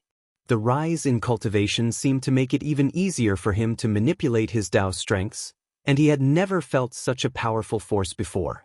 This power even gave him the illusion that if Mo was standing in front of him, he would still be able to punch its body full of holes. Yang Kai was fast, so fast that it was hard to say just how fast it was. In an instant, Yang Kai had already reached the black ink giant spirit god's neck by flying up its arm. After a moment of hesitation between deciding on transforming into his dragon form or remaining in his current state, Yang Kai chose the latter. Thrusting out the spear in his hand, a towering spear shadow came down on the black ink giant spirit god's neck. An angry howl erupted and the pain in the black ink giant spirit god's eyes grew even more intense. It was already in great agony from being wounded by the purifying light and sacrificing its arm and leg. To receive Yang Kai's frenzied attack now made it even more unbearable. When the spear shadow dispersed, the black ink giant spirit god's neck was covered in countless wounds. Black blood was flowing out of each wound and its flesh was completely flayed. Dao's strengths even lingered in its wounds, making it a miserable sight to watch. However, Yang Kai could not help but click his tongue. His attack was in no way weak. Any royal lord would likely have been killed on the spot if they were to receive such a blow, but for a behemoth like the black ink giant spirit god, it was simply not enough. Martial Peak, Chapter 5909. The end has come. There were pros and cons to having a large body. First of all, there was the difficulty in moving around in a fight and the lack of dexterity, but a large size also allowed one to take much more damage without being critically wounded. Fatal attacks could often become just mere scratches from the size difference alone. Yang Kai had a deep understanding of that fact as he had experienced it himself many times in the past through fighting using his dragon transformation secret art. In terms of size, the black ink giant spirit god surpassed even his divine dragon form, and thus the advantages that came with his massive size would also be amplified to the extreme. The flayed wounds on its neck that were spouting black blood may look horrific, but in truth, it was nothing much for a black ink giant spirit god. Despite its strength being greatly weakened by the purifying light, the black ink giant spirit god was still undoubtedly worthy of being the so-called Supreme One's soul clone. The flesh at the wound writhed and rich black ink strength poured out, then the injury was quickly stabilized. Only Yang Kai's Dao strengths were not that easy to disperse and remained stuck to its wound, constantly changing and evolving, continuing to cause damage. Seeing this, Yang Kai made an instant decision to retrieve his spear and escape. Before the black ink giant spirit god could swing its palm over again, Yang Kai stuck to its shoulder and rushed in the opposite direction. In the blink of an eye, Yang Kai reached the stump of its severed arm, which was still oozing thick black blood, but in just a short moment, the terrifying wound was greatly relieved. It would likely take no more than a couple dozen more breaths for the severed arm to scab over just like its neck, leaving only a closed wound behind without black blood oozing out anymore. Its regenerative abilities were truly shocking. Yang Kai raised his spear, and as world force surged, his body moved with his weapon, turning into a spiral that drilled into the wound at his arm. The black ink giant spirit god was instantly overtaken by an immense pain that caused it to hiss in shock and anger. "What are you doing?" Yang Kai did not answer.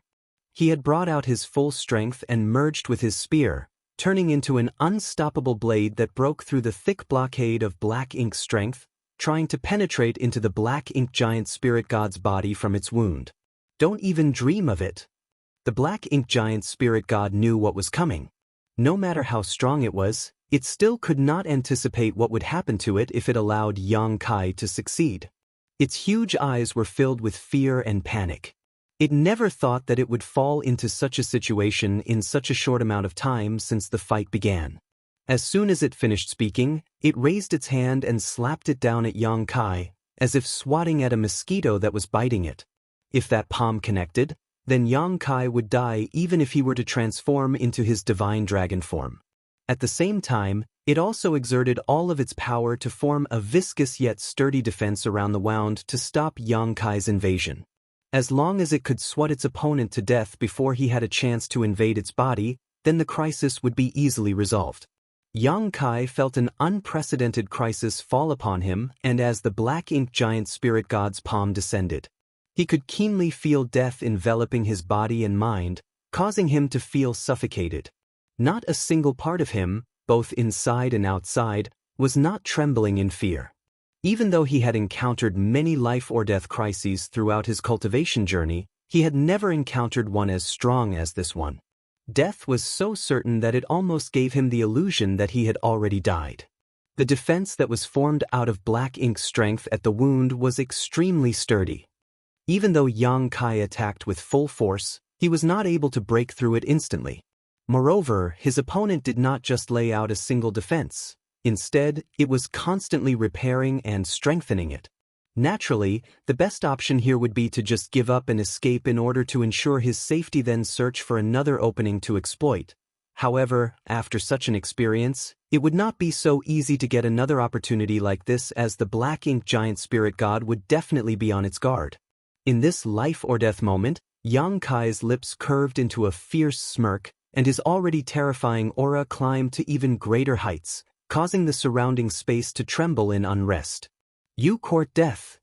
The black-ink giant spirit god roared furiously and swung its palm down even more fiercely. Everywhere its palm passed, space crumbled like a shattered mirror. The huge palm suddenly stopped when it was only a dozen or so kilometers away from Yang Kai, as if it had encountered a huge resistance. It was a severed arm extended across the void that suddenly blocked its fierce attack, an arm no different from its intact arm in terms of length and shape. Ada had finally returned. He had blocked the fatal blow for Yang Kai at this most critical moment. Yang Kai had also seen Ada rushing over from the corner of his eye, which was what made him put his all into this decisive move. Holding a severed arm in one hand and a severed leg in the other, Ada was furious, almost face to face with the black-ink giant spirit god, and shouted fiercely, "What do you think you're doing to my little friend?" In this era of endless black-ink strength, as members of the giant spirit god clan, it was difficult to even find food to eat. Their little friend was now his and Air's only source of food. If their little friend were killed, wouldn't they have to starve in the future? The simple-minded Ada had long realized that only his little friend could provide them with delicious food, so no matter what happened, he would not allow his little friend to be harmed in any way. Anyone who dared to hurt his little friend must die. Faced with Ada's fury, the black-ink giant spirit god could only respond with a pained howl. Because the moment when its attack was blocked by Ada, a violent shockwave hit Yang Kai's back like an invisible wall. In that instant, the bones in Yang Kai's body could be heard cracking, but it was also that force that allowed him to break through the blockade of black ink strength. Body and spear united as one as he plunged into the black ink giant spirit god's severed arm. All light disappeared and boundless darkness engulfed him. Yang Kai felt like he had fallen into a pitch-black ocean, but he moved forward without hesitation, breaking through layers of physical barriers and diving straight into the black ink giant spirit god's body. As his spear traveled through the body of the black ink giant spirit god, it encountered significant resistance at first, but in a few breaths, the resistance suddenly weakened. Ada, who had launched a fierce flurry of attacks on the black ink giant spirit god, forcibly diverted its attention to protecting itself, which naturally meant that it could not fully focus on Yang Kai, who had invaded its body.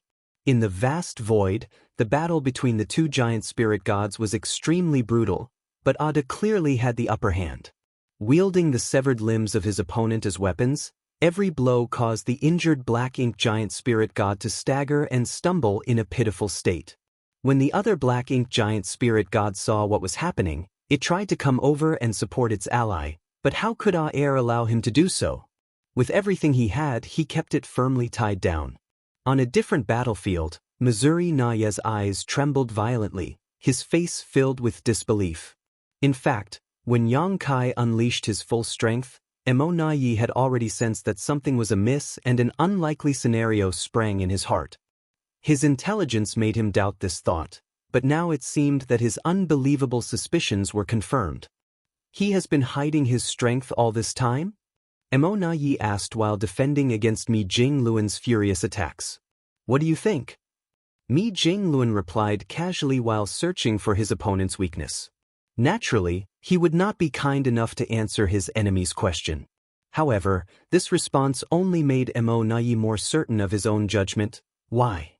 He muttered in disbelief. Yang Kai had been concealing a massive army of 8th Order small stone race masters.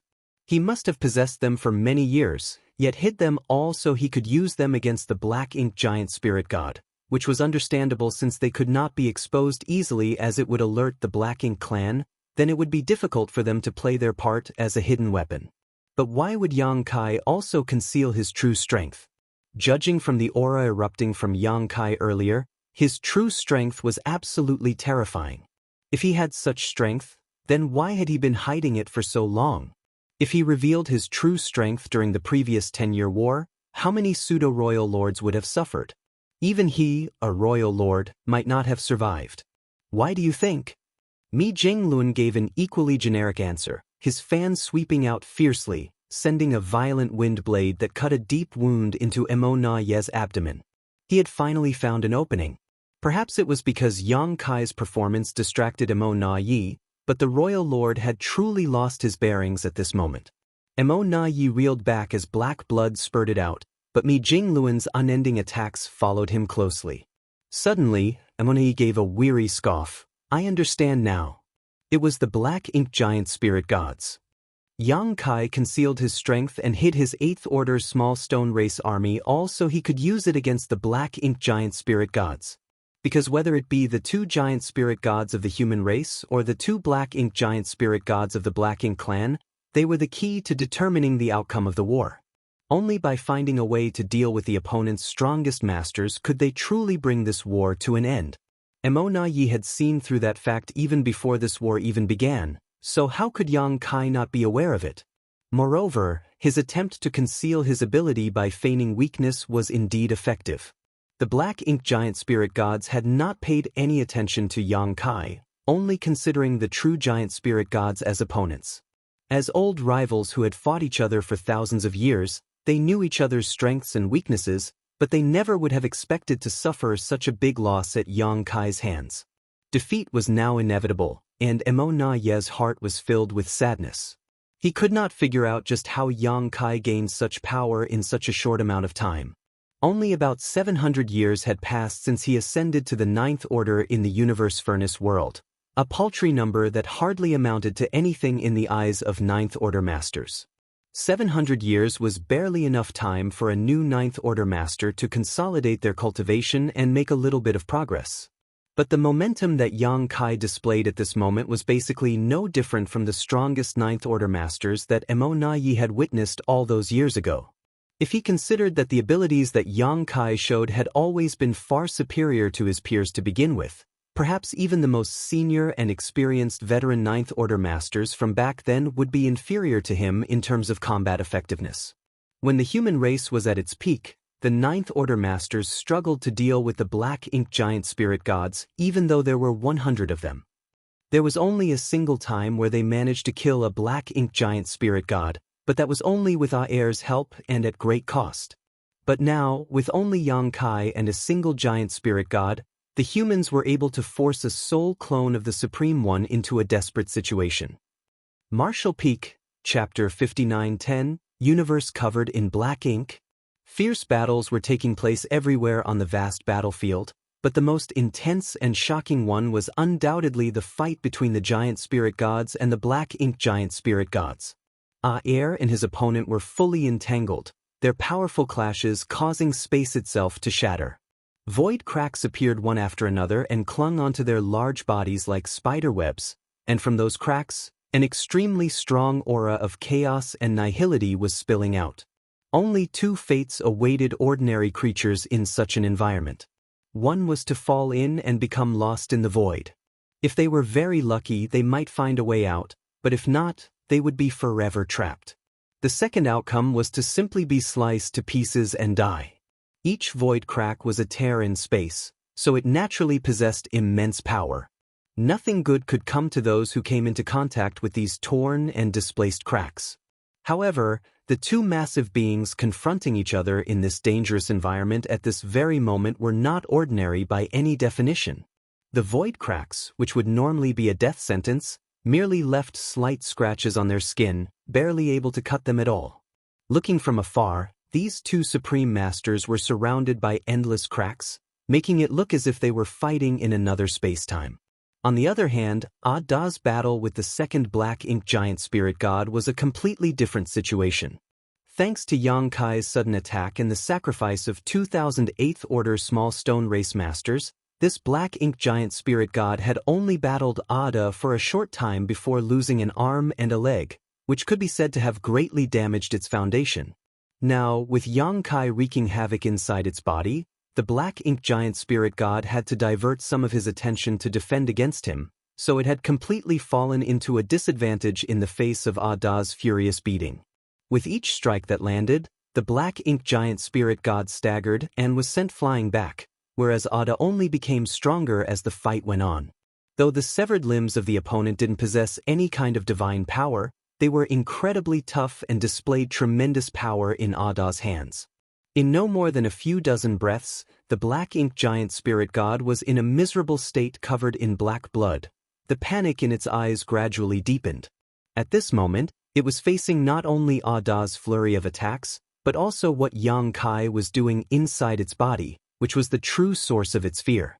It could keenly feel that as Yang Kai moved within its enormous body, the auras of countless life forms were being left behind. Even though it had no time to examine what was happening, it knew very clearly just what those living creatures were. Realizing that its death was inevitable if it did not act, the black ink giant spirit god roared and forcibly blocked Ada's ferocious attacks before suddenly, its body shook and it snarled, "The universe shall be covered in black ink." As soon as those words were spoken, the black ink strength lingering outside its body, which was like a dense fog, solidified for a moment before being drawn into its body by an invisible force. The price it paid for this was being struck fiercely on the forehead by Ada's attack, causing a part of its skull to cave in.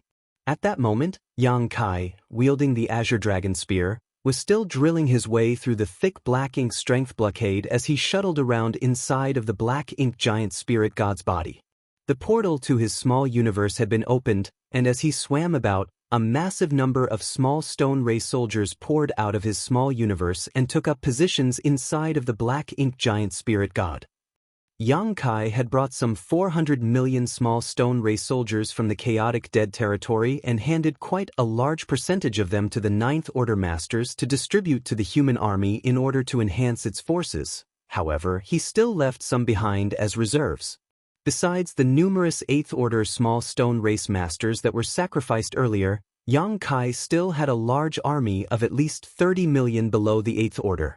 These small stone race soldiers were constantly charging out of his small universe and invading the black ink giant spirit god's body. When the black ink giant spirit god finished speaking though, Yang Kai clearly felt the boundless darkness in this place become even darker. It was a very strange feeling as there was supposedly no way a darkness where an ordinary person could not even see their fingers in front of them could get even darker, but that kind of feeling did arise in Yang Kai. In the next instant, he realized that his small universe was shaking violently, and the open portal also closed involuntarily. Shocked, Yang Kai quickly examined himself and was aghast to find the World Tree clone swaying violently while propping up the invisible boundary wall around his small universe. Outside of the boundary wall was black ink strength of a purity he had never seen before, and it was trying to break into his small universe. With the World Tree clone to isolate and protect his small universe, it remained flawless and undamaged for thousands of years, invulnerable to external forces. It had a similar effect to the 4 universe pillars, but even stronger. Since obtaining the World Tree clone, Yang Kai had never been worried that his small universe would be stained by black ink strength. That was because black ink strength could not break his small universe's boundary wall nor corrupt his small universe with the World Tree clone shielding it. Currently, the black ink strength's attack and the World Tree clone's protection were like a spear and a shield. If the protective shield was strong enough, it could ignore the attack of the sharp spear. In the past, the protective shield of the World Tree clone could easily block the corruption of black ink strength regardless of its source. Yang Kai had never felt affected by it before, and he could even recklessly enter environments full of black ink strength. It was an act other open heaven realm masters were fearful of, yet he could do so without worrying about being corrupted by black ink strength. But this time, Yang Kai clearly felt that the protective shield of the World Tree clone was under pressure. This was undoubtedly an indication that the black ink giant spirit god was using a powerful technique against him. Yang Kai couldn't help but think of the Royal Lord's secret technique. The humans had never been able to figure out how the Royal Lords cast their secret technique. Yang Kai had also endured this secret technique head-on more than once, but with the World Tree clone and the soul-warming lotus protection, it had never affected him. The humans had very limited information on the Royal Lord's secret technique, but what they did know was that this technique could only be performed by a true Royal Lord, and that it can be activated silently. Those targeted by the Royal Lord's secret technique could not resist unless they were in the Ninth Order. Even the most experienced veteran Eighth Order masters would be corrupted instantly by black ink strength when this move was unleashed. Back when the human race army first clashed with the Black Ink clan in the Barren territory, it was through a use of the Royal Lord's secret technique that 3 Eighth Order Masters were corrupted, allowing them to infiltrate the divine spirit ancestral land in the depths of Shattered Heaven and awaken the Black Ink giant spirit god there. As a result, the human race was routed and had no choice but to give up the Barren territory. But despite how powerful the Royal Lord's secret technique was, it was rarely used, as once it was activated, the user's foundation would be greatly damaged, causing a significant decline in strength. Therefore, Royal Lords generally did not use this technique unless they were in absolute control of the situation. The first Royal Lord that Yang Kai killed was the one he fought just after advancing to the 8th Order Open Heaven realm. That Royal Lord had wanted to get rid of Yang Kai for good by using the secret technique. This was due to him being angry out of shame from being unable to catch him after chasing him for several dozen years. It severely damaged his foundation as a result, providing an opportunity that Yang Kai took advantage of. If Royal Lords could use such a bizarre secret technique, how could the Black Ink giant spirit gods, who were soul clones of Mo, not be capable of something similar? Therefore, when Yang Kai sensed that something was amiss, he knew that the Black Ink giant spirit god had to have used a technique similar to the Royal Lord's secret technique, and that was why even the World Tree clone's protective shield was feeling pressured. Yang Kai couldn't help but think back to Tsang's words. Despite knowing he had a World Tree clone to isolate and protect his small universe, Tsang had specifically warned him to be wary of Mo. In other words, even with the World Tree clone, he could still fail to resist Mo's Black Ink strength. Inside his small universe, the swaying of the World Tree clone became more and more violent. Yang Kai could clearly feel the pressure on his last line of defense, which finally made him realize that what Tsang warned him about back then was not an exaggeration. The Black Ink giant spirit god was already pressuring the World Tree clone, so what if he were to face Mo itself? The World Tree clone really might not be able to protect him then. Moreover, trouble never arrived alone. As his small universe was bearing enormous pressure, Yang Kai can clearly feel his knowledge sea being invaded as well. Boundless Black Ink strength gushed over, staining his originally colorful knowledge sea completely black. The corruption of Black Ink strength on cultivators had always been both a physical and spiritual affair. Inside Yang Kai's knowledge sea, on the small 7-colored island formed by the soul-warming lotus, 2 figures sat idly across each other, playing chess. One of them had a humanoid form while the other had a beast form.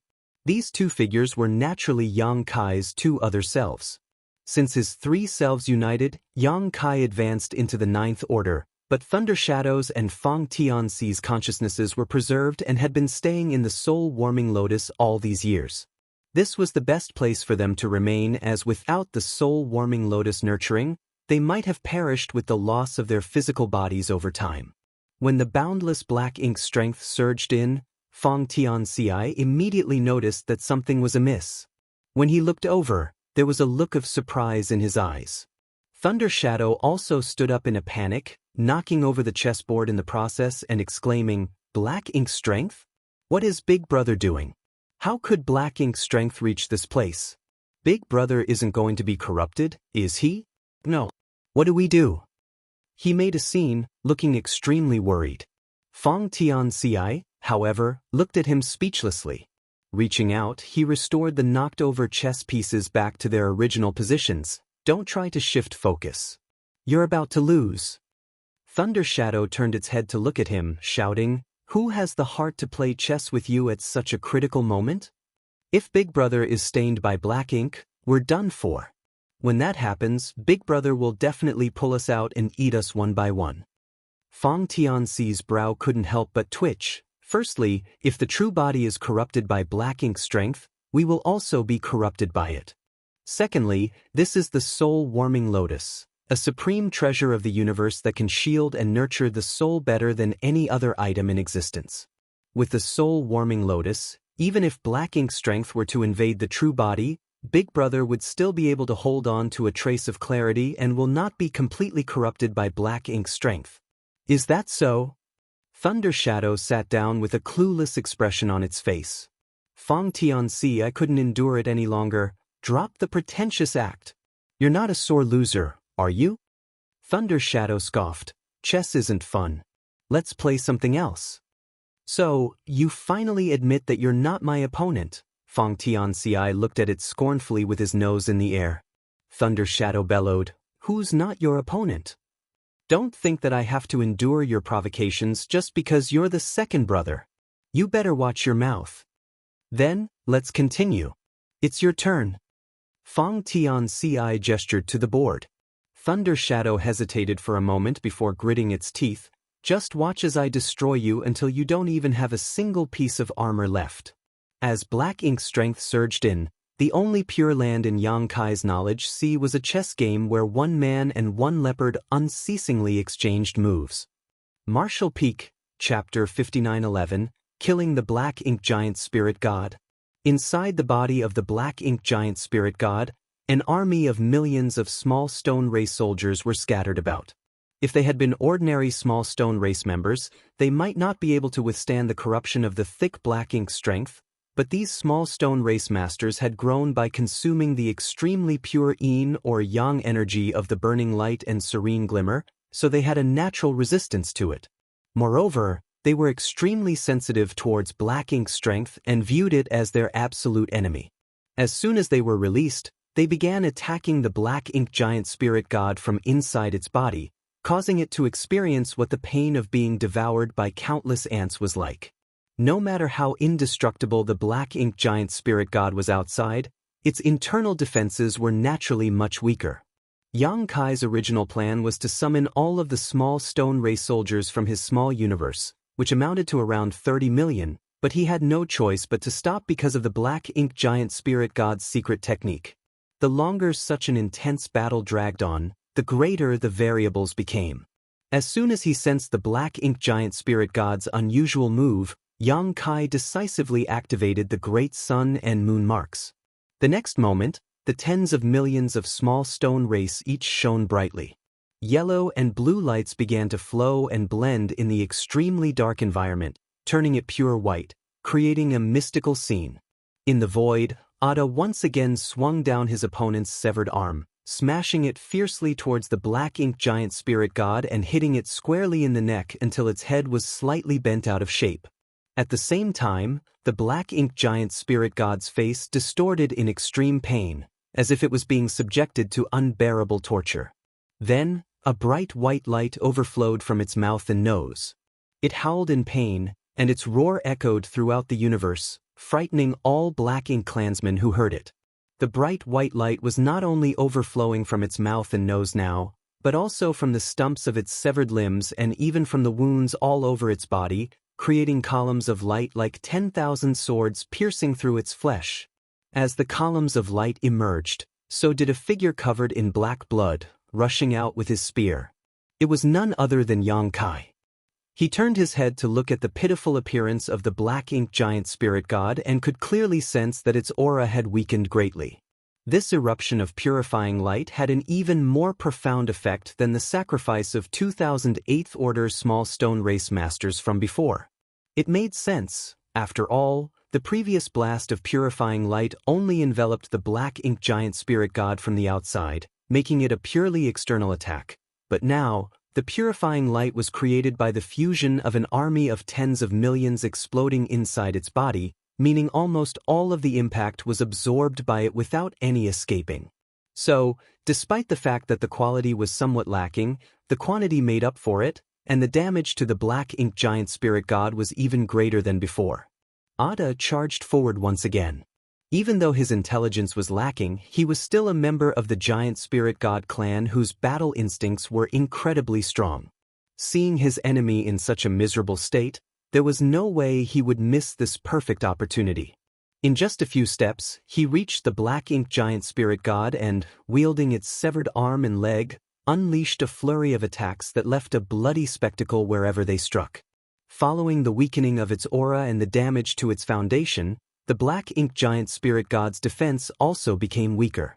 The black ink giant spirit god roared and struggled to resist, but it was simply no match for Ada at this moment.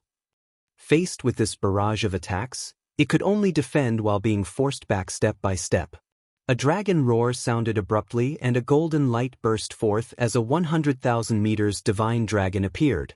The dragon shot forward, taking advantage of when the black ink giant spirit god was already overwhelmed, and wrapped around its neck, looping itself around it.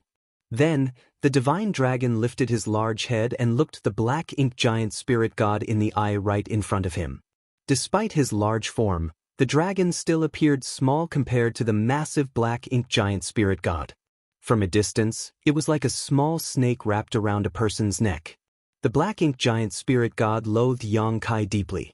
Knowing that this situation was likely to be disastrous, it directly abandoned its defense against Ada and reached out its one remaining hand to grab the divine dragon. Yang Kai had taken on his dragon form, which allowed him to control his time Dao strength much better than when he was in his human form. After all, the Dao of time was the innate grand Dao of the dragon clan. As such, the hand that was trying to grasp him was instantly surrounded by a profound field which made it become extremely sluggish. Opening his dragon maw, a dragon breath spewed forth and smashed into one of the black ink giant spirit god's eyes. In the next instant, the giant eye burst apart. Repeating the same thing on the other side, Yang Kai quickly destroyed the black ink giant spirit god's other eye as well. With both eyes gone, the black ink giant spirit god let out another miserable cry before unleashing all its power, breaking through the time principle blockade, allowing its stalled hand to regain its freedom. However, its attack was interrupted by a fierce blow from Ada before it could reach Yang Kai.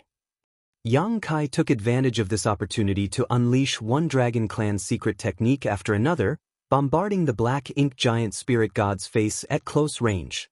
Every secret technique was as powerful as an all-out attack of a peak 9th Order master, and in just a short amount of time, the face of the black ink giant spirit god had been turned into a bloody mess. Despite that, the black ink giant spirit god still refused to die, displaying a tenacious vitality that Yang Kai couldn't help but marvel at. Since the war between humans and Black Ink Clan began, the humans had only managed to kill a single black ink giant spirit god, which happened during the battle in the barren territory several thousand years ago. However, they also paid a huge price for that success, with more than a dozen 9th Order masters dying in battle. Furthermore, Air was there to provide assistance, and that black ink giant spirit god was already injured and had been prepared to be sacrificed. It could be said that the reason why the black ink giant spirit god was killed in that battle was partly because the Black Ink Clan was willing to pay any price to breach the barren territory and invade the 3,000 worlds. Nevertheless, the humans had also paid a high price to slowly wear down their opponent and kill it. As to what they were supposed to do in order to quickly kill a black ink giant spirit god now, the humans still lacked experience and ideas.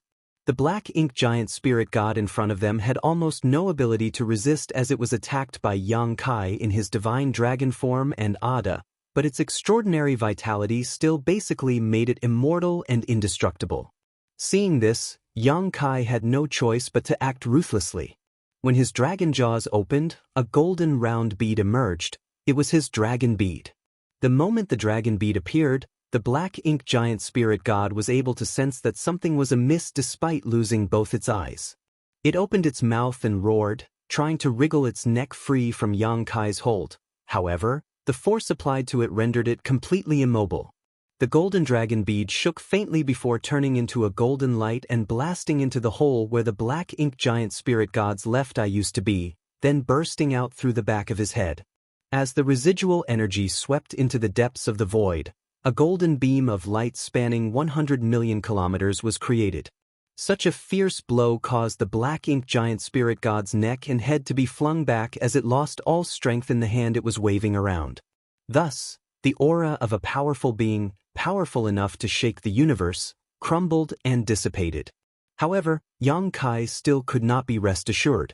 A loud dragon roar echoed across the battlefield, and the dragon coiled around the black ink giant spirit god's neck tightened its grip once again before soaring up into the void. The immense pulling force ripped into the neck of the black ink giant spirit god, directly separating its huge head from its body. At the wound, black blood erupted like a volcano, instantly dyeing a vast expanse of the void completely black.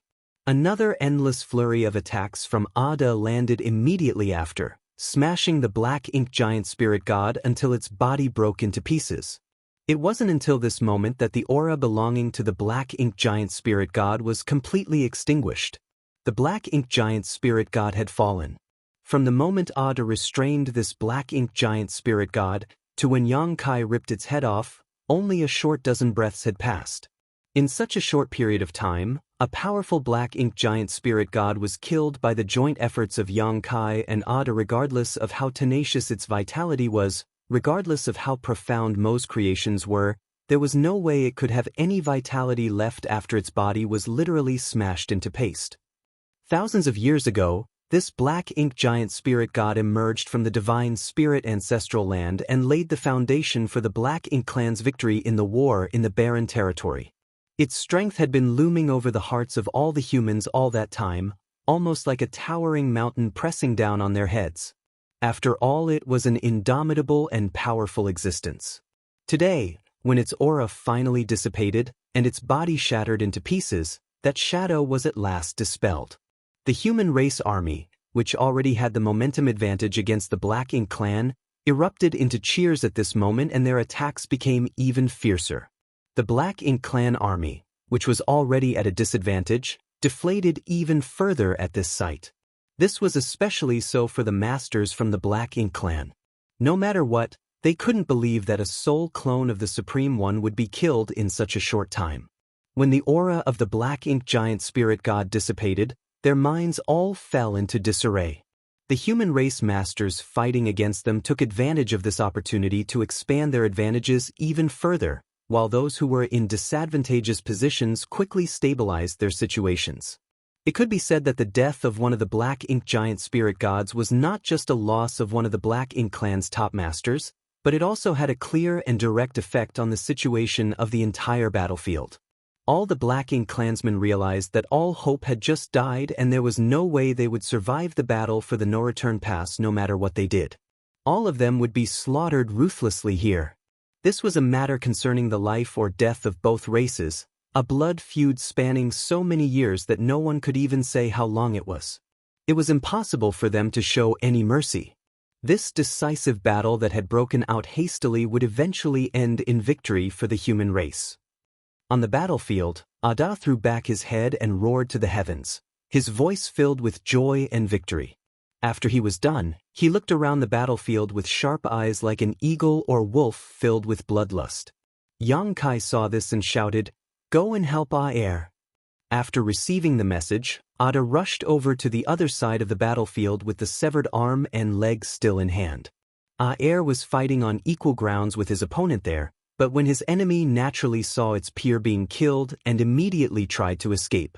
There was not much Aer could do against a Black Ink giant spirit god intent on escaping. Nevertheless, he did his best to keep it pinned as long as possible.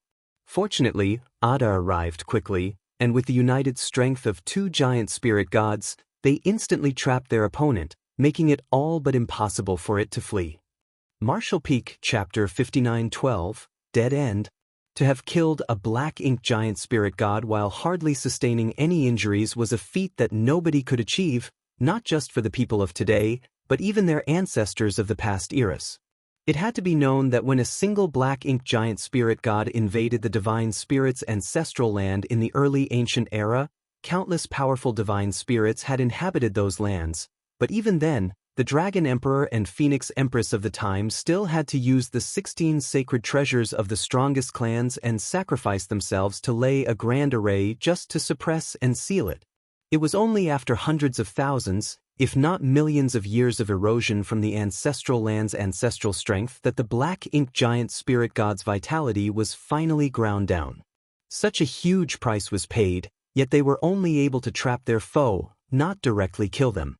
In comparison to that, today's fight was an astonishing feat unequaled before in history.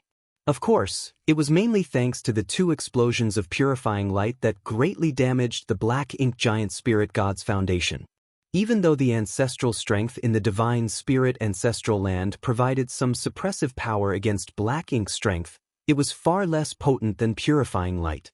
Even though he did not sustain much damage, Yang Kai expended a lot of his strength, especially when he summoned his dragon bead at the end, so he was basically a dry oil lamp right now. The dragon bead was the culmination of a dragon's cultivation. Just like a monster beast's monster core, one would never summon it unless it was absolutely necessary, for once it was brought out, either one's enemy died or the owner perished. It was a desperate final move. Since he became a grand dragon and obtained his own dragon bead, Yang Kai had summoned this final weapon a few times in the past, and it was exhausting each time he did. This time was no different. It was hard for Yang Kai to even maintain his dragon form after using his dragon bead to attack, so he quickly transformed back into his human form. Not only was his face extremely pale, he looked completely deflated. That was especially true for his dragon vein.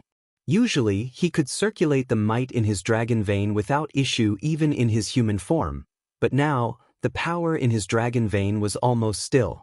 Looking inside himself, Yang Kai could see that even his dragon bead was dim and gray, not bright and golden as before. It seemed like he would need to recuperate for a long time before his dragon vein and bead could be restored. Before then, it would be difficult to even use any techniques related to the Dragon Clan. After directing Ada to help Aer, Yang Kai stuffed some recovery pills into his mouth and swallowed them before turning back and rushing over to the no-return pass. The defense line of the Black Ink clan had long been riddled with holes, and humans had the advantage in most of the positions across the battlefield. As they were enveloped by the dazzling lights of both secret techniques and artifacts, the Black Ink clansmen were being wiped out in great numbers every breath. The human race's victory here was set. All that was lacking to resolve this war now was time. In an instant, Yang Kai had passed over the defense line where the human race and the Black Ink clan armies were fighting and went straight into the no-return pass. As space principles surged, his figure swiftly passed through each area of the no-return pass. Everywhere he went, large numbers of Black Ink nests were destroyed. When Ada and Aer were first rushing over from the barren territory, they had already caused significant damage to the Black Ink nests in the no-return pass, but due to how many Black Ink nests there were to begin with, many still remained. With Yang Kai to clean up the rest, all the surviving Black Ink nests would soon be destroyed. If the pseudo-royal lords were still guarding this place, they might have been able to hinder him somewhat, but all of them had left of the inner region of the no-return pass to fight under Emona Ye's order, so how could there be any masters left to stop Yang Kai? Within an incense stick of time, the no-return pass became a chaotic mess. All of the Black Ink nests, whether they were high rank, mid-rank, or low rank, were all destroyed without exception. Even the Black Ink clansmen that had escaped back to the pass for shelter suffered heavy casualties. Without pause, Yang Kai disappeared in a flash. Somewhere in the battlefield, Missouri, Na Yi and Mi Jingluan's fight was still going on, with the situation being extremely disadvantageous for the former. It was reasonable to say that since Emo Na Yi had become a royal lord a few hundred years earlier than Mi Jingluan had advanced to the Ninth Order, he should have a stronger heritage, yet in reality he was completely suppressed by Mi Jingluan. Naturally, such a situation arose because of the various changes that happened on the battlefield, causing Emo Na Ye's thoughts to be disrupted. This was especially so with Yang Kai's sudden surge in strength and the death of a Black Ink giant spirit god, which had an immense impact on him. The shrewd and cunning Mi Jingluan naturally seized this opportunity to expand his advantage bit by bit until they reached the current state of affairs. Of course, with Mi Jingluan's current cultivation, killing Emo Na Yi would be difficult even with such an advantage, as he had to be extremely cautious against a final counterattack. In a fight between masters like them, the slightest carelessness could drastically change the outcome.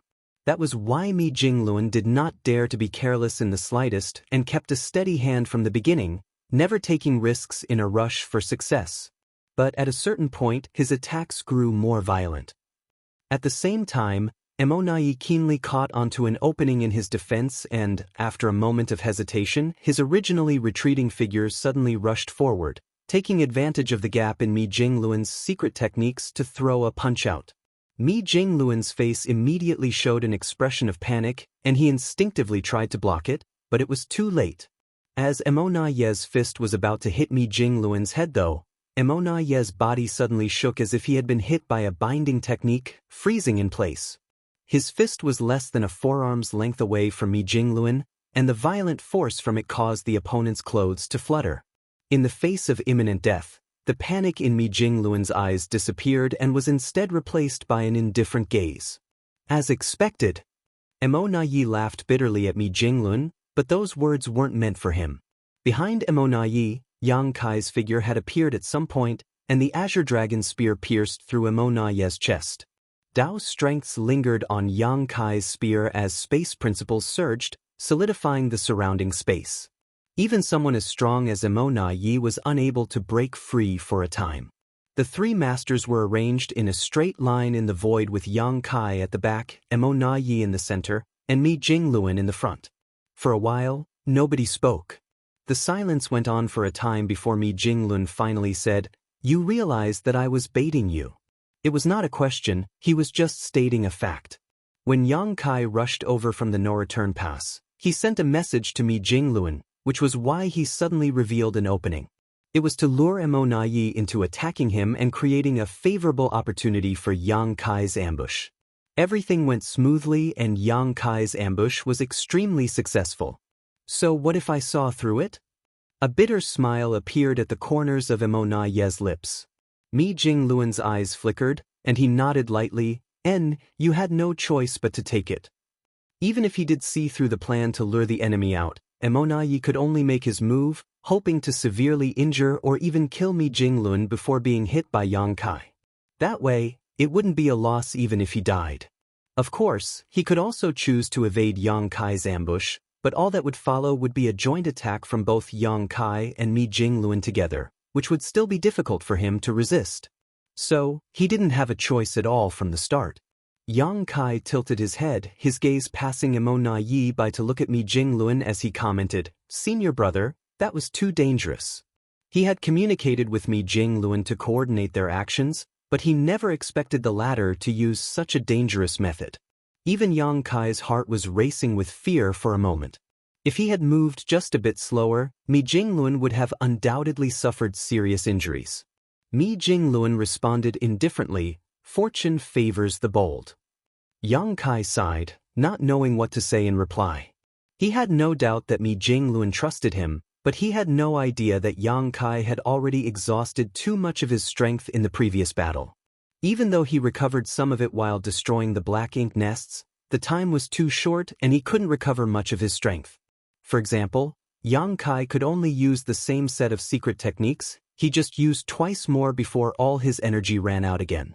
If Mo Na Yi really managed to avoid his surprise attack, things would have become difficult. "Brother Yang, I have a question to ask before I die." Mo Na Yi spoke to Yang Kai behind him as he stood still, showing no intention to resist. Yang Kai raised a brow. "You may ask, but I may not necessarily answer." Mo Na Yi laughed bitterly. "You humans? How did you discover reinforcements were coming?"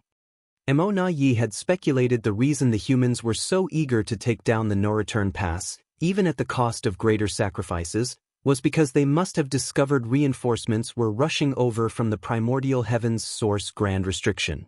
Unfortunately, he still couldn't figure out how they managed to learn about them.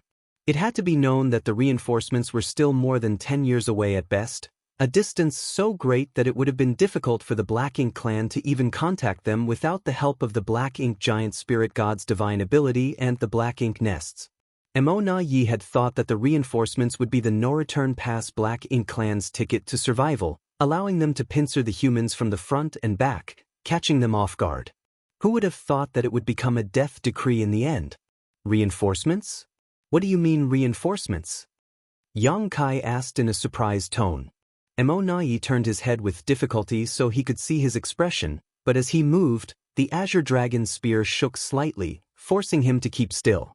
Yang Kai continued, "Where can your Black Ink clan get reinforce? The primordial heaven source Grand Restriction, is it? What happened over there?" Mo Na Yi's brow furrowed. Unable to see Yang Kai's face, he could only stare at Mi Jingluan, who had a look of sudden realization. "The thing you mentioned earlier was about the Black Ink clan's reinforcements?"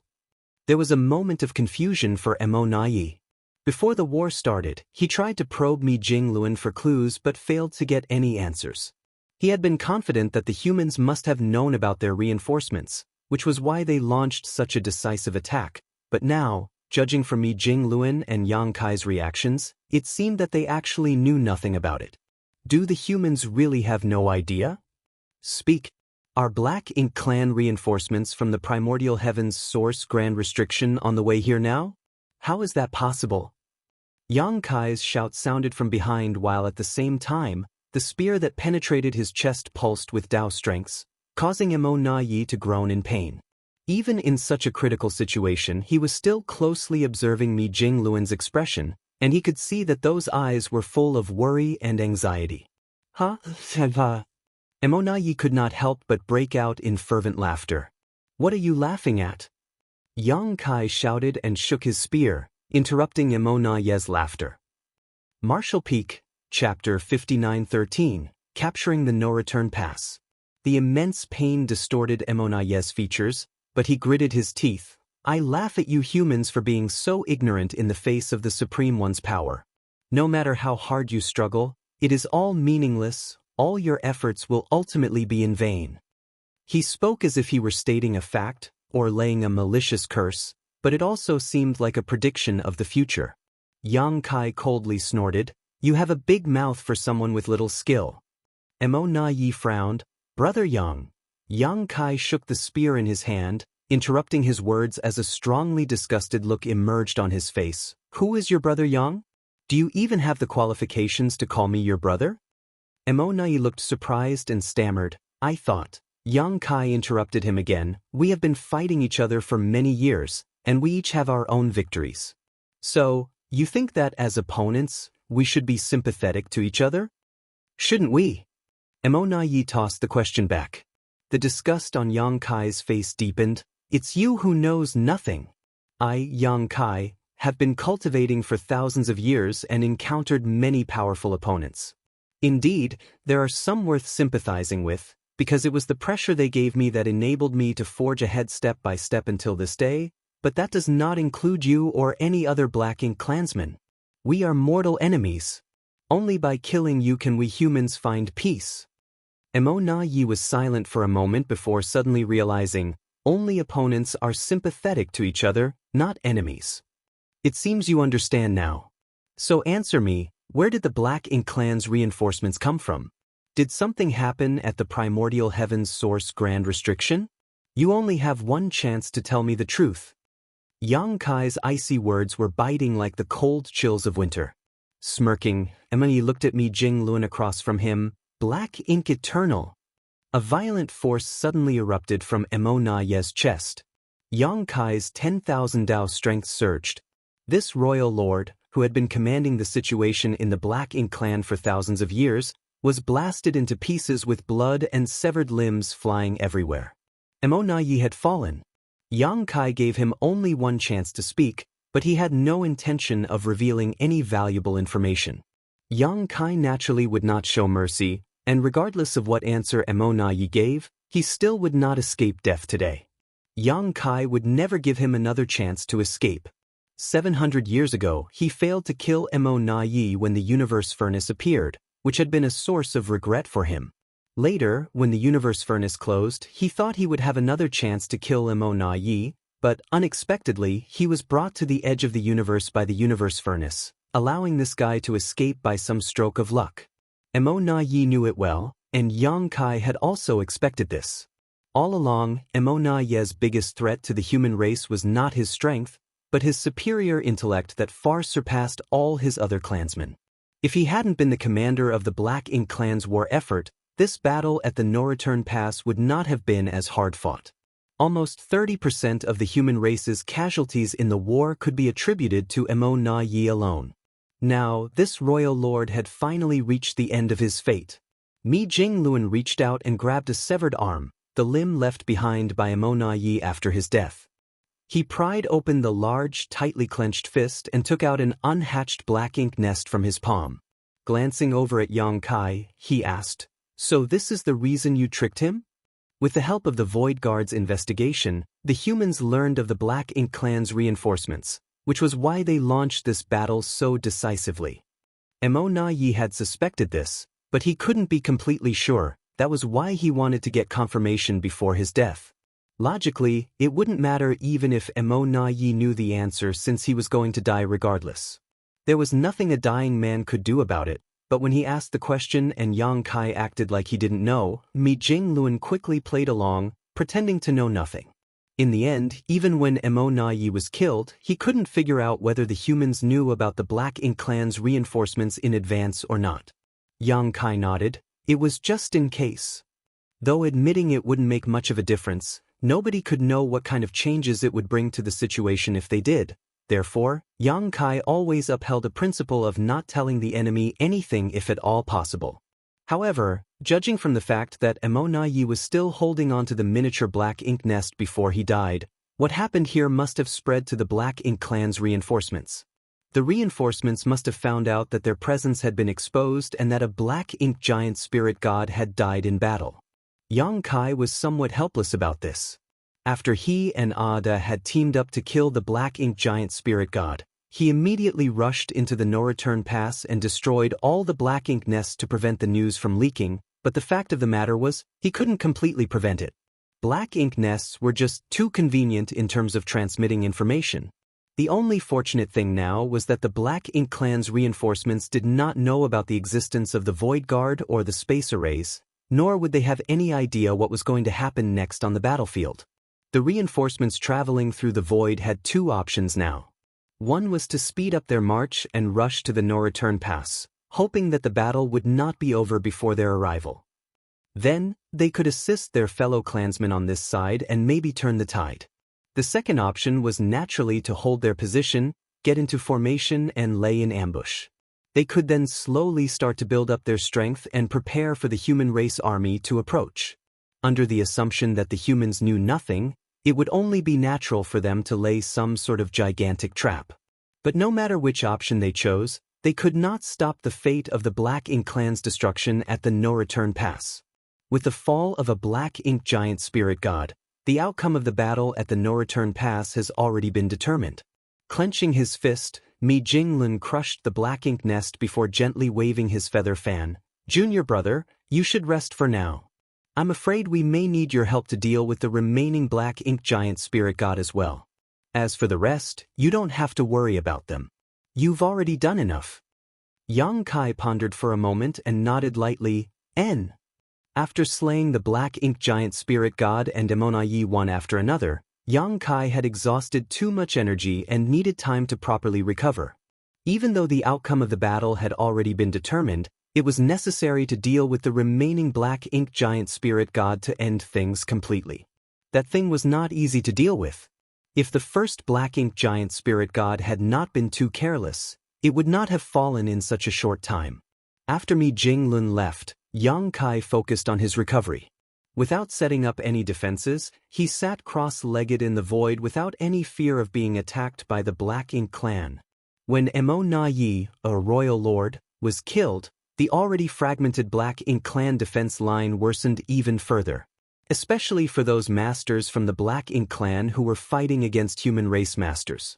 Witnessing the fall of the Black Ink giant spirit god had already shaken their minds. Now, with Mo Na Yi's death, the hearts of every territory lord, and even the pseudo-royal lords were filled with great fear and loss.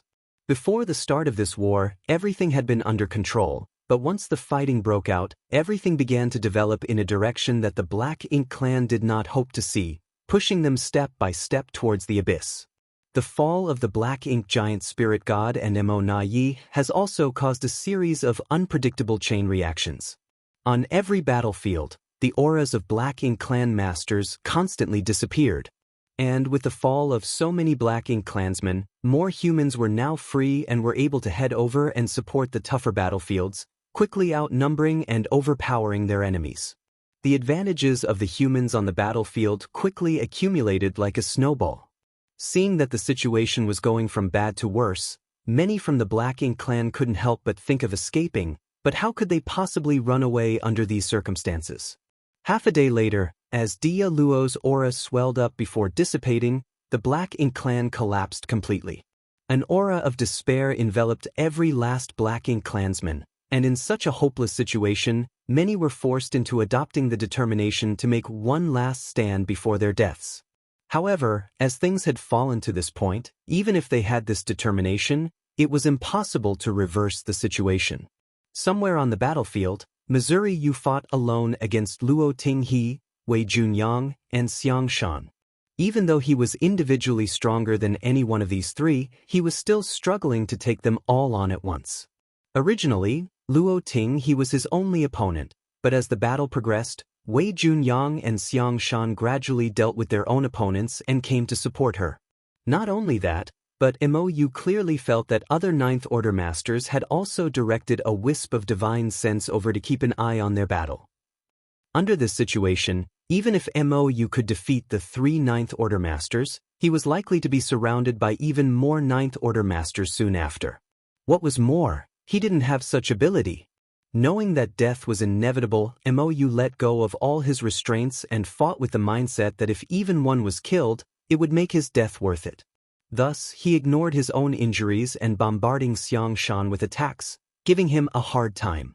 Fortunately, neither Luo Tinghe nor Wei Junyang were inexperienced weaklings. Together, the three of them prevented Mou from trying to take Xiang Shan down with him.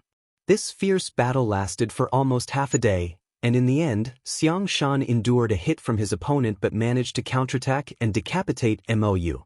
Endless sword chi then tore Mou's corpse into pieces. With that, all three of the royal lords had perished. From a couple hundred at their peak, now only a few dozen pseudo-royal lords remained, all of them struggling to survive and at risk of dying at any moment. As for the massive Black Ink clan army whose troops used to number in the hundreds of millions, most of them had been cut down, and their corpses could be seen littering the vast battlefield. Even at the heart of the no-return pass, humans were shuttling back and forth, killing off the remaining Black Ink clan soldiers. Xiang Shan was seriously injured, so he withdrew to heal while Luo Tinghe and Wei Junyang rushed to other battlefields without stopping. With the royal lords all wiped out, how could the remaining pseudo-royal lords withstand the slaughter of the human race's top masters? One by one, the auras of the pseudo-royal lords began to disappear. When the last one had his body burst apart with black blood splattering everywhere, the fiery-haired Ouyang Lai took a deep breath and clenched his fist. A peaceful silence washed over the vast battlefield. The chaotic war had long since stopped and the soldiers were looking around at each other, smiling. In the next moment, thunderous cheers erupted, the sound shaking the vast void itself. The humans had won. Sylvan, finally. Man Imonayi is so far the longest focal enemy of Yang Kai. I actually kinda like him as a character. Not sure about you guys. He was like a roach. But, not horrendously written. Wished we got to know him more than just fights and schemes. Marshall Peak, Chapter 5914, Human Race Great Victory. Around 4,000 years ago, the Black Ink clan army swept through and captured the no-return pass. Then the fight moved to the barren territory, which they used as a springboard to invade the 3,000 worlds. This was the prelude to the fall. Since then, the original inhabitants of the 3,000 worlds, the human race, had been trapped in a corner. Enveloped in despair and darkness, the only human race's dogged determination allowed them to survive and develop over the past several thousand years. Countless had fallen in the unceasing battles until today when they finally reclaimed the no-return pass. In this battle, practically all the Black Ink clansmen in the no-return pass were ruthlessly killed. This battle also signified that the human race had regained the ability to fight back against the Black Ink clan. It was a battle worthy of being recorded in history to be admired by all future generations. The humiliation and oppression of many years had been fermenting in the hearts of every member of the human race, so when the final Black Ink clansman fell, the warriors could no longer suppress the joy in their hearts, tearing the void apart with the sounds of their cheers. However, the fight was not completely over yet. One last Black Ink giant spirit god was still stubbornly resisting. But anyone could see that it was on its last legs. With Ada and heir of the giant spirit god clan to restrain it, this Black Ink giant spirit god couldn't escape. After this, the humans need only cooperate with the giant spirit gods to take down the Black Ink giant spirit god. The human race army, despite having just achieved a great victory, did not delay for long. They did not even have time to tally their losses before their soldiers marched on with their weary bodies under orders from the Supreme Headquarters. The 12 armies of the human race were like 12 unstoppable torrents, blockading the void in all directions around the battlefield of the 2 giant spirit gods and the black ink giant spirit god. The remaining warships of each army were woven into one large fleet, and the power of the various arrays and artifacts on them began silently accumulating power. Their target was the black ink giant spirit god. Under this situation, even a being as strong as the black ink giant spirit god would not be able to help itself from feeling depressed as if it had come to the end of its life. It knew that nothing it could do would help it survive today. In fact, it had already felt the urge to run away immediately after Yang Kai and Ada killed the first black ink giant spirit god together. However, Air kept on getting in its way and it couldn't get away in time. In the short window Air bought, Ada rushed over to provide support, sealing its fate. Currently, the human race army has formed a siege with tens of millions of soldiers. This was the entire military strength that they could mobilize at present. If this was still not enough to deal with a single cornered black ink giant spirit god, then what was the point of even talking about a grander crusade? On Pure Yang Pass, Mi Jingluan and the other Ninth Order masters were waiting silently. Ripples suddenly emerged in the void, and Yang Kai's figure appeared. Everyone turned over and nodded lightly at him, and not one person was looking at him without eyes filled with admiration. When it came to both age and experience, Yang Kai may not be able to compare with many of his peers here. Other than Shi Dezhuang and Tang Tao, who had only recently broken through to the Ninth Order, all the others had lived thousands, if not tens of thousands of years longer than he had. However, in terms of ability, he undoubtedly stood as the strongest among them all. If Mi Jingluan was to be called the wisest strategist of the human race army, then Yang Kai was undoubtedly its sharpest blade. Yang Kai's merits accounted for at least 70% of the black ink giant spirit god's death, while the remaining 30% was made up by Ada. Are we ready? Yang Kai asked. Mi Jingluan nodded. We were just waiting for you. Yang Kai gazed deeply at the black ink giant spirit god. Then let's begin. Mi Jingluan immediately made a gesture, and when the messenger behind him, covered in blood, saw the sign, he immediately conveyed the order in all directions. At the same time, Yang Kai's divine sense surged and he transmitted a few words over. On the battlefield sealed by the human race army, 3 giant beings were fighting unceasingly, world-shattering shockwaves spreading out with each of their clashes. Ada and Air held the advantage fighting 2 against 1, leaving the black ink giant spirit god into a sorry state, covered in wounds all over its body.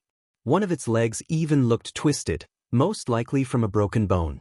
The giant spirit gods and black ink giant spirit gods hardly differed in strength, so in a one-on-one fight, it was basically impossible for either side to gain an advantage over the other.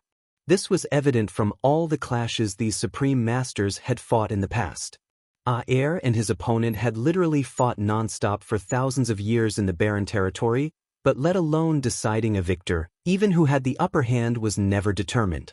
However, in such an even conflict, if another master of the same level was to join in, it would form an absolute advantage for the side with greater numbers. Even so, wanting to kill their opponent wouldn't be easy. Even Ada and Air had to be cautious when facing the final struggle of such a powerful opponent. Fortunately, they had reinforcements from the human race to help them. Ada was slightly taken aback for a moment when Yang Kai's voice was transmitted over, but Air reacted immediately and shouted at his brother, "Go!" Saying so, he kicked the black ink giant spirit god in the chest. That kick sent the black ink giant spirit god tumbling, and Air used the momentum of the kick to back away. Even though Ada was a bit slower to react, he had 2 good things going for him. Firstly, he listened to his brother. Secondly, he listened to Yang Kai. At this moment, he naturally followed suit and quickly retreated while the black ink giant spirit god was staggering. After the 2 giant spirit gods had created enough distance between them, the void suddenly trembled and countless powerful auras rose up. In the next instant, tens of millions of streams of light swept over from all directions, covering the massive body of the black ink giant spirit god like a storm, their multicolored lights interweaving to form a blinding tapestry. At this moment, The power of the arrays and artifacts on the warships was activated, and the secret techniques and divine abilities of the masters were also being fully unleashed.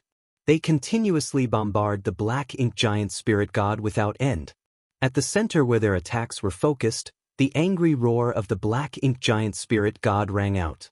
For a powerful being like a black ink giant spirit god, ordinary attacks had little to no effect on it. Even the divine abilities of the Ninth Order Masters wouldn't deal much damage to it. However, when the number of these attacks reached a certain threshold and all struck at the same time, the accumulated power was something that no living being could ignore. With numbers, even ants could kill an elephant, let alone the elite soldiers of the human race who have survived countless life-and-death battles.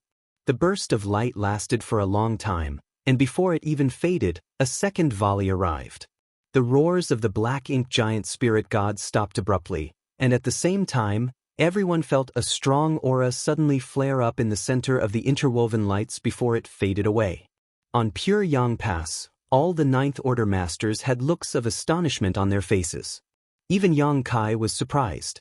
After being taken aback for a moment, Mi Jingluan raised his hand. With the signal given, the attacks of the human race army quickly subsided. Even though the attacks stopped, the dazzling lights persisted for several dozen breaths before gradually dissipating. All eyes were locked on the space in front of them, and what they saw was not the black ink giant spirit god's figure, but only large and dense black ink clouds and remnants of a broken corpse. Yang Kai couldn't help but raise his brow. This second one died just like that? Just 2 rounds of concentrated attacks from the army were enough to kill it? After a moment of silence, Mi Jingluan said, "It seems we overestimated its strength. The plan was originally to weaken the black ink giant spirit god's power first before slowly grinding it down. After all, the 12 armies had already tightly sealed the entire region of the void while the 2 giant spirit gods and the Ninth Order Masters were also standing by. There was no escaping for the black ink giant spirit god here. Death was the only fate awaiting it. Who would have thought that before all their follow-up arrangements could come into play, the second black ink giant spirit god would be smashed to pieces? It made it seem as if they had made a big fuss over nothing.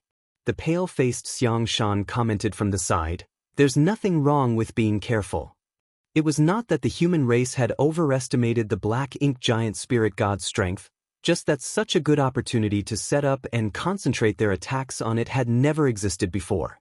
This was an attack powered by every master below the Ninth Order in the entire human race. The fact that the black ink giant spirit god could withstand the first volley without dying alone was enough to show its astonishing strength. The battlefield fell into an eerie silence once again. This sudden change left everyone feeling incredulous. Until Mi Jingluan's voice rang through the entire battlefield, "Today, we have won a great victory for the human race." After a few breaths of silence, cheers that were even louder than before spread out like waves. Slaughtering the Black Ink clan and taking back the no-return pass essentially secured their victory, but there was still the last Black Ink giant spirit god to be dealt with, so the battle hadn't ended at that point. It wasn't until this moment when the second Black Ink giant spirit god was defeated that victory truly belonged to the human race. From this moment on, the humans had fully regained control of the no-return pass and once again secured the 3,000 worlds. No longer would they have to worry about the Black Ink clan invading. Feelings of joy and exhilaration were transmitted among all the soldiers. Many of the survivors wept, not because they were happy to survive, but because they had to mourn those who died in battle and could not see the glory of the human race's victory. The soldiers expressed their emotions freely. Yang Kai suddenly turned in a certain direction with joy in his eyes. In that direction, among the soldiers cheering in excitement, one person's aura was fluctuating violently. As his aura shook, his momentum soared rapidly. That person clearly realized what was about to happen and looked up towards Pure Yang Pass. Beside him, all the soldiers noticed the situation, and many showed envy in their eyes. Oh, Yang Lai laughed heartily. "That's Xing Wu Yu of my profound Nether army. I'll go and give him some pointers." Saying so, he flew over to that side with a big smile on his face without any care for his tired and battered body. This couldn't be helped. The person named Zheng Wuyu was showing signs of breaking through his peak 8th order bottleneck, which meant that he was about to advance to the Ninth Order Open Heaven realm. It was exciting news for everyone. Since about 30 years ago, when Shi Zhuang and Tang Tao successively broke through into the Ninth Order, there had been no new Ninth Order masters among their people. But everyone knew that Shi Zhuang and Tang Tao's breakthroughs were just the beginning. After them, more Ninth Order masters were sure to be born, and it was bound to be an endless process because the World Tree clone's feedback in the Open Heaven realm cradles was just about to demonstrate its greatest effect. There had been a continuous stream of promising seedlings that had advanced directly to the Seventh Order over the past few thousand years. Thus, it was only a matter of time before these seedlings reached their final destination, the Ninth Order. Martial Peak, Chapter 59-15, Heavens Bless the Human Race.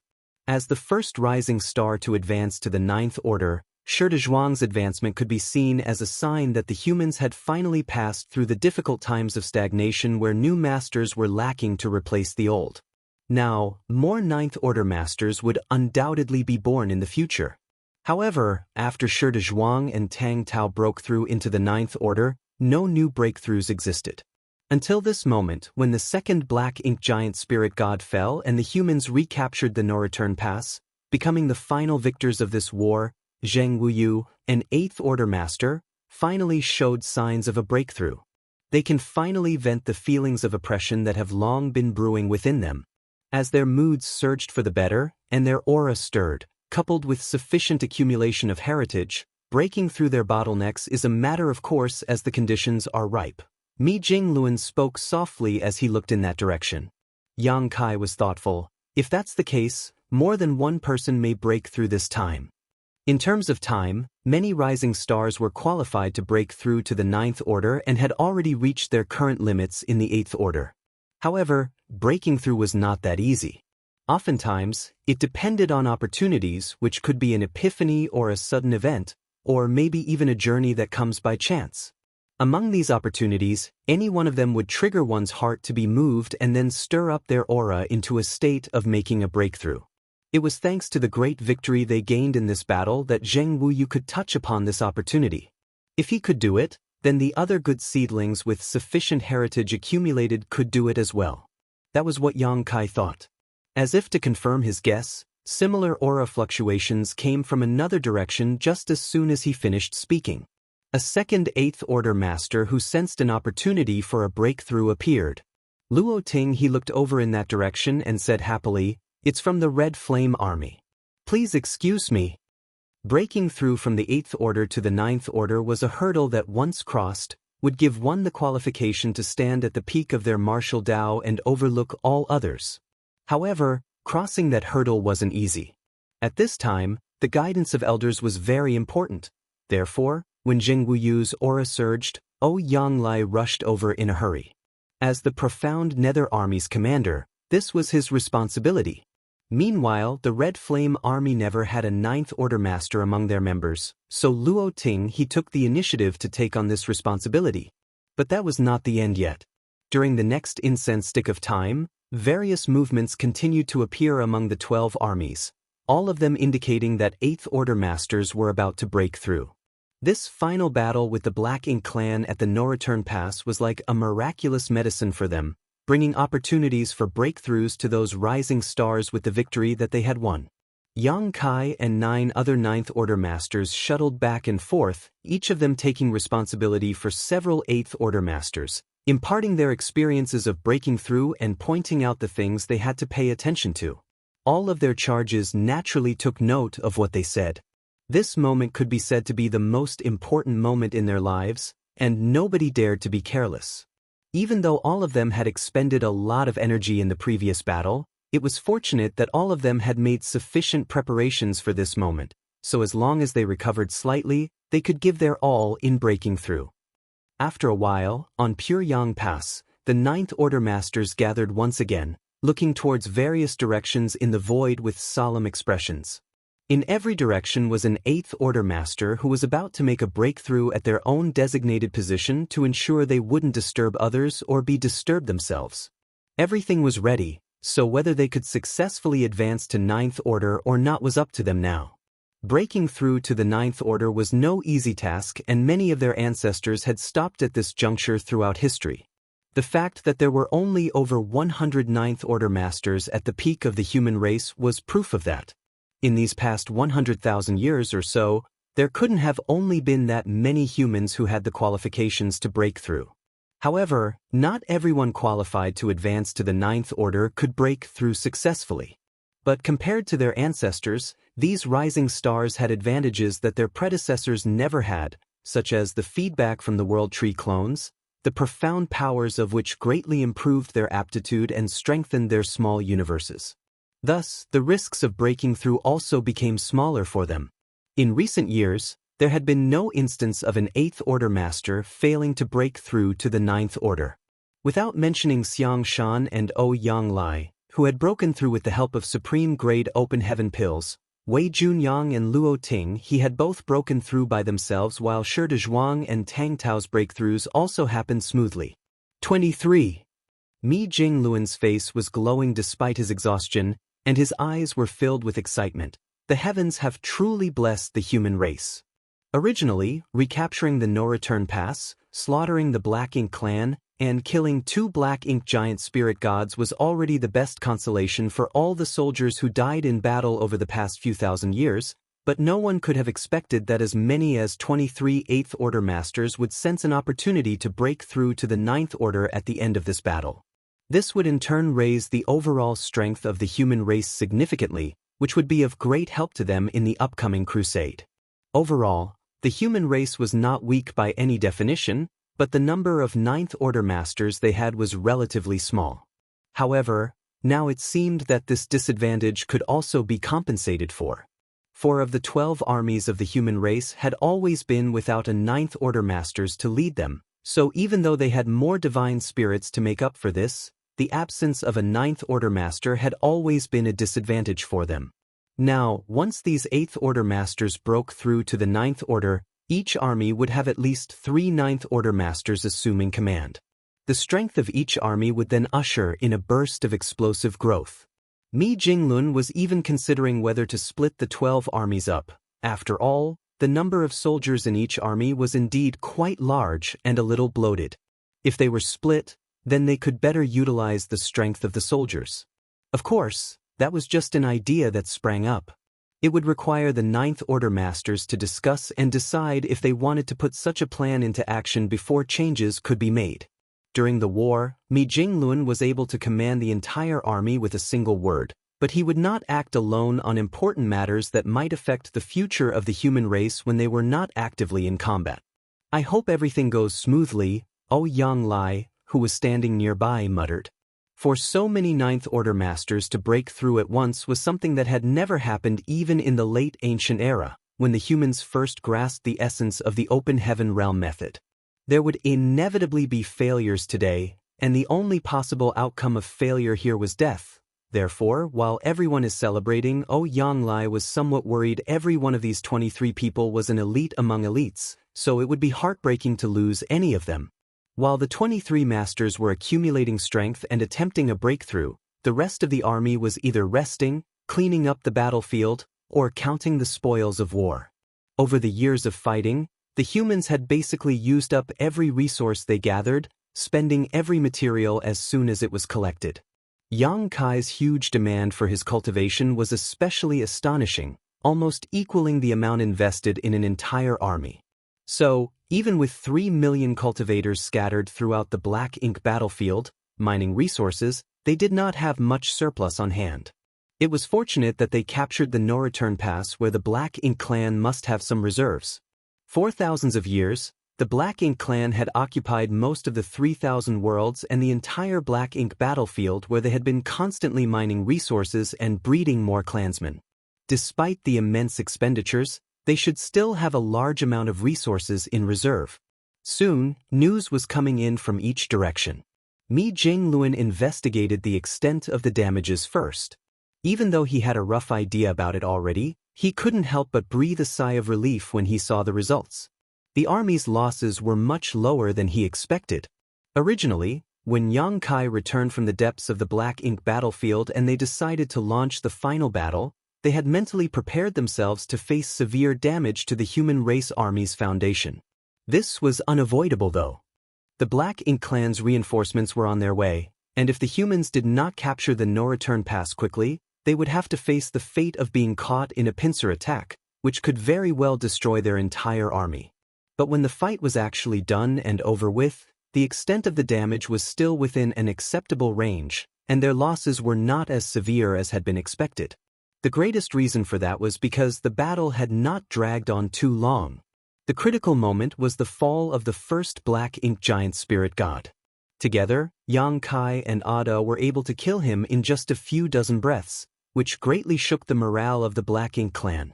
Following that, Emo Na Ye's fall dropped the morale of the Black Ink clan even further while also greatly disrupting their ability to coordinate and organize themselves. As they acted decisively and were able to settle the fight quickly, the losses to the human race army were naturally kept to a minimum. Of course, the purifying light that erupted from the sacrifice of the 2008th Order small stone race masters was also indispensable. At that time, the purifying light not only severely damaged the Black Ink giant spirit god, but almost instantly wiped out a large swath of Black Ink clansmen while all the Black Ink clansmen over the entire battlefield were affected by it somewhat, lowering their strength to a certain extent. All these unexpected events laid the foundations for their grand victory. After looking through the battle report, Mi Jinglun handed it over to Yang Kai, who couldn't help but breathe a sigh of relief as he swept his divine sense over it. The losses were not small, but weren't too large either.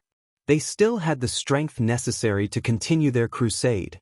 If the casualties of this battle had exceeded 30%, they may have lost that ability.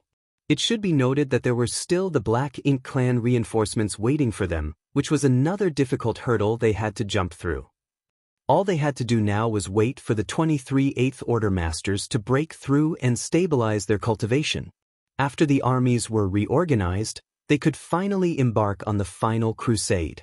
Yang Kai looked out into the depths of the void with deep worry creasing his brows. Even now, he had no idea what had happened at the Primordial Heaven's Source Grand Restriction, nor what the situation was with the suppressing Black Ink army. His family and disciples were all over there, and it would be a lie to say that he wasn't worried about them. If he could, he would have rushed to the Primordial Heaven's Source Grand Restriction as soon as he found out about the movements of the Black Ink clan's reinforcements.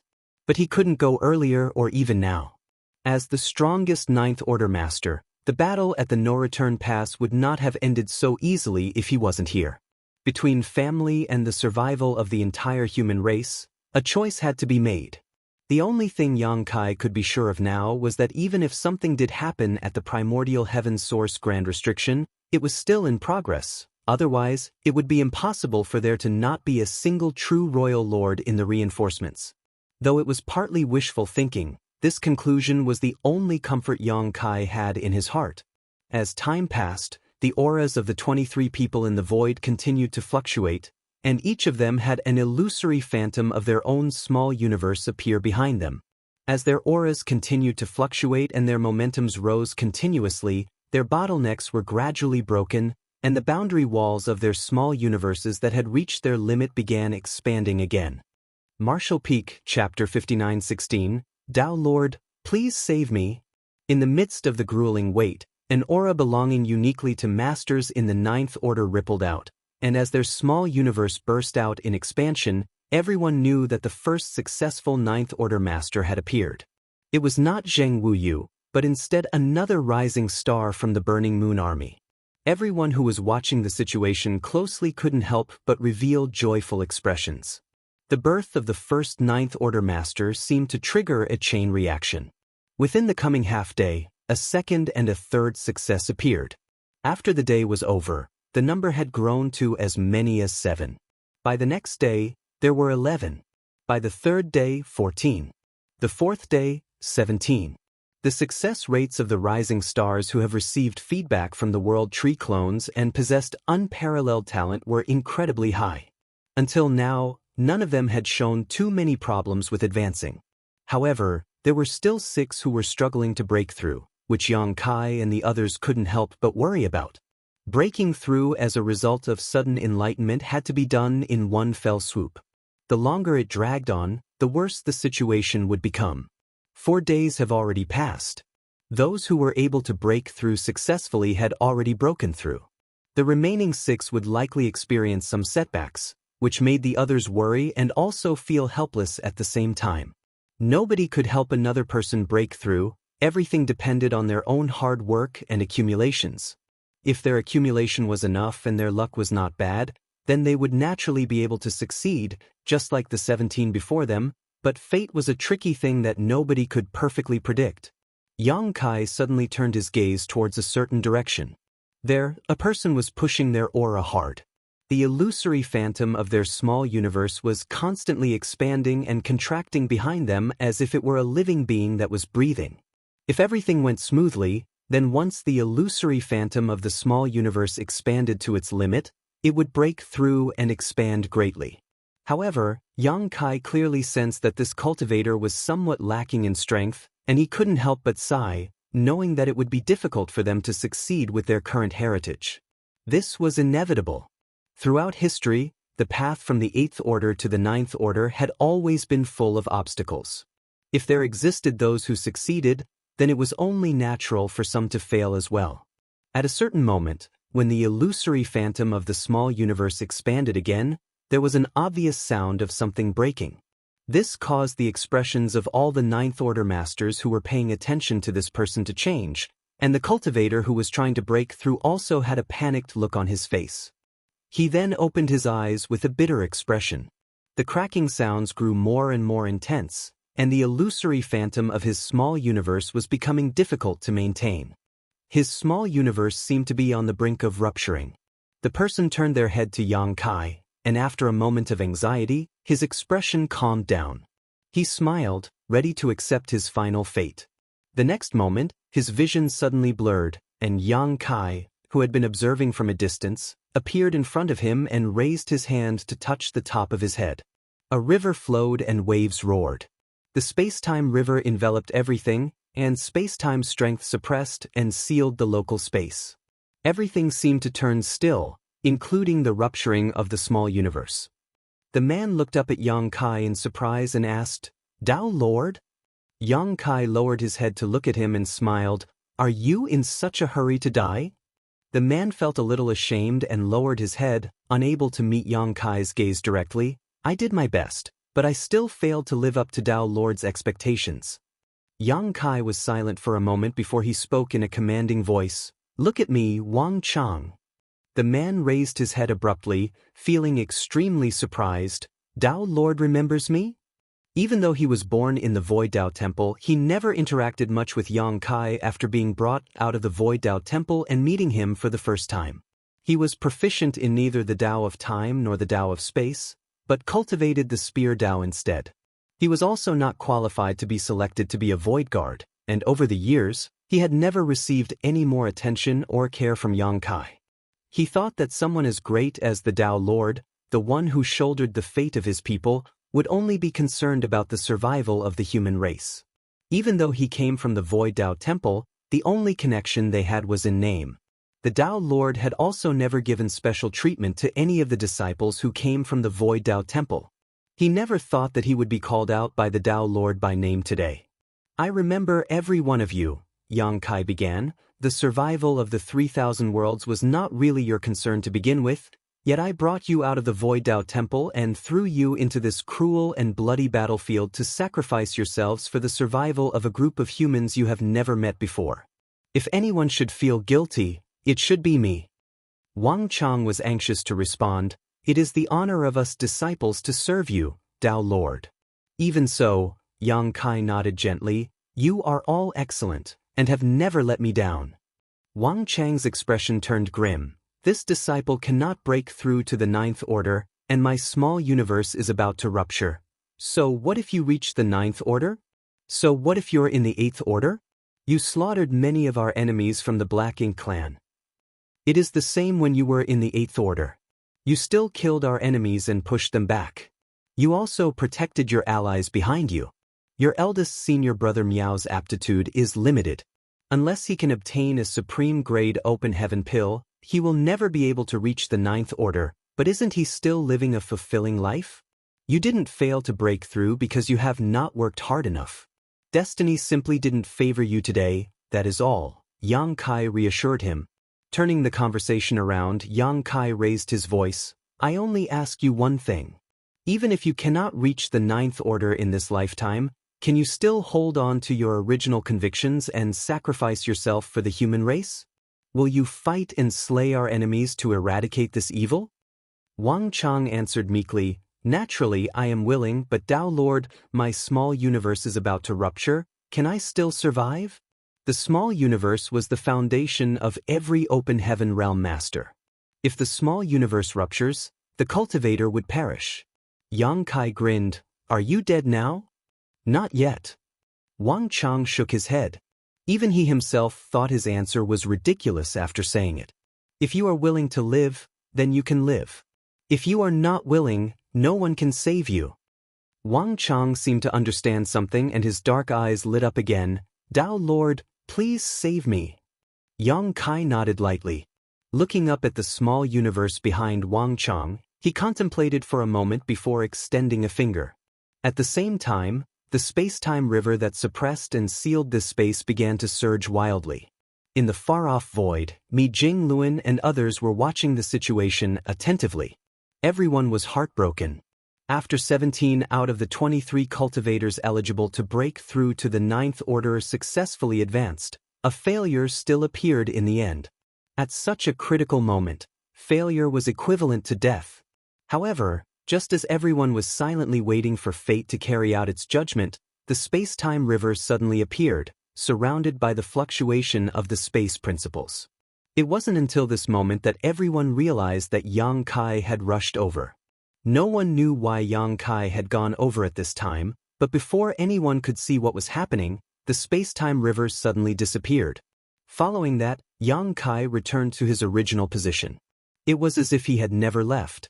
Only his face was slightly paler than before.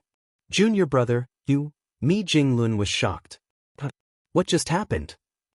Oh, Yang Lai suddenly exclaimed, scaring Mi Jingluan so much that he choked on his words. Following his gaze, all the 9th order masters were shocked by what they saw. The rupturing of Wang Chang's small universe had mysteriously been reversed, leaving the illusory phantom behind him completely intact. The only differences were there was no longer any sign of a breakthrough going on and Wang Chang's aura had become weaker, as if his foundation had been damaged. Many thoughts flashed through Mi Jingluan's mind as he turned to Yang Kai in astonishment. Junior brother, what did you do? Regardless of what Yang Kai did, they could tell from the results in front of them that Wang Chang, who was doomed to die, had been saved while his breakthrough had failed. Compared to dying and fading away, this was undoubtedly a good result. At the very least, Wang Chang had survived and could still contribute to the war. Yang Kai said, I crippled hundreds of years of his foundation. Is that also possible?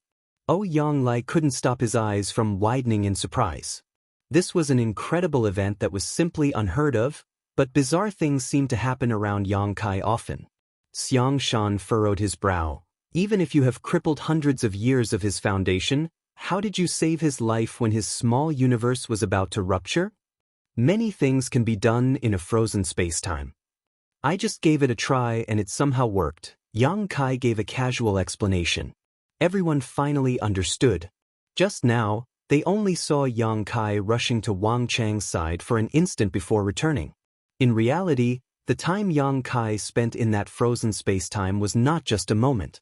He must have made a lot of preparations and used many means to suppress Wang Chang's breakthrough to save his life. What he did was nothing short of a miracle. But manipulating space-time on any level was not an easy task. Whether it be the Tao of space or the Tao of time, both were extremely profound and esoteric.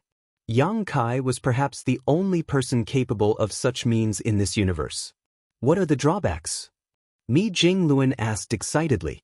He was originally worried that they would have to see their people fading away among those who were breaking through to a higher realm, but seeing that Yang Kai had such a technique, he could save their lives.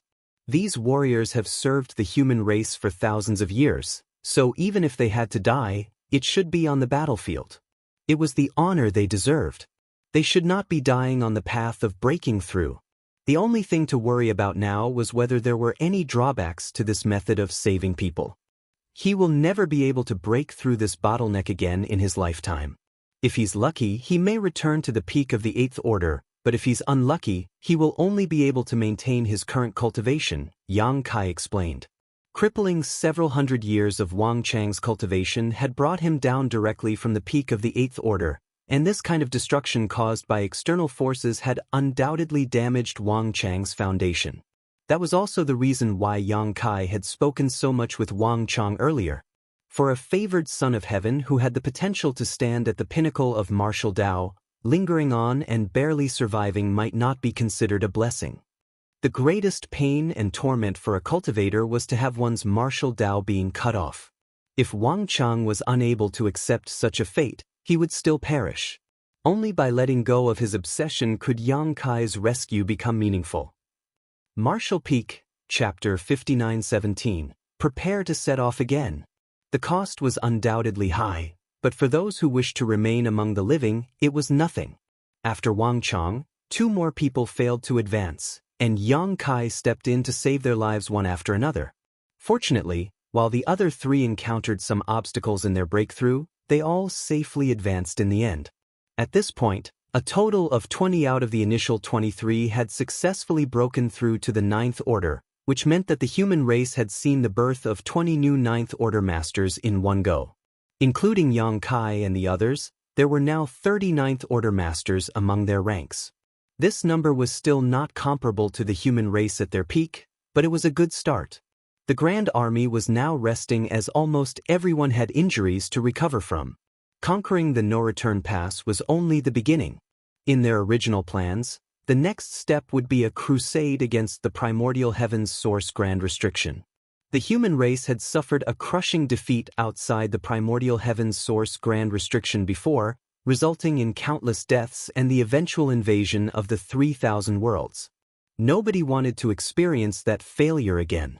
Even after that defeat, the humans had the strength to fight on. But now, the human race had gathered all their strength.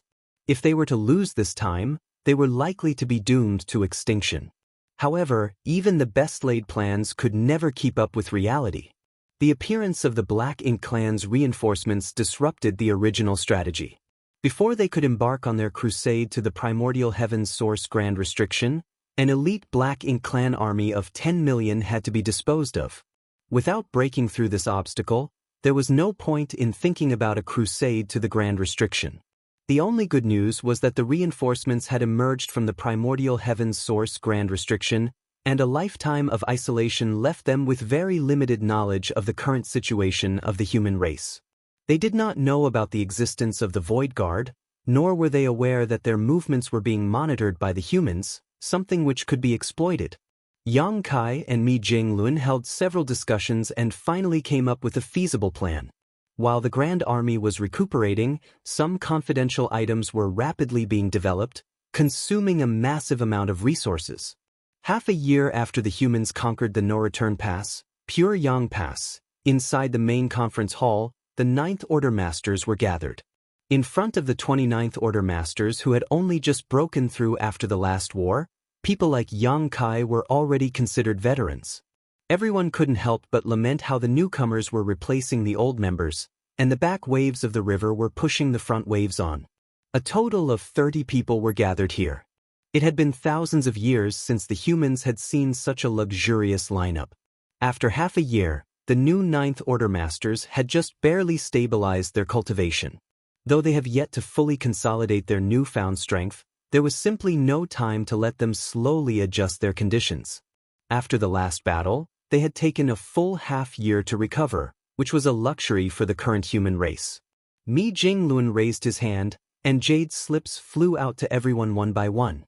As they examined these slips, Mi Jinglun spoke. After that major battle half a year ago, the Void Guard scouting ahead reported that the reinforcements from the primordial heaven's source Grand Restriction have stopped and are now waiting to ambush us when we set out. They are currently located around the junction of the Black Ink battlefield and the late Ancient Era battlefield, though much closer to the latter. Listening to his briefing, the 9th Order Masters checked the jade slips and found this basic information was listed inside. Mi Jingluan continued, from the intelligence we have now, the Black Ink Clan reinforcements have found out about the war here at the No-Return Pass as well as the outcome of the battle.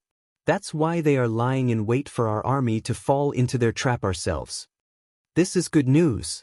Since they have no idea that their actions have already been exposed, we can use their plan against them. Since they have chosen to ambush us, we can take advantage of their inaction to surround them and wipe them out in one fell swoop. If we are to go against the Black Ink Clan at the Primordial Heaven's Source Grand Restriction, these reinforcements must be eliminated first. While you are all recovering from your injuries, Junior Brother Yang and I have formulated a plan. Please look it over. If there are any issues, please speak up as soon as possible so that we can discuss and solve them together. The group silently looked through the jade slips. The newly advanced Ninth Order Masters remained silent, not because they felt that they lacked the qualifications to express their opinions, but because they felt that the plan was indeed feasible and there was nothing that had to be changed.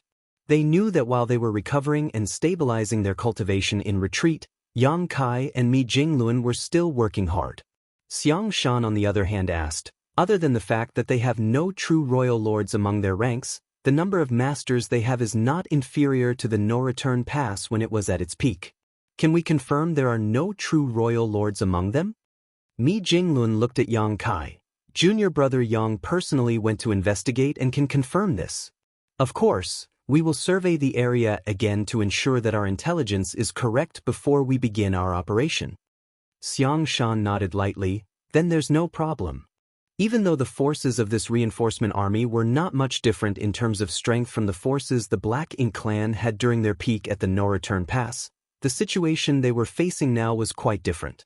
At the very least, these reinforcements did not have any true royal lords or Black Ink giant spirit gods among them. Meanwhile, the humans had not only gained 20 more Ninth Order Masters, but they also had the support of Ada and Aer. The advantages brought by the two giant spirit gods alone were immeasurable. Furthermore, there was a big difference between trying to siege a fortified position and conducting a field battle. Even if they had to face an army of millions of elites, the humans were confident that they could defeat the Black Ink Clan with minimal losses as long as careful preparations were made. Since there are no issues, let's proceed according to plan. We have been preparing for this battle for the past 6 months, so all armies should be ready to depart in 3 days. All the Ninth Order Masters stood up to answer before dispersing. After capturing the No-Return Pass half a year ago, the new Ninth Order Masters were divided among the various armies. Ultimately, it was decided to keep the configuration of the 12 armies, so each army now had 2 or 3 Ninth Order Masters assuming command, avoiding the awkward situation of anyone lacking a Ninth Order Master. Once everyone left, Mi Jingluan turned to Yang Kai and asked, "Junior brother, how are your injuries?" Yang Kai replied, "Nothing to be concerned about, but I won't be able to use my dragon vein powers for a short period." The drawbacks of using his dragon bead could not be restored quickly. It would have to take at least a decade of uninterrupted rest for him to properly recover, something the humans could not afford right now. Mi Jingluan nodded. "We still need Junior Brother to work hard in the coming battles." "I know, it is my duty." Yang Kai nodded and stood up. "If Senior Brother has no other orders, I will go and cultivate now." Mi Jingluan laughed. "Go ahead." As soon as Yang Kai left the main hall, a face appeared in the void that blocked out the sky, revealing an ingratiating smile. Yang Kai was speechless and threw a world bead to Ada as he told him, "Eat less and don't fall asleep. We're going into battle soon." While chewing loudly on the world bead, Ada answered him casually. Not long after, the space-time river appeared outside of the No-Return Pass. Plunging inside, Yang Kai began refining resources and cultivating.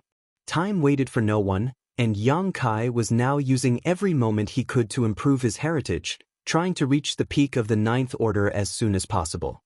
After teaming up with Ada to slay a Black Ink giant spirit god last time, Yang Kai realized that he was still too weak. The Black Ink giant spirit god was only one of Mo's creations, a mere soul clone. If he had to face Mo someday, what would he do?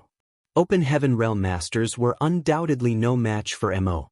According to Tsong, Mo had already reached the legendary creation realm. However, with Yang Kai's increasing progress and enlightenment in his Grand Daos, in recent years, he faintly felt that something was off about the belief that Mo was in the creation realm. Of course, he had no idea what exactly the creation realm was, but he knew that he needed to cultivate hard to bring his own cultivation to its peak before he could gain the qualifications to explore the mysteries of the next realm. He was still lacking in many ways. Every moment of free time was extremely precious for Yang Kai in the current situation. 3 days passed in a flash. Outside Pyongyang Pass, the Grand Army were fully armed and ready to go. The mood was solemn, and killing intent filled the air. After preparing for half a year, the soldiers had still not lost their momentum or fighting spirit. All of them knew that taking the no-return pass was only the beginning, and winning a single battle did not mean the end of the war.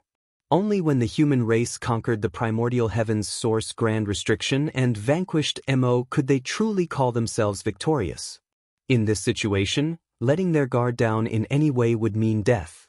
12 universe fragments had already been prepared and lay across the outside of the no-return pass.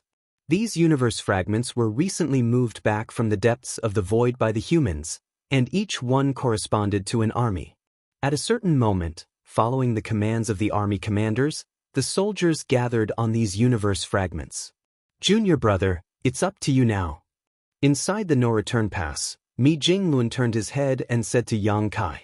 Yang Kai nodded and took a step forward, arriving at the closest universe fragment. Summoning his space-time river, Yang Kai quickly turned it into a torrent which wrapped around the universe fragment in front of him. Looking from afar, the surging river was just like a giant snake, coiling and enveloping the universe fragment. Dao strength surged, and with the shaking of the space-time river, a section of the void was stripped away and compressed while the universe fragment within shrank rapidly. In less than an hour, Yang Kai retrieved the river and reached out, grabbing a newly formed world bead. After a quick investigation, he tossed it to Xiang Shan, who was standing next to him. Even Xiang Shan, who was used to seeing the strong winds and waves, caught it in a panic as he cradled the world bead in his palms. There was no helping this as the entire Blood Flame army was currently inside this world bead. Heavens know what damage it would cause to the army if the bead was to shatter. At this moment, Xiang Shan could only sigh and marvel at the profundity of space secret techniques. He had never imagined that Yang Kai could do such a thing, refining an entire universe fragment where an army of millions of human masters were located into a single bead. If you had such a technique, why didn't you use it during the previous crusade? Xiang Shan couldn't help but ask. When the humans set out from Black Territory, they had to trek through a long and arduous journey. At that time, they used the method of taking low and mid-rank Open Heaven Realm Masters into the small universes of high-rank Open Heaven Realm Masters to reduce the cost and risk of transmission. Even though it was still considered convenient, it was far inferior to the current method Yang Kai was displaying. Marshall Peak, Chapter 59-18, Turtle Hiding in Its Shell? In response to Xiang Shan's question, Yang Kai explained, "This technique requires a suitable vessel, so it wasn't possible for me to do so at the time. A universe fragment or universe world that had been refined into a world bead was one such suitable vessel. The Black Ink clan had destroyed essentially all suitable bodies in the 3,000 worlds during their many millennia of occupation, so they were unsuitable for him to use in such a situation. He did have a few world beads from the Myriad Monsters territory, but those were meant as rations for Ada and Aer." Xiang Shan nodded in understanding as he carefully put away the world bead that contained the entire Blood Flame army. Yang Kai was already refining the second one and soon turned the various universe fragments, each with one of the 12 armies on it, into world beads and gave them to the appropriate Ninth Order Masters for safekeeping. Finally, Pyongyang Pass was the only object remaining outside the no-return pass. The Supreme Headquarters staff gathered in the central square with the 2 giant spirit gods who shrank themselves down. Once Yang Kai used his space-time river to envelope and refine Pyongyang Pass into a type of world bead, all that was left of the Grand Army was a group of Ninth Order Masters. Mi Jinglun turned around and gazed in the direction of the no-return pass as he called out, "Those of you who remain in the no-return pass must do your best to safeguard the entrance to the 3,000 worlds." If the army returns one day, it will be in glorious triumph. However, he paused, if you receive unfavorable news from the front lines, seal the territory gate, return to the 3,000 worlds, and make the necessary preparations. Though the majority of the army was setting out, there were still some who remained at the no-return pass to stand guard. After all, this was the primary territory gate that led to the 3,000 worlds. They could not leave it undefended. Nevertheless, the ones who stayed back were the ones who had been severely injured during the previous battle. Every single one of them sported grave injuries, from severed limbs to damaged small universes. There were only a few tens of thousands of them. When Mi Jinglun gave the order for them to remain at the no-return pass, their protests made it all the way to the Supreme Headquarters. Despite their injuries, they were still fueled by their desire to slaughter the enemy, and even though they were not as strong as they once were, they were willing to fight to the bitter end. Mi Jinglun had to spend a lot of time persuading them with both reason and emotion until they finally agreed to watch over the territory gate. It was always wise to plan for all possibilities. Although they were able to kill off seemingly all of the Black Ink clan army when they besieged the no-return pass, there were bound to be some who managed to slip past them due to the vastness of the battlefield. While these remnants of the Black Ink clan army might not be all that powerful, they could still wreak havoc on the humans who remained behind in the 3,000 worlds if they were given free rein. Furthermore, the ones who stayed behind were not all powerful masters. It was for this very reason that Yang Kai left behind a sealing secret technique. If the humans fell in the coming battle, the ones who remained at the no-return pass were to retreat and use the sealing secret technique he left to permanently close the territory gate. Once that was done, the 3,000 worlds would no longer be connected to the Black Ink battlefield. Only a very large number of pseudo-royal lords or royal lords would be able to break the sealing secret technique Yang Kai left behind. If that many powerful masters from the Black Ink clan did return to the no-return pass, it meant that the human army had lost, which would also mean the end of the human race. Once Mi Jinglun finished giving his instructions, those who were to remain behind cupped their fists and chorused, "Yes, sir." The Ninth Order masters took one last look at the no-return pass. Their eyes flitted over the territory gate that led back to the 3,000 worlds before they hardened their hearts and abandoned all wistfulness as they headed deeper into the void. No one knew how many of them would make it back alive. Behind them, a loud voice bellowed out from the no-return pass, "May your valiant efforts be rewarded and your return victorious." The other voices rang out in unison, "May your valiant efforts be rewarded and your return victorious." With the help of the universe temples and space arrays that the Void Guard had set up beforehand, the 39th Order Masters took only a few days to traverse across the vast void and arrive at the boundary between the Black Ink battlefield and the late Ancient Era battlefield. They had made their calculations beforehand and gathered at the last of the universe temples where they convened with the Void Guard who were standing guard here. They wanted to hear the reports regarding the situation further ahead. Soon, the Void Guard finished reporting everything they knew. After taking it all in, Yang Kai said, "That means the Black Ink clan's reinforcements plan on ambushing us on the late Ancient Era battlefield." The Void Guard who spoke nodded and added, "That seems to be their plan." During the final battle at the no-return pass half a year ago, the reinforcement army that had been rushing over suddenly stopped. We didn't know what happened at the time, but later on, we figured that they must have received word from the no-return pass. Mi Jinglun nodded. Before Mo Na Yi died, he was still busy sending out dispatches. He must have been the one who arranged this. After Yang Kai killed Mo Na Yi with his spear, Mi Jinglun retrieved a small black ink nest from Mo Na Yi's hand.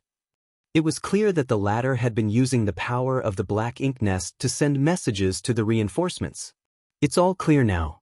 The Black Ink clan's reinforcements realized that their existence had been exposed and that the no-return pass had been seized, so in compliance with Mo Na Yi's arrangements, they found a suitable battlefield to lay in wait to attack us, but they would not have expected us to arrive this quickly. Considering the pace of a regular army, it would take the humans about a decade to cross such a distance, even if they left as soon as they emerged victorious at the no-return pass. By then, no matter how strong the human race Grand Army was, they would still be exhausted from traveling and caught off guard by the Black Ink clan's well-prepared ambush. However, the human race only spent half a year recuperating after taking back the no-return pass before reaching this place a couple of days later. It had indeed been a wise decision to form the Void Guard as they managed to help the humans avoid a catastrophic situation. This was their chance to make use of the intel they had while their opponents remained in the dark. After mulling it over in silence, Yang Kai raised his head and said, "Senior brother, all of you can rest here for now. I'll go on ahead and scout the situation." Mi Jinglun nodded. "We will have to trouble you with that, junior brother." A Void Guard swiftly stepped forward with a space beacon which Yang Kai took and channeled his power into. Once the space beacon flashed, Yang Kai disappeared. The next instant he appeared somewhere in the void. There was a figure beside him. It was Li Wu-yi, who was in charge of tracking the movements of the Black Ink Clan reinforcements. This was the same way Yang Kai dropped in on Li Wu-yi the last time. Li Wu-yi let out a small exhale of relief when he spotted Yang Kai. He did feel rather pressured by his task of keeping an eye on things alone, but thanks to Yang Kai's presence, he now felt as if some weight had been lifted off his shoulders. "Did we retake the no-return pass?" Li Wu asked. Even though Li Wu-yi received the news about the results of the battle at the no-return pass, he could not resist checking anyway. "Indeed." Yang Kai nodded. "That's good to hear." Li Wu-yi smiled at the confirmation, but soon his expression turned grim as he asked quietly, "The casualties? Not as bad as it could have been. It is still bearable for us." Li Wu-yi nodded without asking any further. All he would get was a cold, emotionless number, but every single number represented the sacrifice of a person. The price of war was far too heavy. "How are things over there?" Yang Kai looked out in front of him, but to his puzzlement, he did not see any sign of the Black Ink Clan's reinforcements. "I knew you were coming, so I retreated a little to avoid letting them sense anything. You can't see them from here." Li Wu explained. "They stopped moving half a year ago. Since then, they've been preparing themselves and building defensive structures." "Defensive structures?" Yang Kai raised his eyebrows in surprise. Li Wu nodded. "They dragged over many of the lifeless universe worlds and fragments to act as barriers. It seems to me that they intend to build up a base. It sounds as if they plan on having a full-on confrontation with us instead of ambushing us," Yang Kai thoughtfully mused. "That's very much within their means." Li Wu-yi's expression was grim. There were several hundred pseudo-royal lords and over 10 million high-rank or higher Black Ink clansmen. Even though they don't have any true royal lords or Black Ink giant spirit gods with them, they are still a force to be reckoned with. "It's undoubtedly Mo Naye's doing," Yang Kai remarked in realization. "Their goal was never to stop our crusade, they simply hoped to weaken us. As long as we've been weakened enough, continuing with the crusade will become meaningless. Thus, instead of trying to set up an ambush, they are better off fighting an all-out battle. They probably want us to discover their tracks." Li Wu-yi gave it some thought before nodding in agreement. "That seems to be the case." "How vigilant are they?" Yang Kai checked.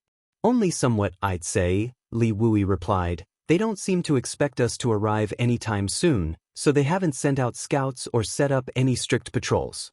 Furthermore, the scouts they have deployed are only monitoring a small area. Still, it's enough to stop me from getting too close." 6 months ago, Li Wu had been able to observe the Black Ink Clan army from up close, but ever since they began setting up their base, he had to stay further back to avoid detection. "I'll go and take a look," Yang Kai said. After confirming the direction, he shot off into the void. Though he did not discover any true royal lords the last time he checked, there was no harm in being cautious. It was best to do a thorough check once more, as inaccurate information could very well lead to unnecessary casualties in battle. After traveling for a while, Yang Kai caught sight of the Black Ink Clan army. He used Thunder Shadow's innate divine ability to mask his figure and aura as he continued making his approach. It was just as Li Wu had said. The Black Ink Clan army was building a base here. They dragged many universe worlds and fragments from all over the void to create barriers and barricades in an otherwise empty territory. This area was still a part of the Late Ancient Era battlefield. During the Late Ancient Era, the humans and the Black Ink Clan fought fiercely on this vast expanse. Countless great experts died in battle, leaving behind numerous traps in the form of barriers, seals, and restrictions. There were even divine abilities and secret techniques that had yet to be used up. These were all things that the Black Ink clan could use to their advantage. Yang Kai scrutinized the surroundings as he made his way closer to the Black Ink clan's reinforcement army. Soon, he arrived at the nearest spot he could reach and began studying the Black Ink clan's reinforcement army closely. Once he was certain that they did not have any true royal lords amongst them, his worries eased. Though they were a sizable force and powerful as well, their lack of military intelligence when compared to what the humans knew made them little more than turtles hiding in their shells. Marshall Peak, Chapter 59-19, Without Warning. Around half a day later, Yang Kai returned to the Universe Temple and the Ninth Order Masters gathered around him to get an update. Once Yang Kai filled them in on everything he witnessed, Mi Jingluan nodded. It's fairly similar to what we expected. In that case, should we proceed according to plan? Xiang Shan asked. Mi Jingluan turned to Yang Kai. What do you think, junior brother? It won't be a problem, Yang Kai answered. Mi Jingluan's expression was serious as he declared, let's stick to the plan then. Soon, everyone left the Universe Temple, save for 2 void guards who remained behind to stand guard there. After a day's worth of traveling, they arrived in a part of the void that was neither too far nor too near the base of the Black Ink clan's reinforcements. Yang Kai held his hand out to Xiang Shan, who brought out the world bead he had been keeping with him the whole time. Space principles surged as Yang Kai's hands moved swiftly. He gently patted the world bead before tossing it into the void. Once the tiny world bead left Yang Kai's grasp, it started expanding at great speed. It looked as if a stone had been tossed into a calm lake, causing ripples to spread out in all directions. In just a few moments, the world bead had been restored to its original form, and on the lifeless universe fragment, the Blood Flame army was busy preparing themselves. Senior brother Xiang, I'll leave things here to you and junior brother Sun, Yang Kai said. Xiang Shan nodded in response, as did Sun Ku, one of the new Ninth Order Masters. You all will remain here as well and cooperate with me later when we strike. Yang Kai spoke to a few members of the Void Guard accompanying them. Yes, sir. They quickly replied. Let's go to the next spot. Yang Kai called out as he led the rest of the Ninth Order Masters and Void Guard onwards. Yang Kai kept releasing world beads at specific spots and leaving each of the human race armies there. This carried on for a couple of days until everything was in place. They were done with all their preparations. The last army to be released was the Profound Nether Army, which presently had 3 Ninth Order Masters among their ranks. One was Yang Lai, a more seasoned Ninth Order Master, while the other 2 were newly promoted with a lot of room for growth. The atmosphere was tense as the army stood ready for battle. Yang Lai was in the lead, his eyes closed. Approximately a quarter hour later, the time that had been agreed upon earlier arrived. Yang Lai whipped his eyes open, raised his hand, and shot off. The Profound Nether Army that had been waiting eagerly for this moment heard him roar, "Charge!" This scene played out in 12 different areas of the void as the 12 armies marched on the enemy from 12 different directions at the same time, heading straight towards the Black Ink clan reinforcements base. No sound was made, but their steely resolve and murderous intent permeated the void, causing space itself to shudder in their presence. Meanwhile, Yang Kai was hovering above the base with his eyes closed as he quietly counted down. The base was made up of over 100 universe fragments and worlds that had been gathered together. The Black Ink clan had gone through painstaking efforts to drag all of these over from the neighboring areas of the void to use as a defense line. Some of the pseudo-royal lords were gathered in a corner of the base, communicating via divine sense, their expressions grim as they were worried about the future. This could not be helped. 6 months ago, they suddenly received word from the no-return pass that the humans had launched a frenzied, all-out attack.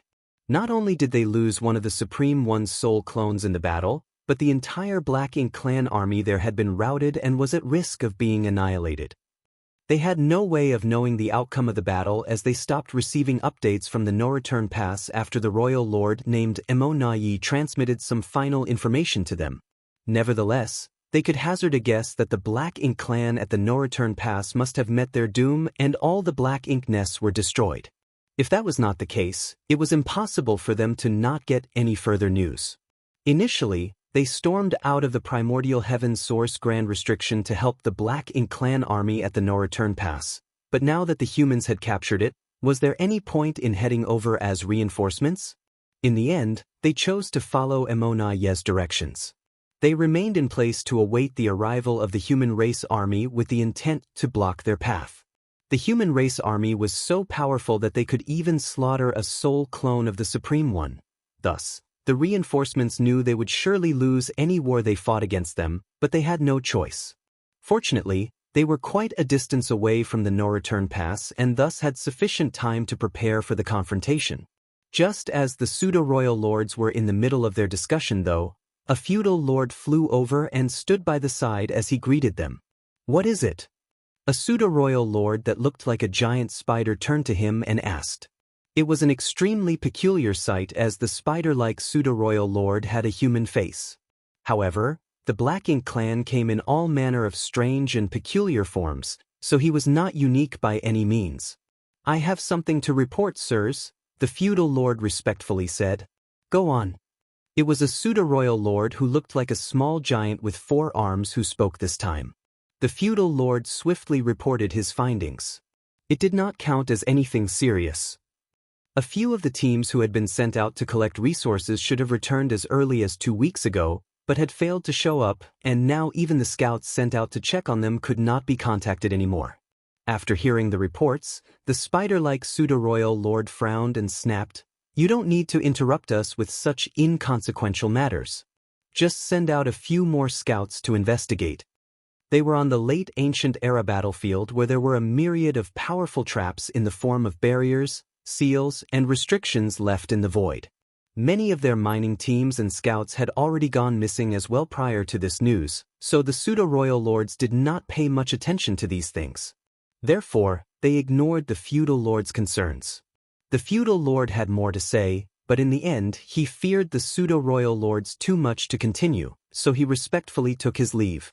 He could only do as the pseudo-royal lord had commanded, so once he got back, he sent out a few more scouts and instructed them to investigate the places where the previous teams had gone missing, though he still felt uneasy.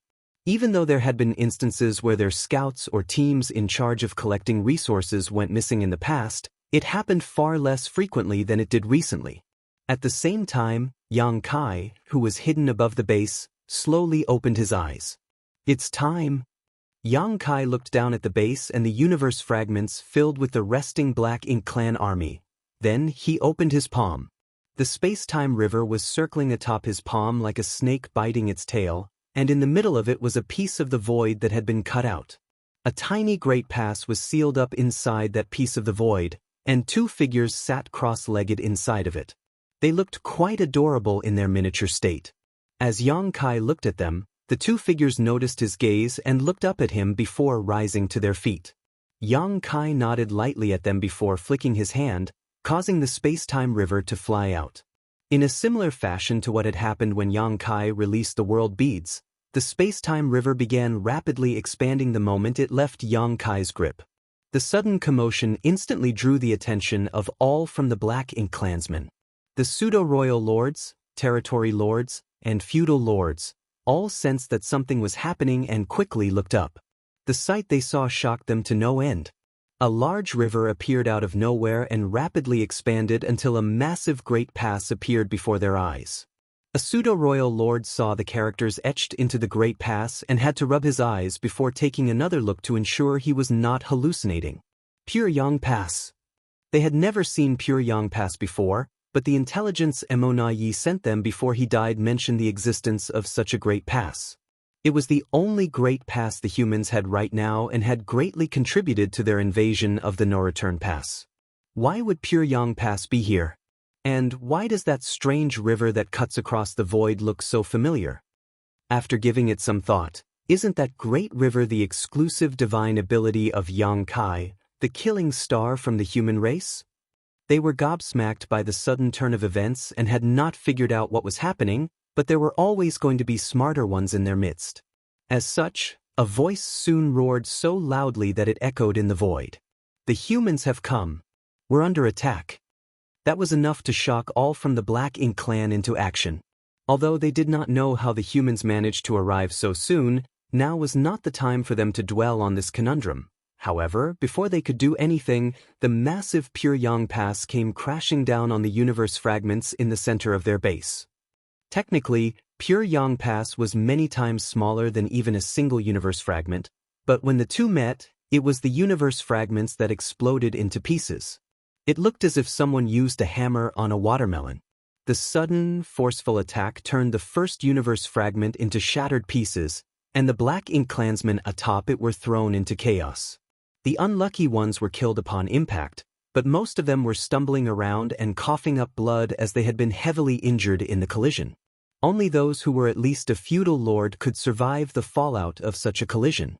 At least 100,000 high-rank Black Ink clan soldiers died from just this attack alone, and it was only the beginning.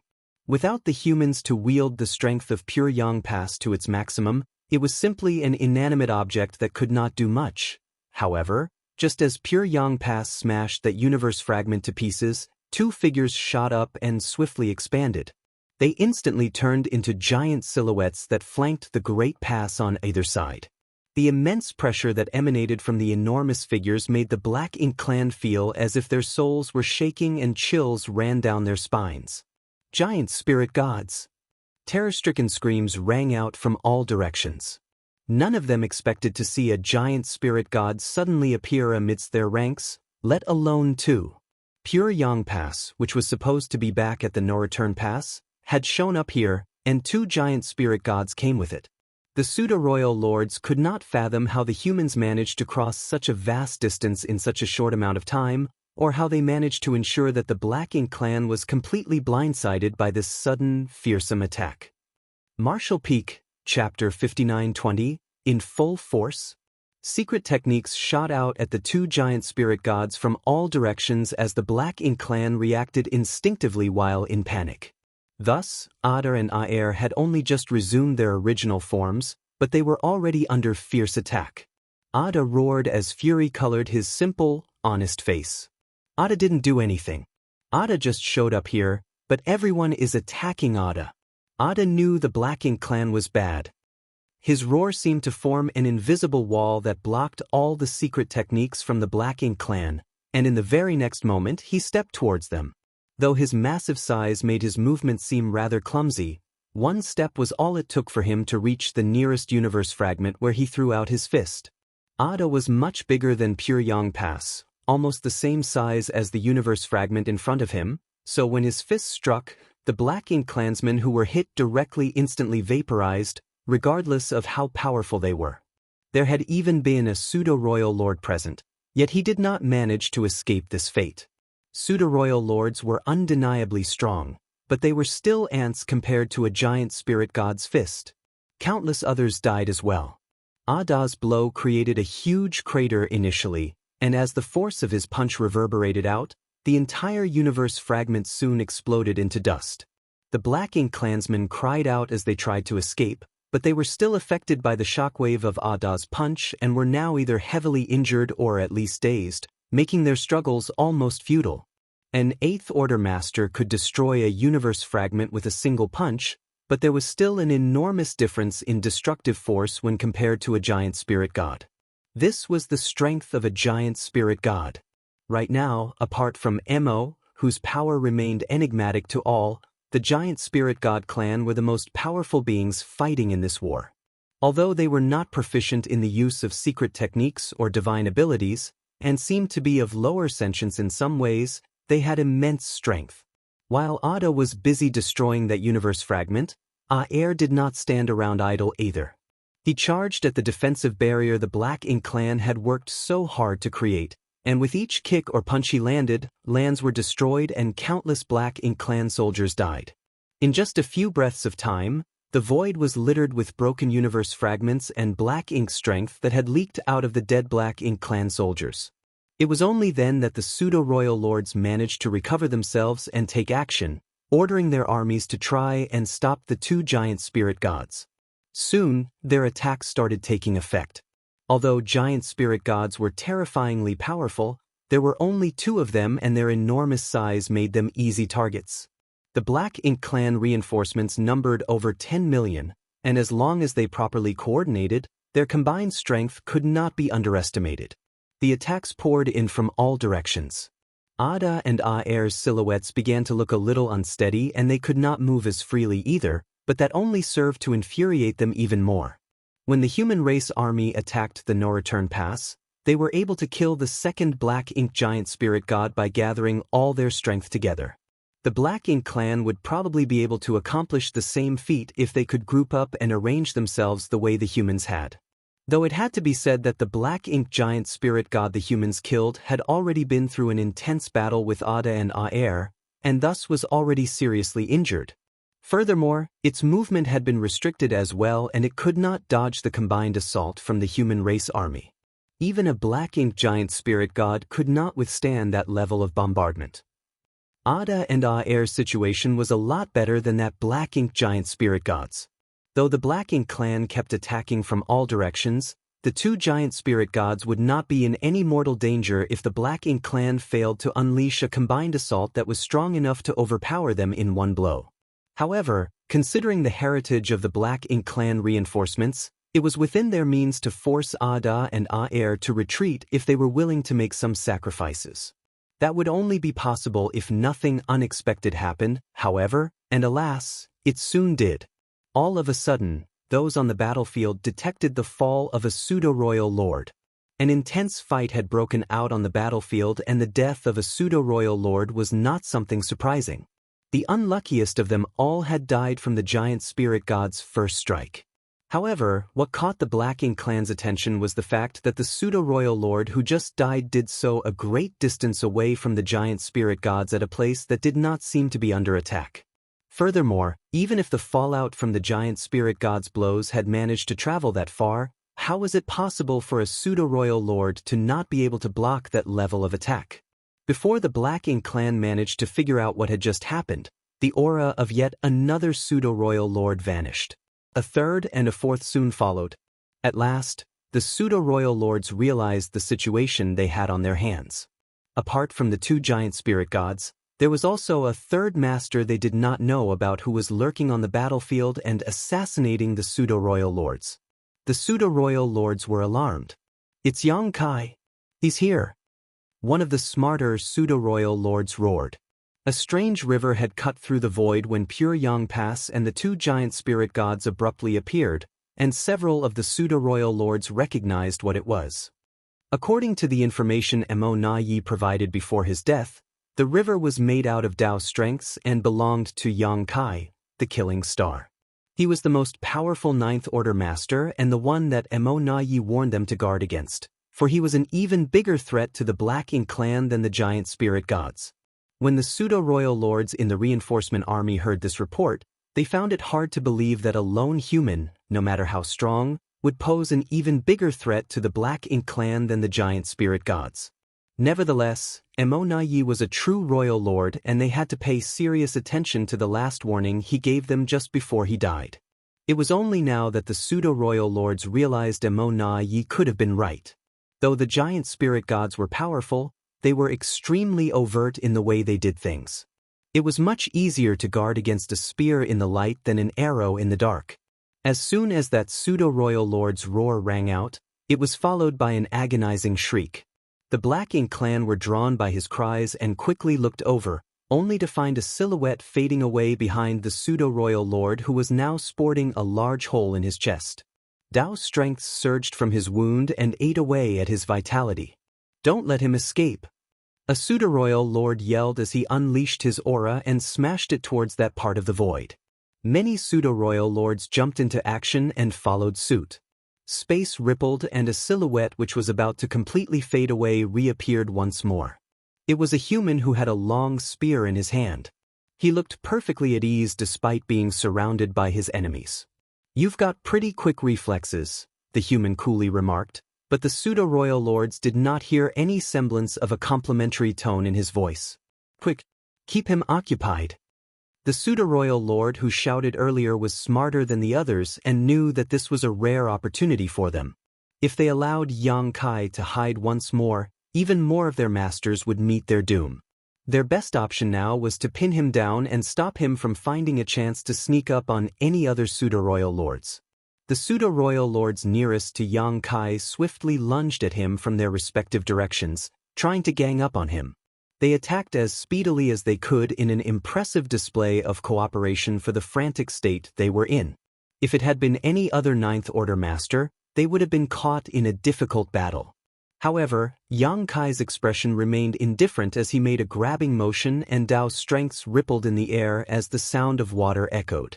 He summoned his space-time river, and it snaked around him like a whip. The pseudo-royal lords who were charging at him were taken by surprise and ended up plunging into the river, just like children who drowned by a sudden surge of water. They struggled on the surface of the river for a few moments before sinking in and disappearing. The river grew fierce as Dao's strength surged. A few figures could vaguely be seen inside the river, clearly fighting for their lives. Soon, the commotion died down. Yang Kai flicked his wrist and a few figures flew out of the river. When the Black Ink clan saw this, their hearts sank and their expressions hardened. The figures that fell out were the pseudo-royal lords who had been swept up just now, but they were all now covered in mortal wounds and their auras had vanished.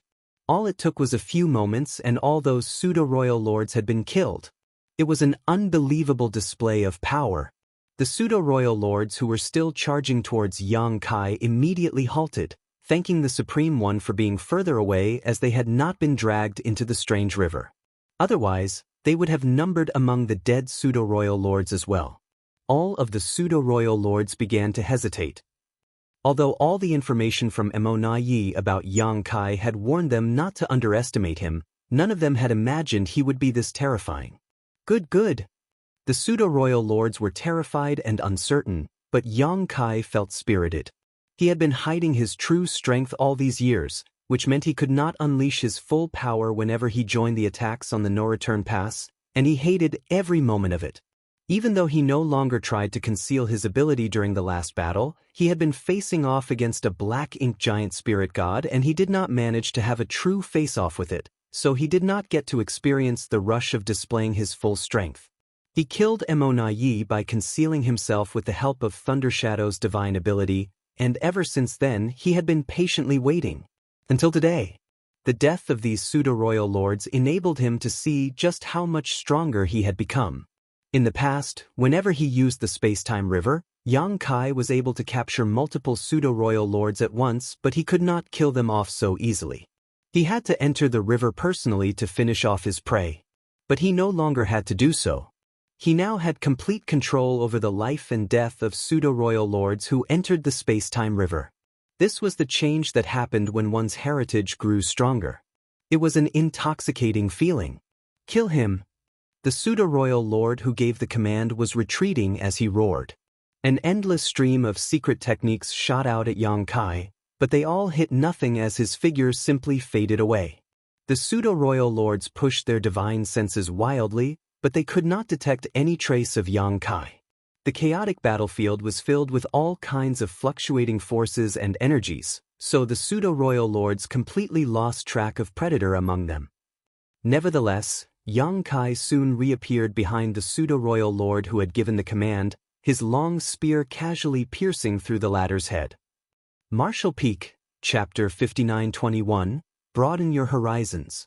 When the two giant spirits gods appeared, an intense battle broke out at the Black Ink clan base. Though initially flustered and caught off guard, the Black Ink clan reinforcement army slowly regained composure and began working together to suppress the giant spirit gods. It was immensely difficult, but at least they did not become victims of an outright massacre. The giant spirit gods were beginning to show signs of injury as well. Large boulder-like objects fell from their bodies as the Black Ink clan army kept up a continuous bombardment of attacks. The fact that the reinforcement army was able to come up with a response in such a short amount of time made it clear they were indeed elites of the Black Ink clan. Alas, the two giant spirit gods were not what the Black Ink clan felt most challenged by. No matter how powerful the giant spirits gods were, they were out in the open and they could deal with them accordingly. The biggest threat, however, was the human-killing star, who was hiding in the dark and could strike out with extreme lethality at any given moment. Yang Kai, the killing star, was able to move around essentially undetectable. Even the pseudo-royal lords could not track him down, and each time he appeared, at least one pseudo-royal lord would die. It was their first time clashing against an opponent like Yang Kai, but despite only a short time passing, he was already akin to a looming shadow of death that hung over all their heads. He did not attack anyone other than the pseudo-royal lords, but in just a short span, 20 such masters had died, with the surviving ones helpless to deal with him.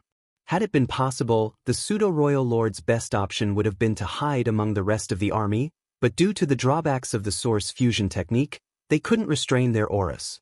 They were like bright lights in a dark tunnel, their presence glaringly obvious to anyone despite being in a sea of over 10 million other Black Ink clansmen.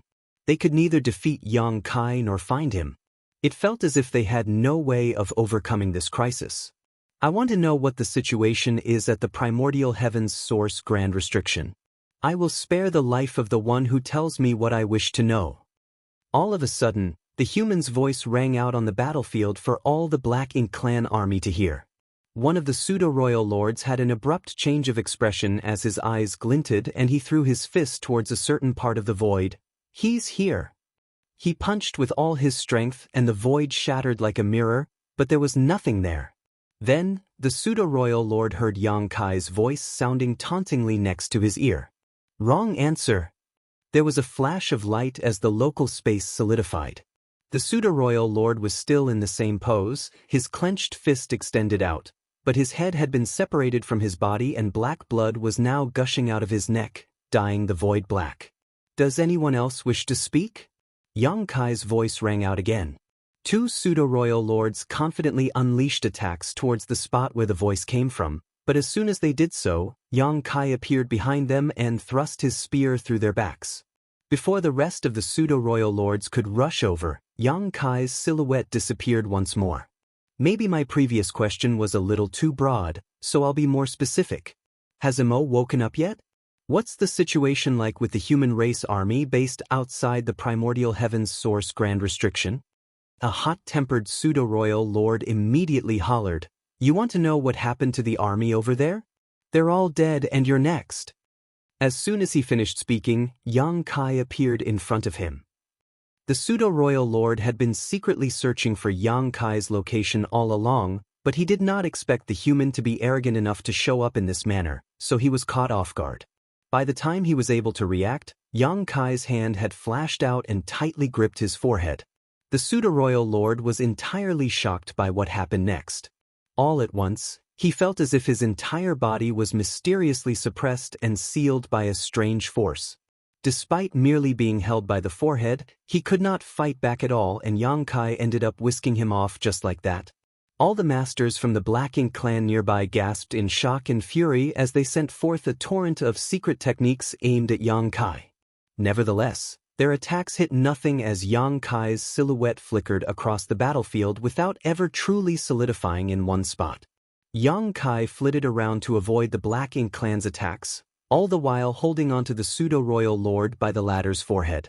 He eyed the pseudo-royal lord and stated matter-of-factly, The humans have a saying, if you don't have anything nice to say, don't say anything at all. You'll have to pay the price for not watching your tongue. Alas, the pseudo-royal lord was a rebellious fellow, so despite being subjugated, he had no intention of compromising. He sneered and screeched, What price would you make me pay, huh? It's just death. So what if you kill me? You'll never be able to stand against the Supreme One. Black Ink is eternal. Who said I'm going to kill you? Yang Kai eyed him coolly. The pseudo-royal lord abruptly felt a thick malice engulf him, one so intense that even though he was fully prepared to die, he could not help shuddering in response. You just came out of the primordial heavens source grand restriction, so I'm assuming you've never experienced purifying light before. Well, I'm in a generous mood today, so I'll help you broaden your horizons. Having said that, the two marks on Yang Kai's hand became visible, and in the very next moment, yellow and blue light flowed out and wrapped around the pseudo-royal lord. The pseudo-royal lord immediately had a look of horror on his face. It was true that the reinforcement army had only just recently left the primordial heaven source grand restriction and had never encountered purifying light before, but they had heard of it and how it could be used to counter black ink's strength. Black ink's strength was able to corrupt anything and everything it touched, but the heavens were fair in all things, so no matter how strong a particular energy was, there was always something that countered it. Primordial light and darkness were both born at the dawn of the universe. Neither could exist without the other, but both also perfectly suppressed one another. The yellow and blue lights swirled together and quickly condensed into a pure white light. A sizzling sound was heard, and all at once, the pseudo-royal lord felt as if he had been tossed into a boiling pot of oil as black ink strength gushed out of his body and evaporated as it came into contact with the purifying light. Throughout this process, the pseudo-royal lord underwent such overwhelming pain that he could not stop screaming in agony. His tormented cries echoed across the battlefield and struck fear into the hearts of all the Black Ink clansmen. The attacks on Yang Kai did not cease as the Black Ink clan continued their attempts to track him down, unleashing all their most powerful attacks wherever they suspected he might be. However, it made no difference. While Yang Kai could not hide himself while torturing the pseudo-royal lord, his masterful use of space principles allowed him to freely weave around the Black Ink clan's attacks. In fact, thanks to Yang Kai's sneak maneuvering, a sizable number of masters from the Black Ink clan ended up getting caught in friendly fire instead. As for the pseudo-royal lord that Yang Kai captured, he had nearly screamed himself hoarse as his aura continuously weakened. In the end, he could not take it anymore and growled hoarsely, "Kill me! Kill me!" He finally realized that there were fates worse than death. Yang Kai carefully adjusted the strength of purifying light and brought the pseudo-royal lord before him. "Killing you is no problem at all," he quietly said. "Just tell me what's happening at the primordial heaven source grand restriction and you won't have to suffer this torment any longer." The pseudo-royal lord's lips quivered as he howled through his pain. "The human race army has been wiped out and the Supreme One has woken up." Yang Kai's gaze turned cold. "Kill me! I told you what you wanted to know," the pseudo-royal lord roared hoarsely. "But what you told me differs from what I know. I'm telling you the truth. It's all true." Yang Kai did not answer. Regardless of whether or not the suppressing Black Ink army was still alive, there was no doubt that Mo had not awakened yet. If Mo was fully awake, the primordial heaven's source grand restriction would have been shattered and the reinforcements sent out would have been many times larger and had true royal lords leading them. Even at a time like this pseudo-royal lord still wants to try and trick me, huh? Either he doesn't know what's happening over there, or he doesn't wish to tell me. Yang Kai sighed. He knew there was no hope of him extracting any useful information about the situation over there out of the Black Ink clan now. The reinforcements had chosen to remain in this place to put up a fight against the human race army after hearing about the situation at the no-return pass. Thus, it was most likely that they were already prepared to die, so it was unrealistic to think he could dig out any information from them. That pseudo-royal lord was still bathing in purifying light, and his aura had now dropped precipitously. Even the aura of a high-rank Black Ink clan was stronger than his now, so Yang Kai tossed him at the group of pseudo-royal lords who were swarming over as a barrage of attacks shot out at him. As the attacks exploded, the pseudo-royal lord turned into dust. Once Yang Kai's hand was free, he immediately turned around and summoned the space-time river which came crashing down on those who were chasing after him. The long river was like a beast that devoured everything in its path as it swallowed up a group of pseudo-royal lords.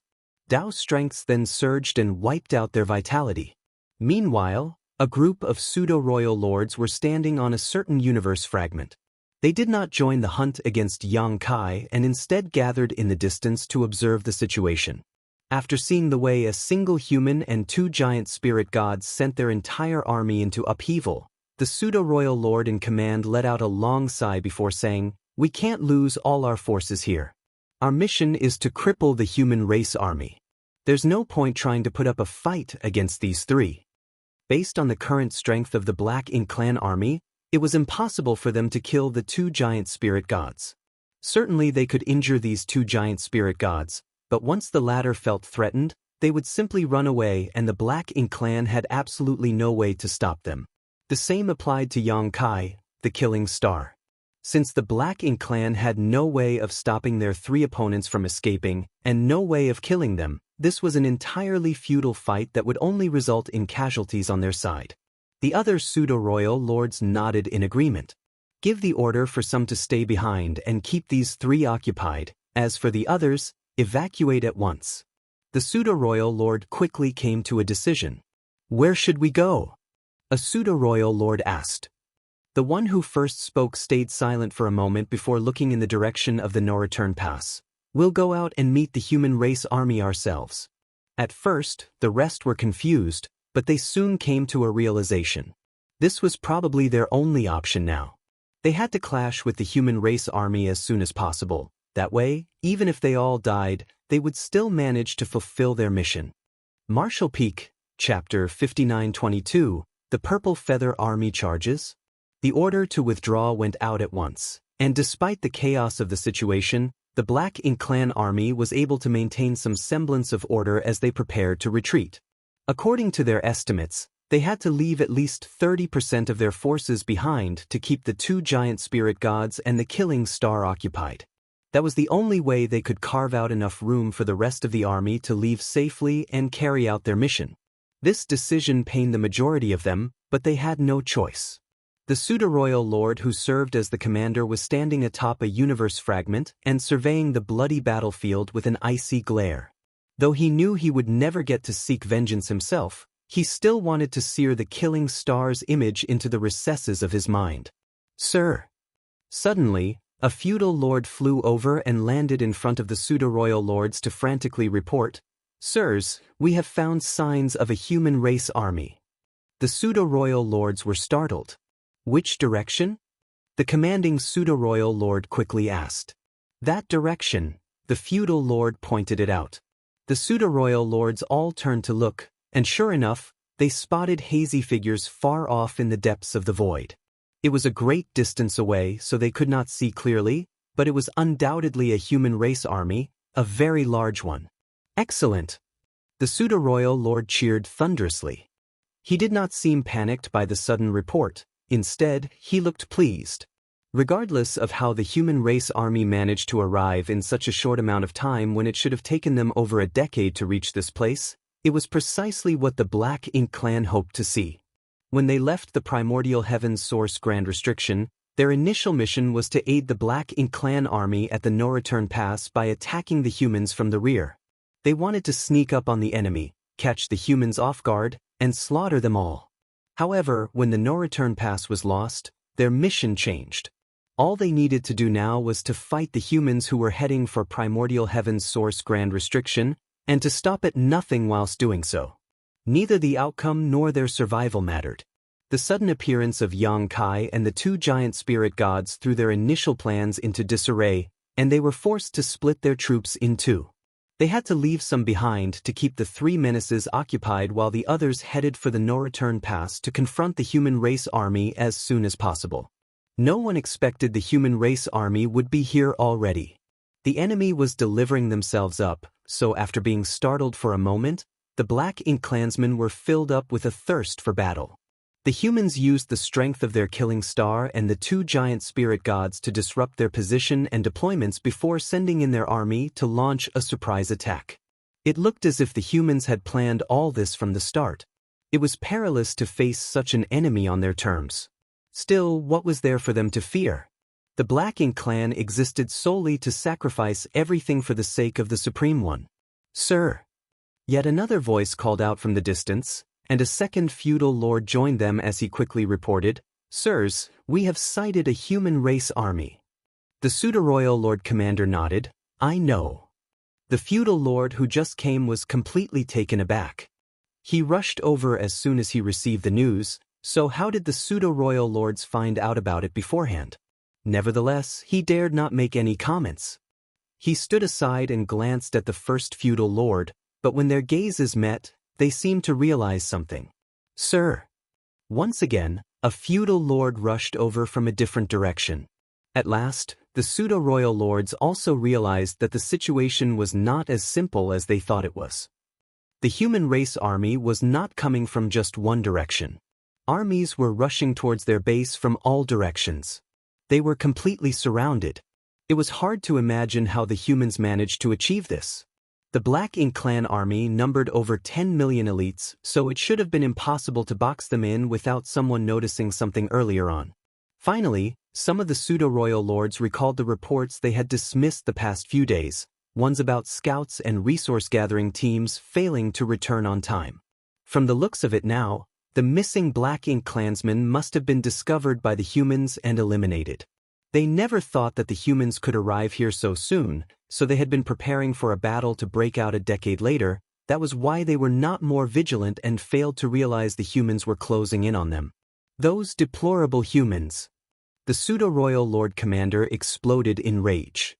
Even though he wanted to take on the human race armies as soon as possible, he did not welcome being plotted against this way.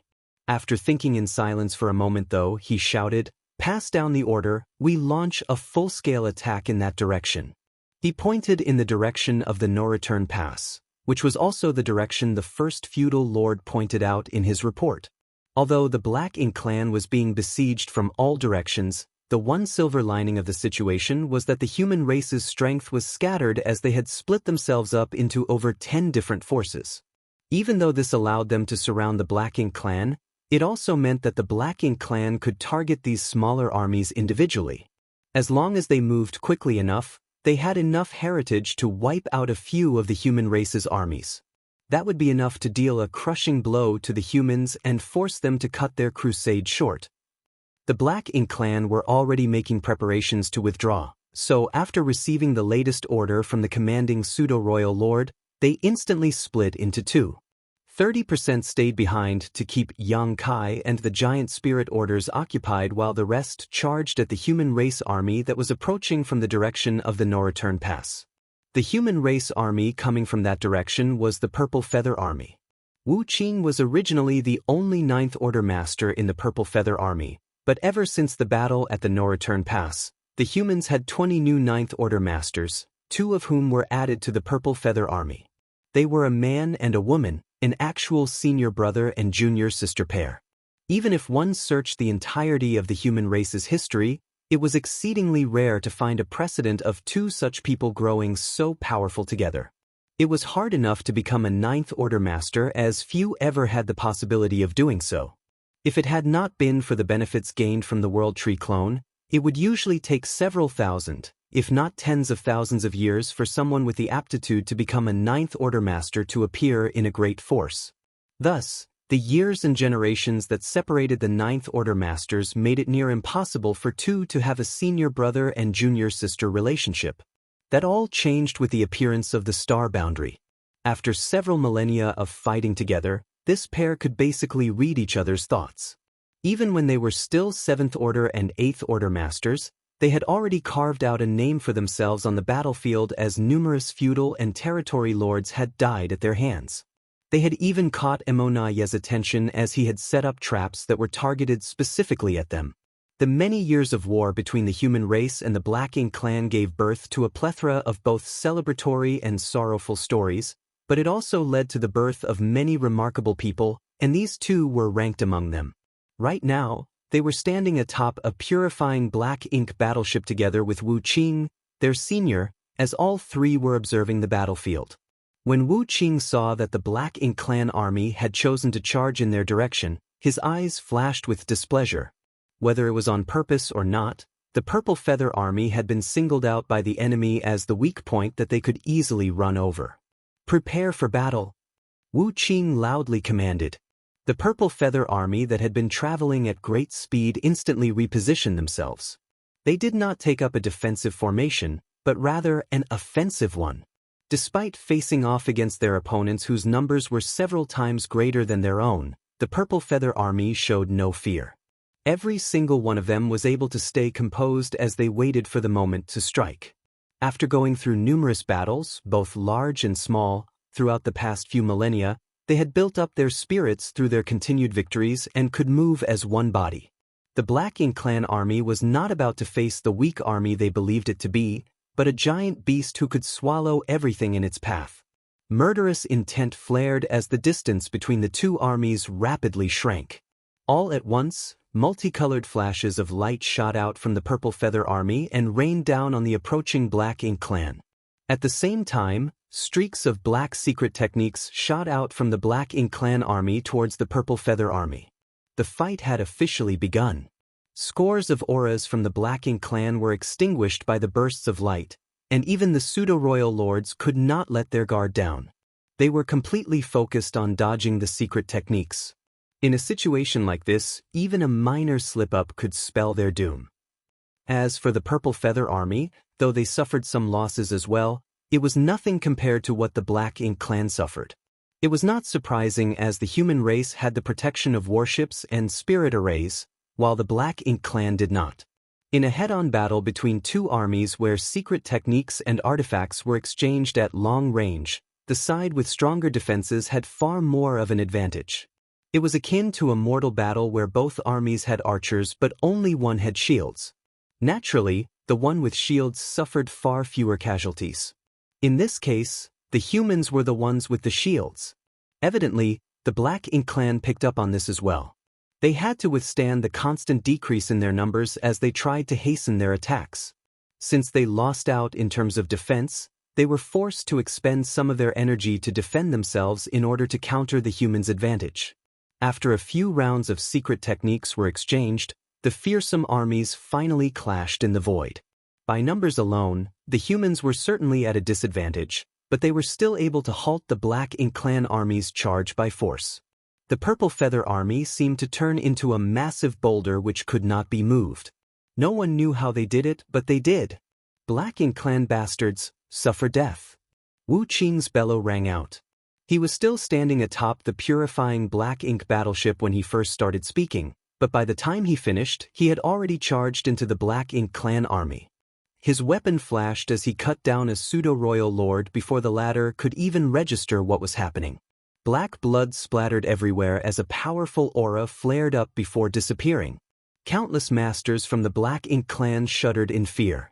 Though the pseudo-royal lords were resolute in their determination to sacrifice everything for the Supreme One, they still felt chills down their spine when they saw how terrifying Wu Qing was. At last, they realized that the human race did not only have Yang Kai as their solitary killing star. The Ninth Order Master in front of them now was also immensely powerful. Wu Qing was a veteran Ninth Order Master, and out of all the current Ninth Order Masters, Xiao Xiao was the only one who had more experience than him. However, Xiao Xiao was proficient in the Yin-Yang Grand Dao and specialized in crowd control rather than single combat. The same could not be said for Wu Qing. Thus, among all the Ninth Order Masters, Wu Qing was second only to Yang Kai in terms of individual combat strength. Martial Peak, Chapter 59-23, Surrounded. Wu Qing made a show of strength by channeling everything he had into the attack. A pseudo-royal lord who was caught off guard would never have been able to defend himself against it. Off to a good start. However, in the very next breath, Wu Qing was surrounded by numerous masters from the Black Ink clan. After being momentarily stunned, they swiftly rushed over to gang up on him. Wu Qing showed no fear as he slashed out around him. As Dao's strength rippled through the void, his formidable power burst out and turned his enemies into rivers of blood. The other human race masters followed in Wu Qing's footsteps as they rushed into the enemy lines, including the two new Ninth Order Masters. Their figures lunged forth as two flashes of light as they headed straight for the pseudo-royal lords. The junior sister's expression was grim as her hands swiftly moved to unleash a mysterious strength that filled the void, causing the pseudo-royal lords to instantly feel as though their souls were becoming unstable. They saw stars circling their heads as if they had been hit by an invisible hammer. The senior brother seized this chance to close in with his sword. Sword light shrouded his body as he cut through the pseudo-royal lords.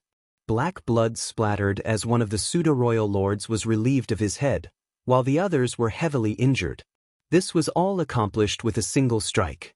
By the time the pseudo-royal lords who were lucky enough to survive could finally react, the senior brother's sword light was slashing down on them. Agonizing screams echoed across the battlefield. Of this senior brother and junior sister pair, one excelled in the soul Dao while the other excelled in the sword Dao. Furthermore, they were able to act as one as they fought on the battlefield, which meant they could kill their enemies even more efficiently than Wu Qing, the veteran Ninth Order Master. Meanwhile, the Eighth Order Masters quickly got into their battle formations and challenged the remaining pseudo-royal lords, causing intense fights to break out in all directions. The battle was joined in an instant as the two armies fought with dogged fervor. In this battle, the human race were both advantaged and disadvantaged at the same time. One of the things working in their favor was that these pseudo-royal lords had a critical difference from the pseudo-royal lords from the No Return Pass. While they were all similarly powerful, they differed when it came to experience. The pseudo-royal lords from the No Return Pass had fought against the human race for hundreds of years at least, and with the help of the information they gleaned from Black Ink disciples, they were able to mimic the humans and even learn to form battle formations. Although they could only form a simple Three Fortunes formation, it would still require 20 to 30 Eighth Order Masters in 5 elements or 6 paths formations to contain them. That was the reason why the humans had such a hard time during the battles at the No Return Pass. Even a simple Three Fortunes formation had given the pseudo-royal lords a huge boost in combat efficiency and allowed them to occupy many more human masters. However, that was not the case for the pseudo-royal lords who just came out of the primordial heavens source grand restriction. They did not know how to form battle formations and their combat experience was quite lacking. So even though they worked together in certain situations, each of them basically acted independently, oftentimes getting in each other's way rather than providing support to one another. As soon as the clashing started, the Eighth Order Masters keenly picked up on this and were thrilled. If the Eighth Order Masters formed a 5 elements formation, they were just barely able to put up a fight against a pseudo-royal lord. A 6 paths formation would mean that they would stand on equal footing, while a 7 stars formation made them even more powerful than their opponent. As of now, the humans had quite several Eighth Order Masters. This was thanks to their steady accumulation all these years, as well as the ordinary grade innate open heaven pills from the universe furnace. Each army had at least 2,000 Eighth Order Masters, some even had 3,000. With so many Eighth Order Masters, it was easy enough to form battle formations and contain the pseudo-royal lords. Nevertheless, when it came to sheer numbers, the Purple Feather Army paled in comparison to the Black Ink Clan Army as the latter had nearly 10 times as many masters.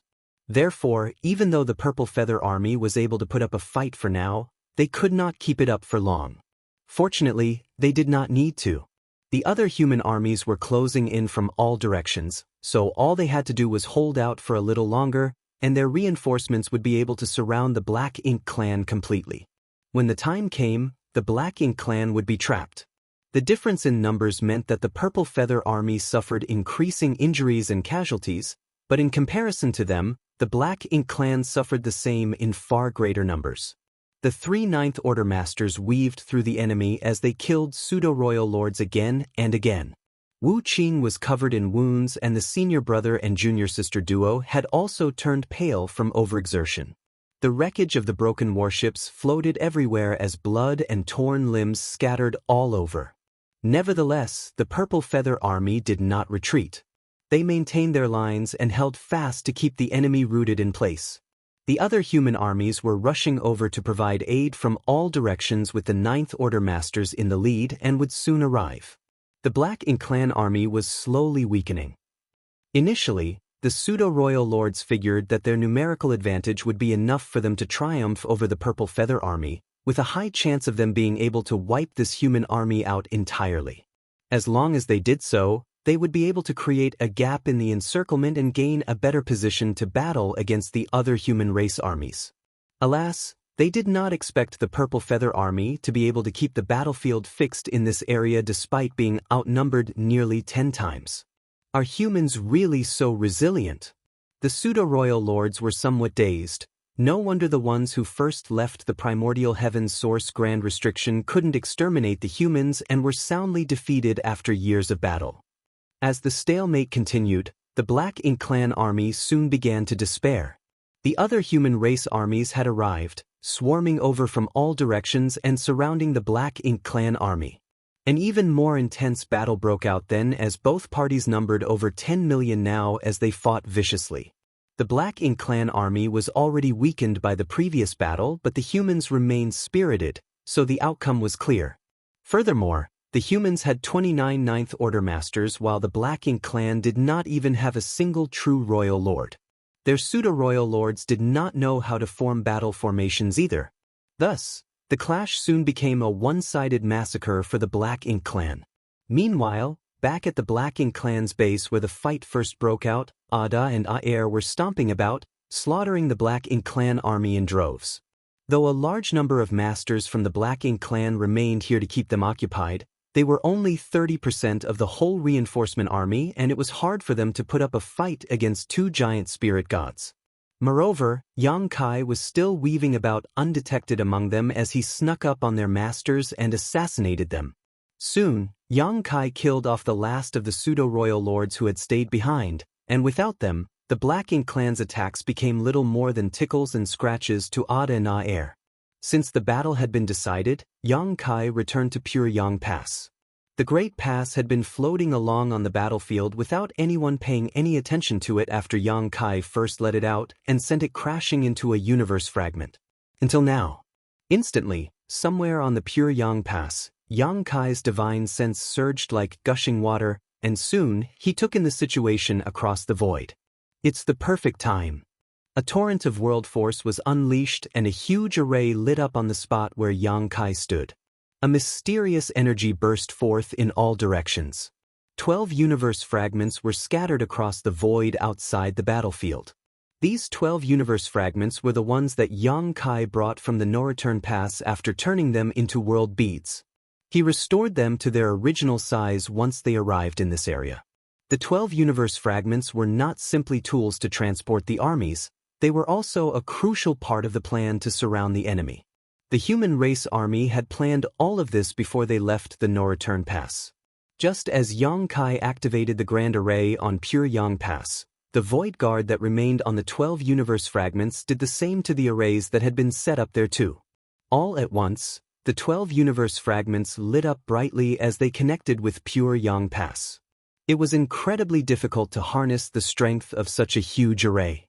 Just creating it had cost an enormous amount of resources, while powering it was also not cheap, but it was all worth it for the sake of eliminating the enemy once and for all. The connection between the universe fragments and Pure Yang Pass kept growing stronger, and once Yang Kai felt it reach a certain critical limit, he surged his space principles. The Void Guard picked up on this signal and instantly followed suit. All at once, there was a visible ripple that started from Pure Yang Pass and rapidly spread out over several millions of kilometers, sweeping past the two clashing armies as it filled every corner of the void. This ripple was not deadly in any way, nor did it disrupt the two armies either. However, after it spread out, something seemed to change on the battlefield. The 12 universe fragments scattered across the void had been linked together with Pure Yang Pass to seal the entire battlefield. A massive section of the void had become a cage, and as long as the array held strong, nothing could escape. This was a massive battle involving millions of soldiers on each side. No matter who had the upper hand, it was still going to be hard to completely annihilate the other side. There were bound to be those who managed to escape. To prevent that from happening, the humans came up with a plan beforehand. If some of the Black Ink clansmen did manage to flee, they would surely be a threat to the ones left behind at the no-return pass, as only a few tens of thousands of masters had stayed back. What's more, those masters were all heavily wounded and not as powerful as they once were. The humans were determined to slaughter every single Black Ink clansman here in one battle. Thus, Yang Kai was personally standing guard at the array core, and as long as he did not die, there was no way of lifting the sealing array. Furthermore, even as he stood guard in the middle of Pure Yang Pass, he was still able to take part in the battle. Thanks to the power of the array, Yang Kai could monitor the entire situation out on the battlefield. It was a mysterious feeling for him, as it felt as though he was observing the battle from a different dimension. Since he could see what was happening, it meant that he could partake in the battle as well. Thus, out on the battlefield, there were frequent attacks that seemed to come from out of nowhere. These attacks would smash the masters from the Black Ink clan into pieces, and many of the humans who had been caught in a perilous situation were saved, to the confusion of everyone.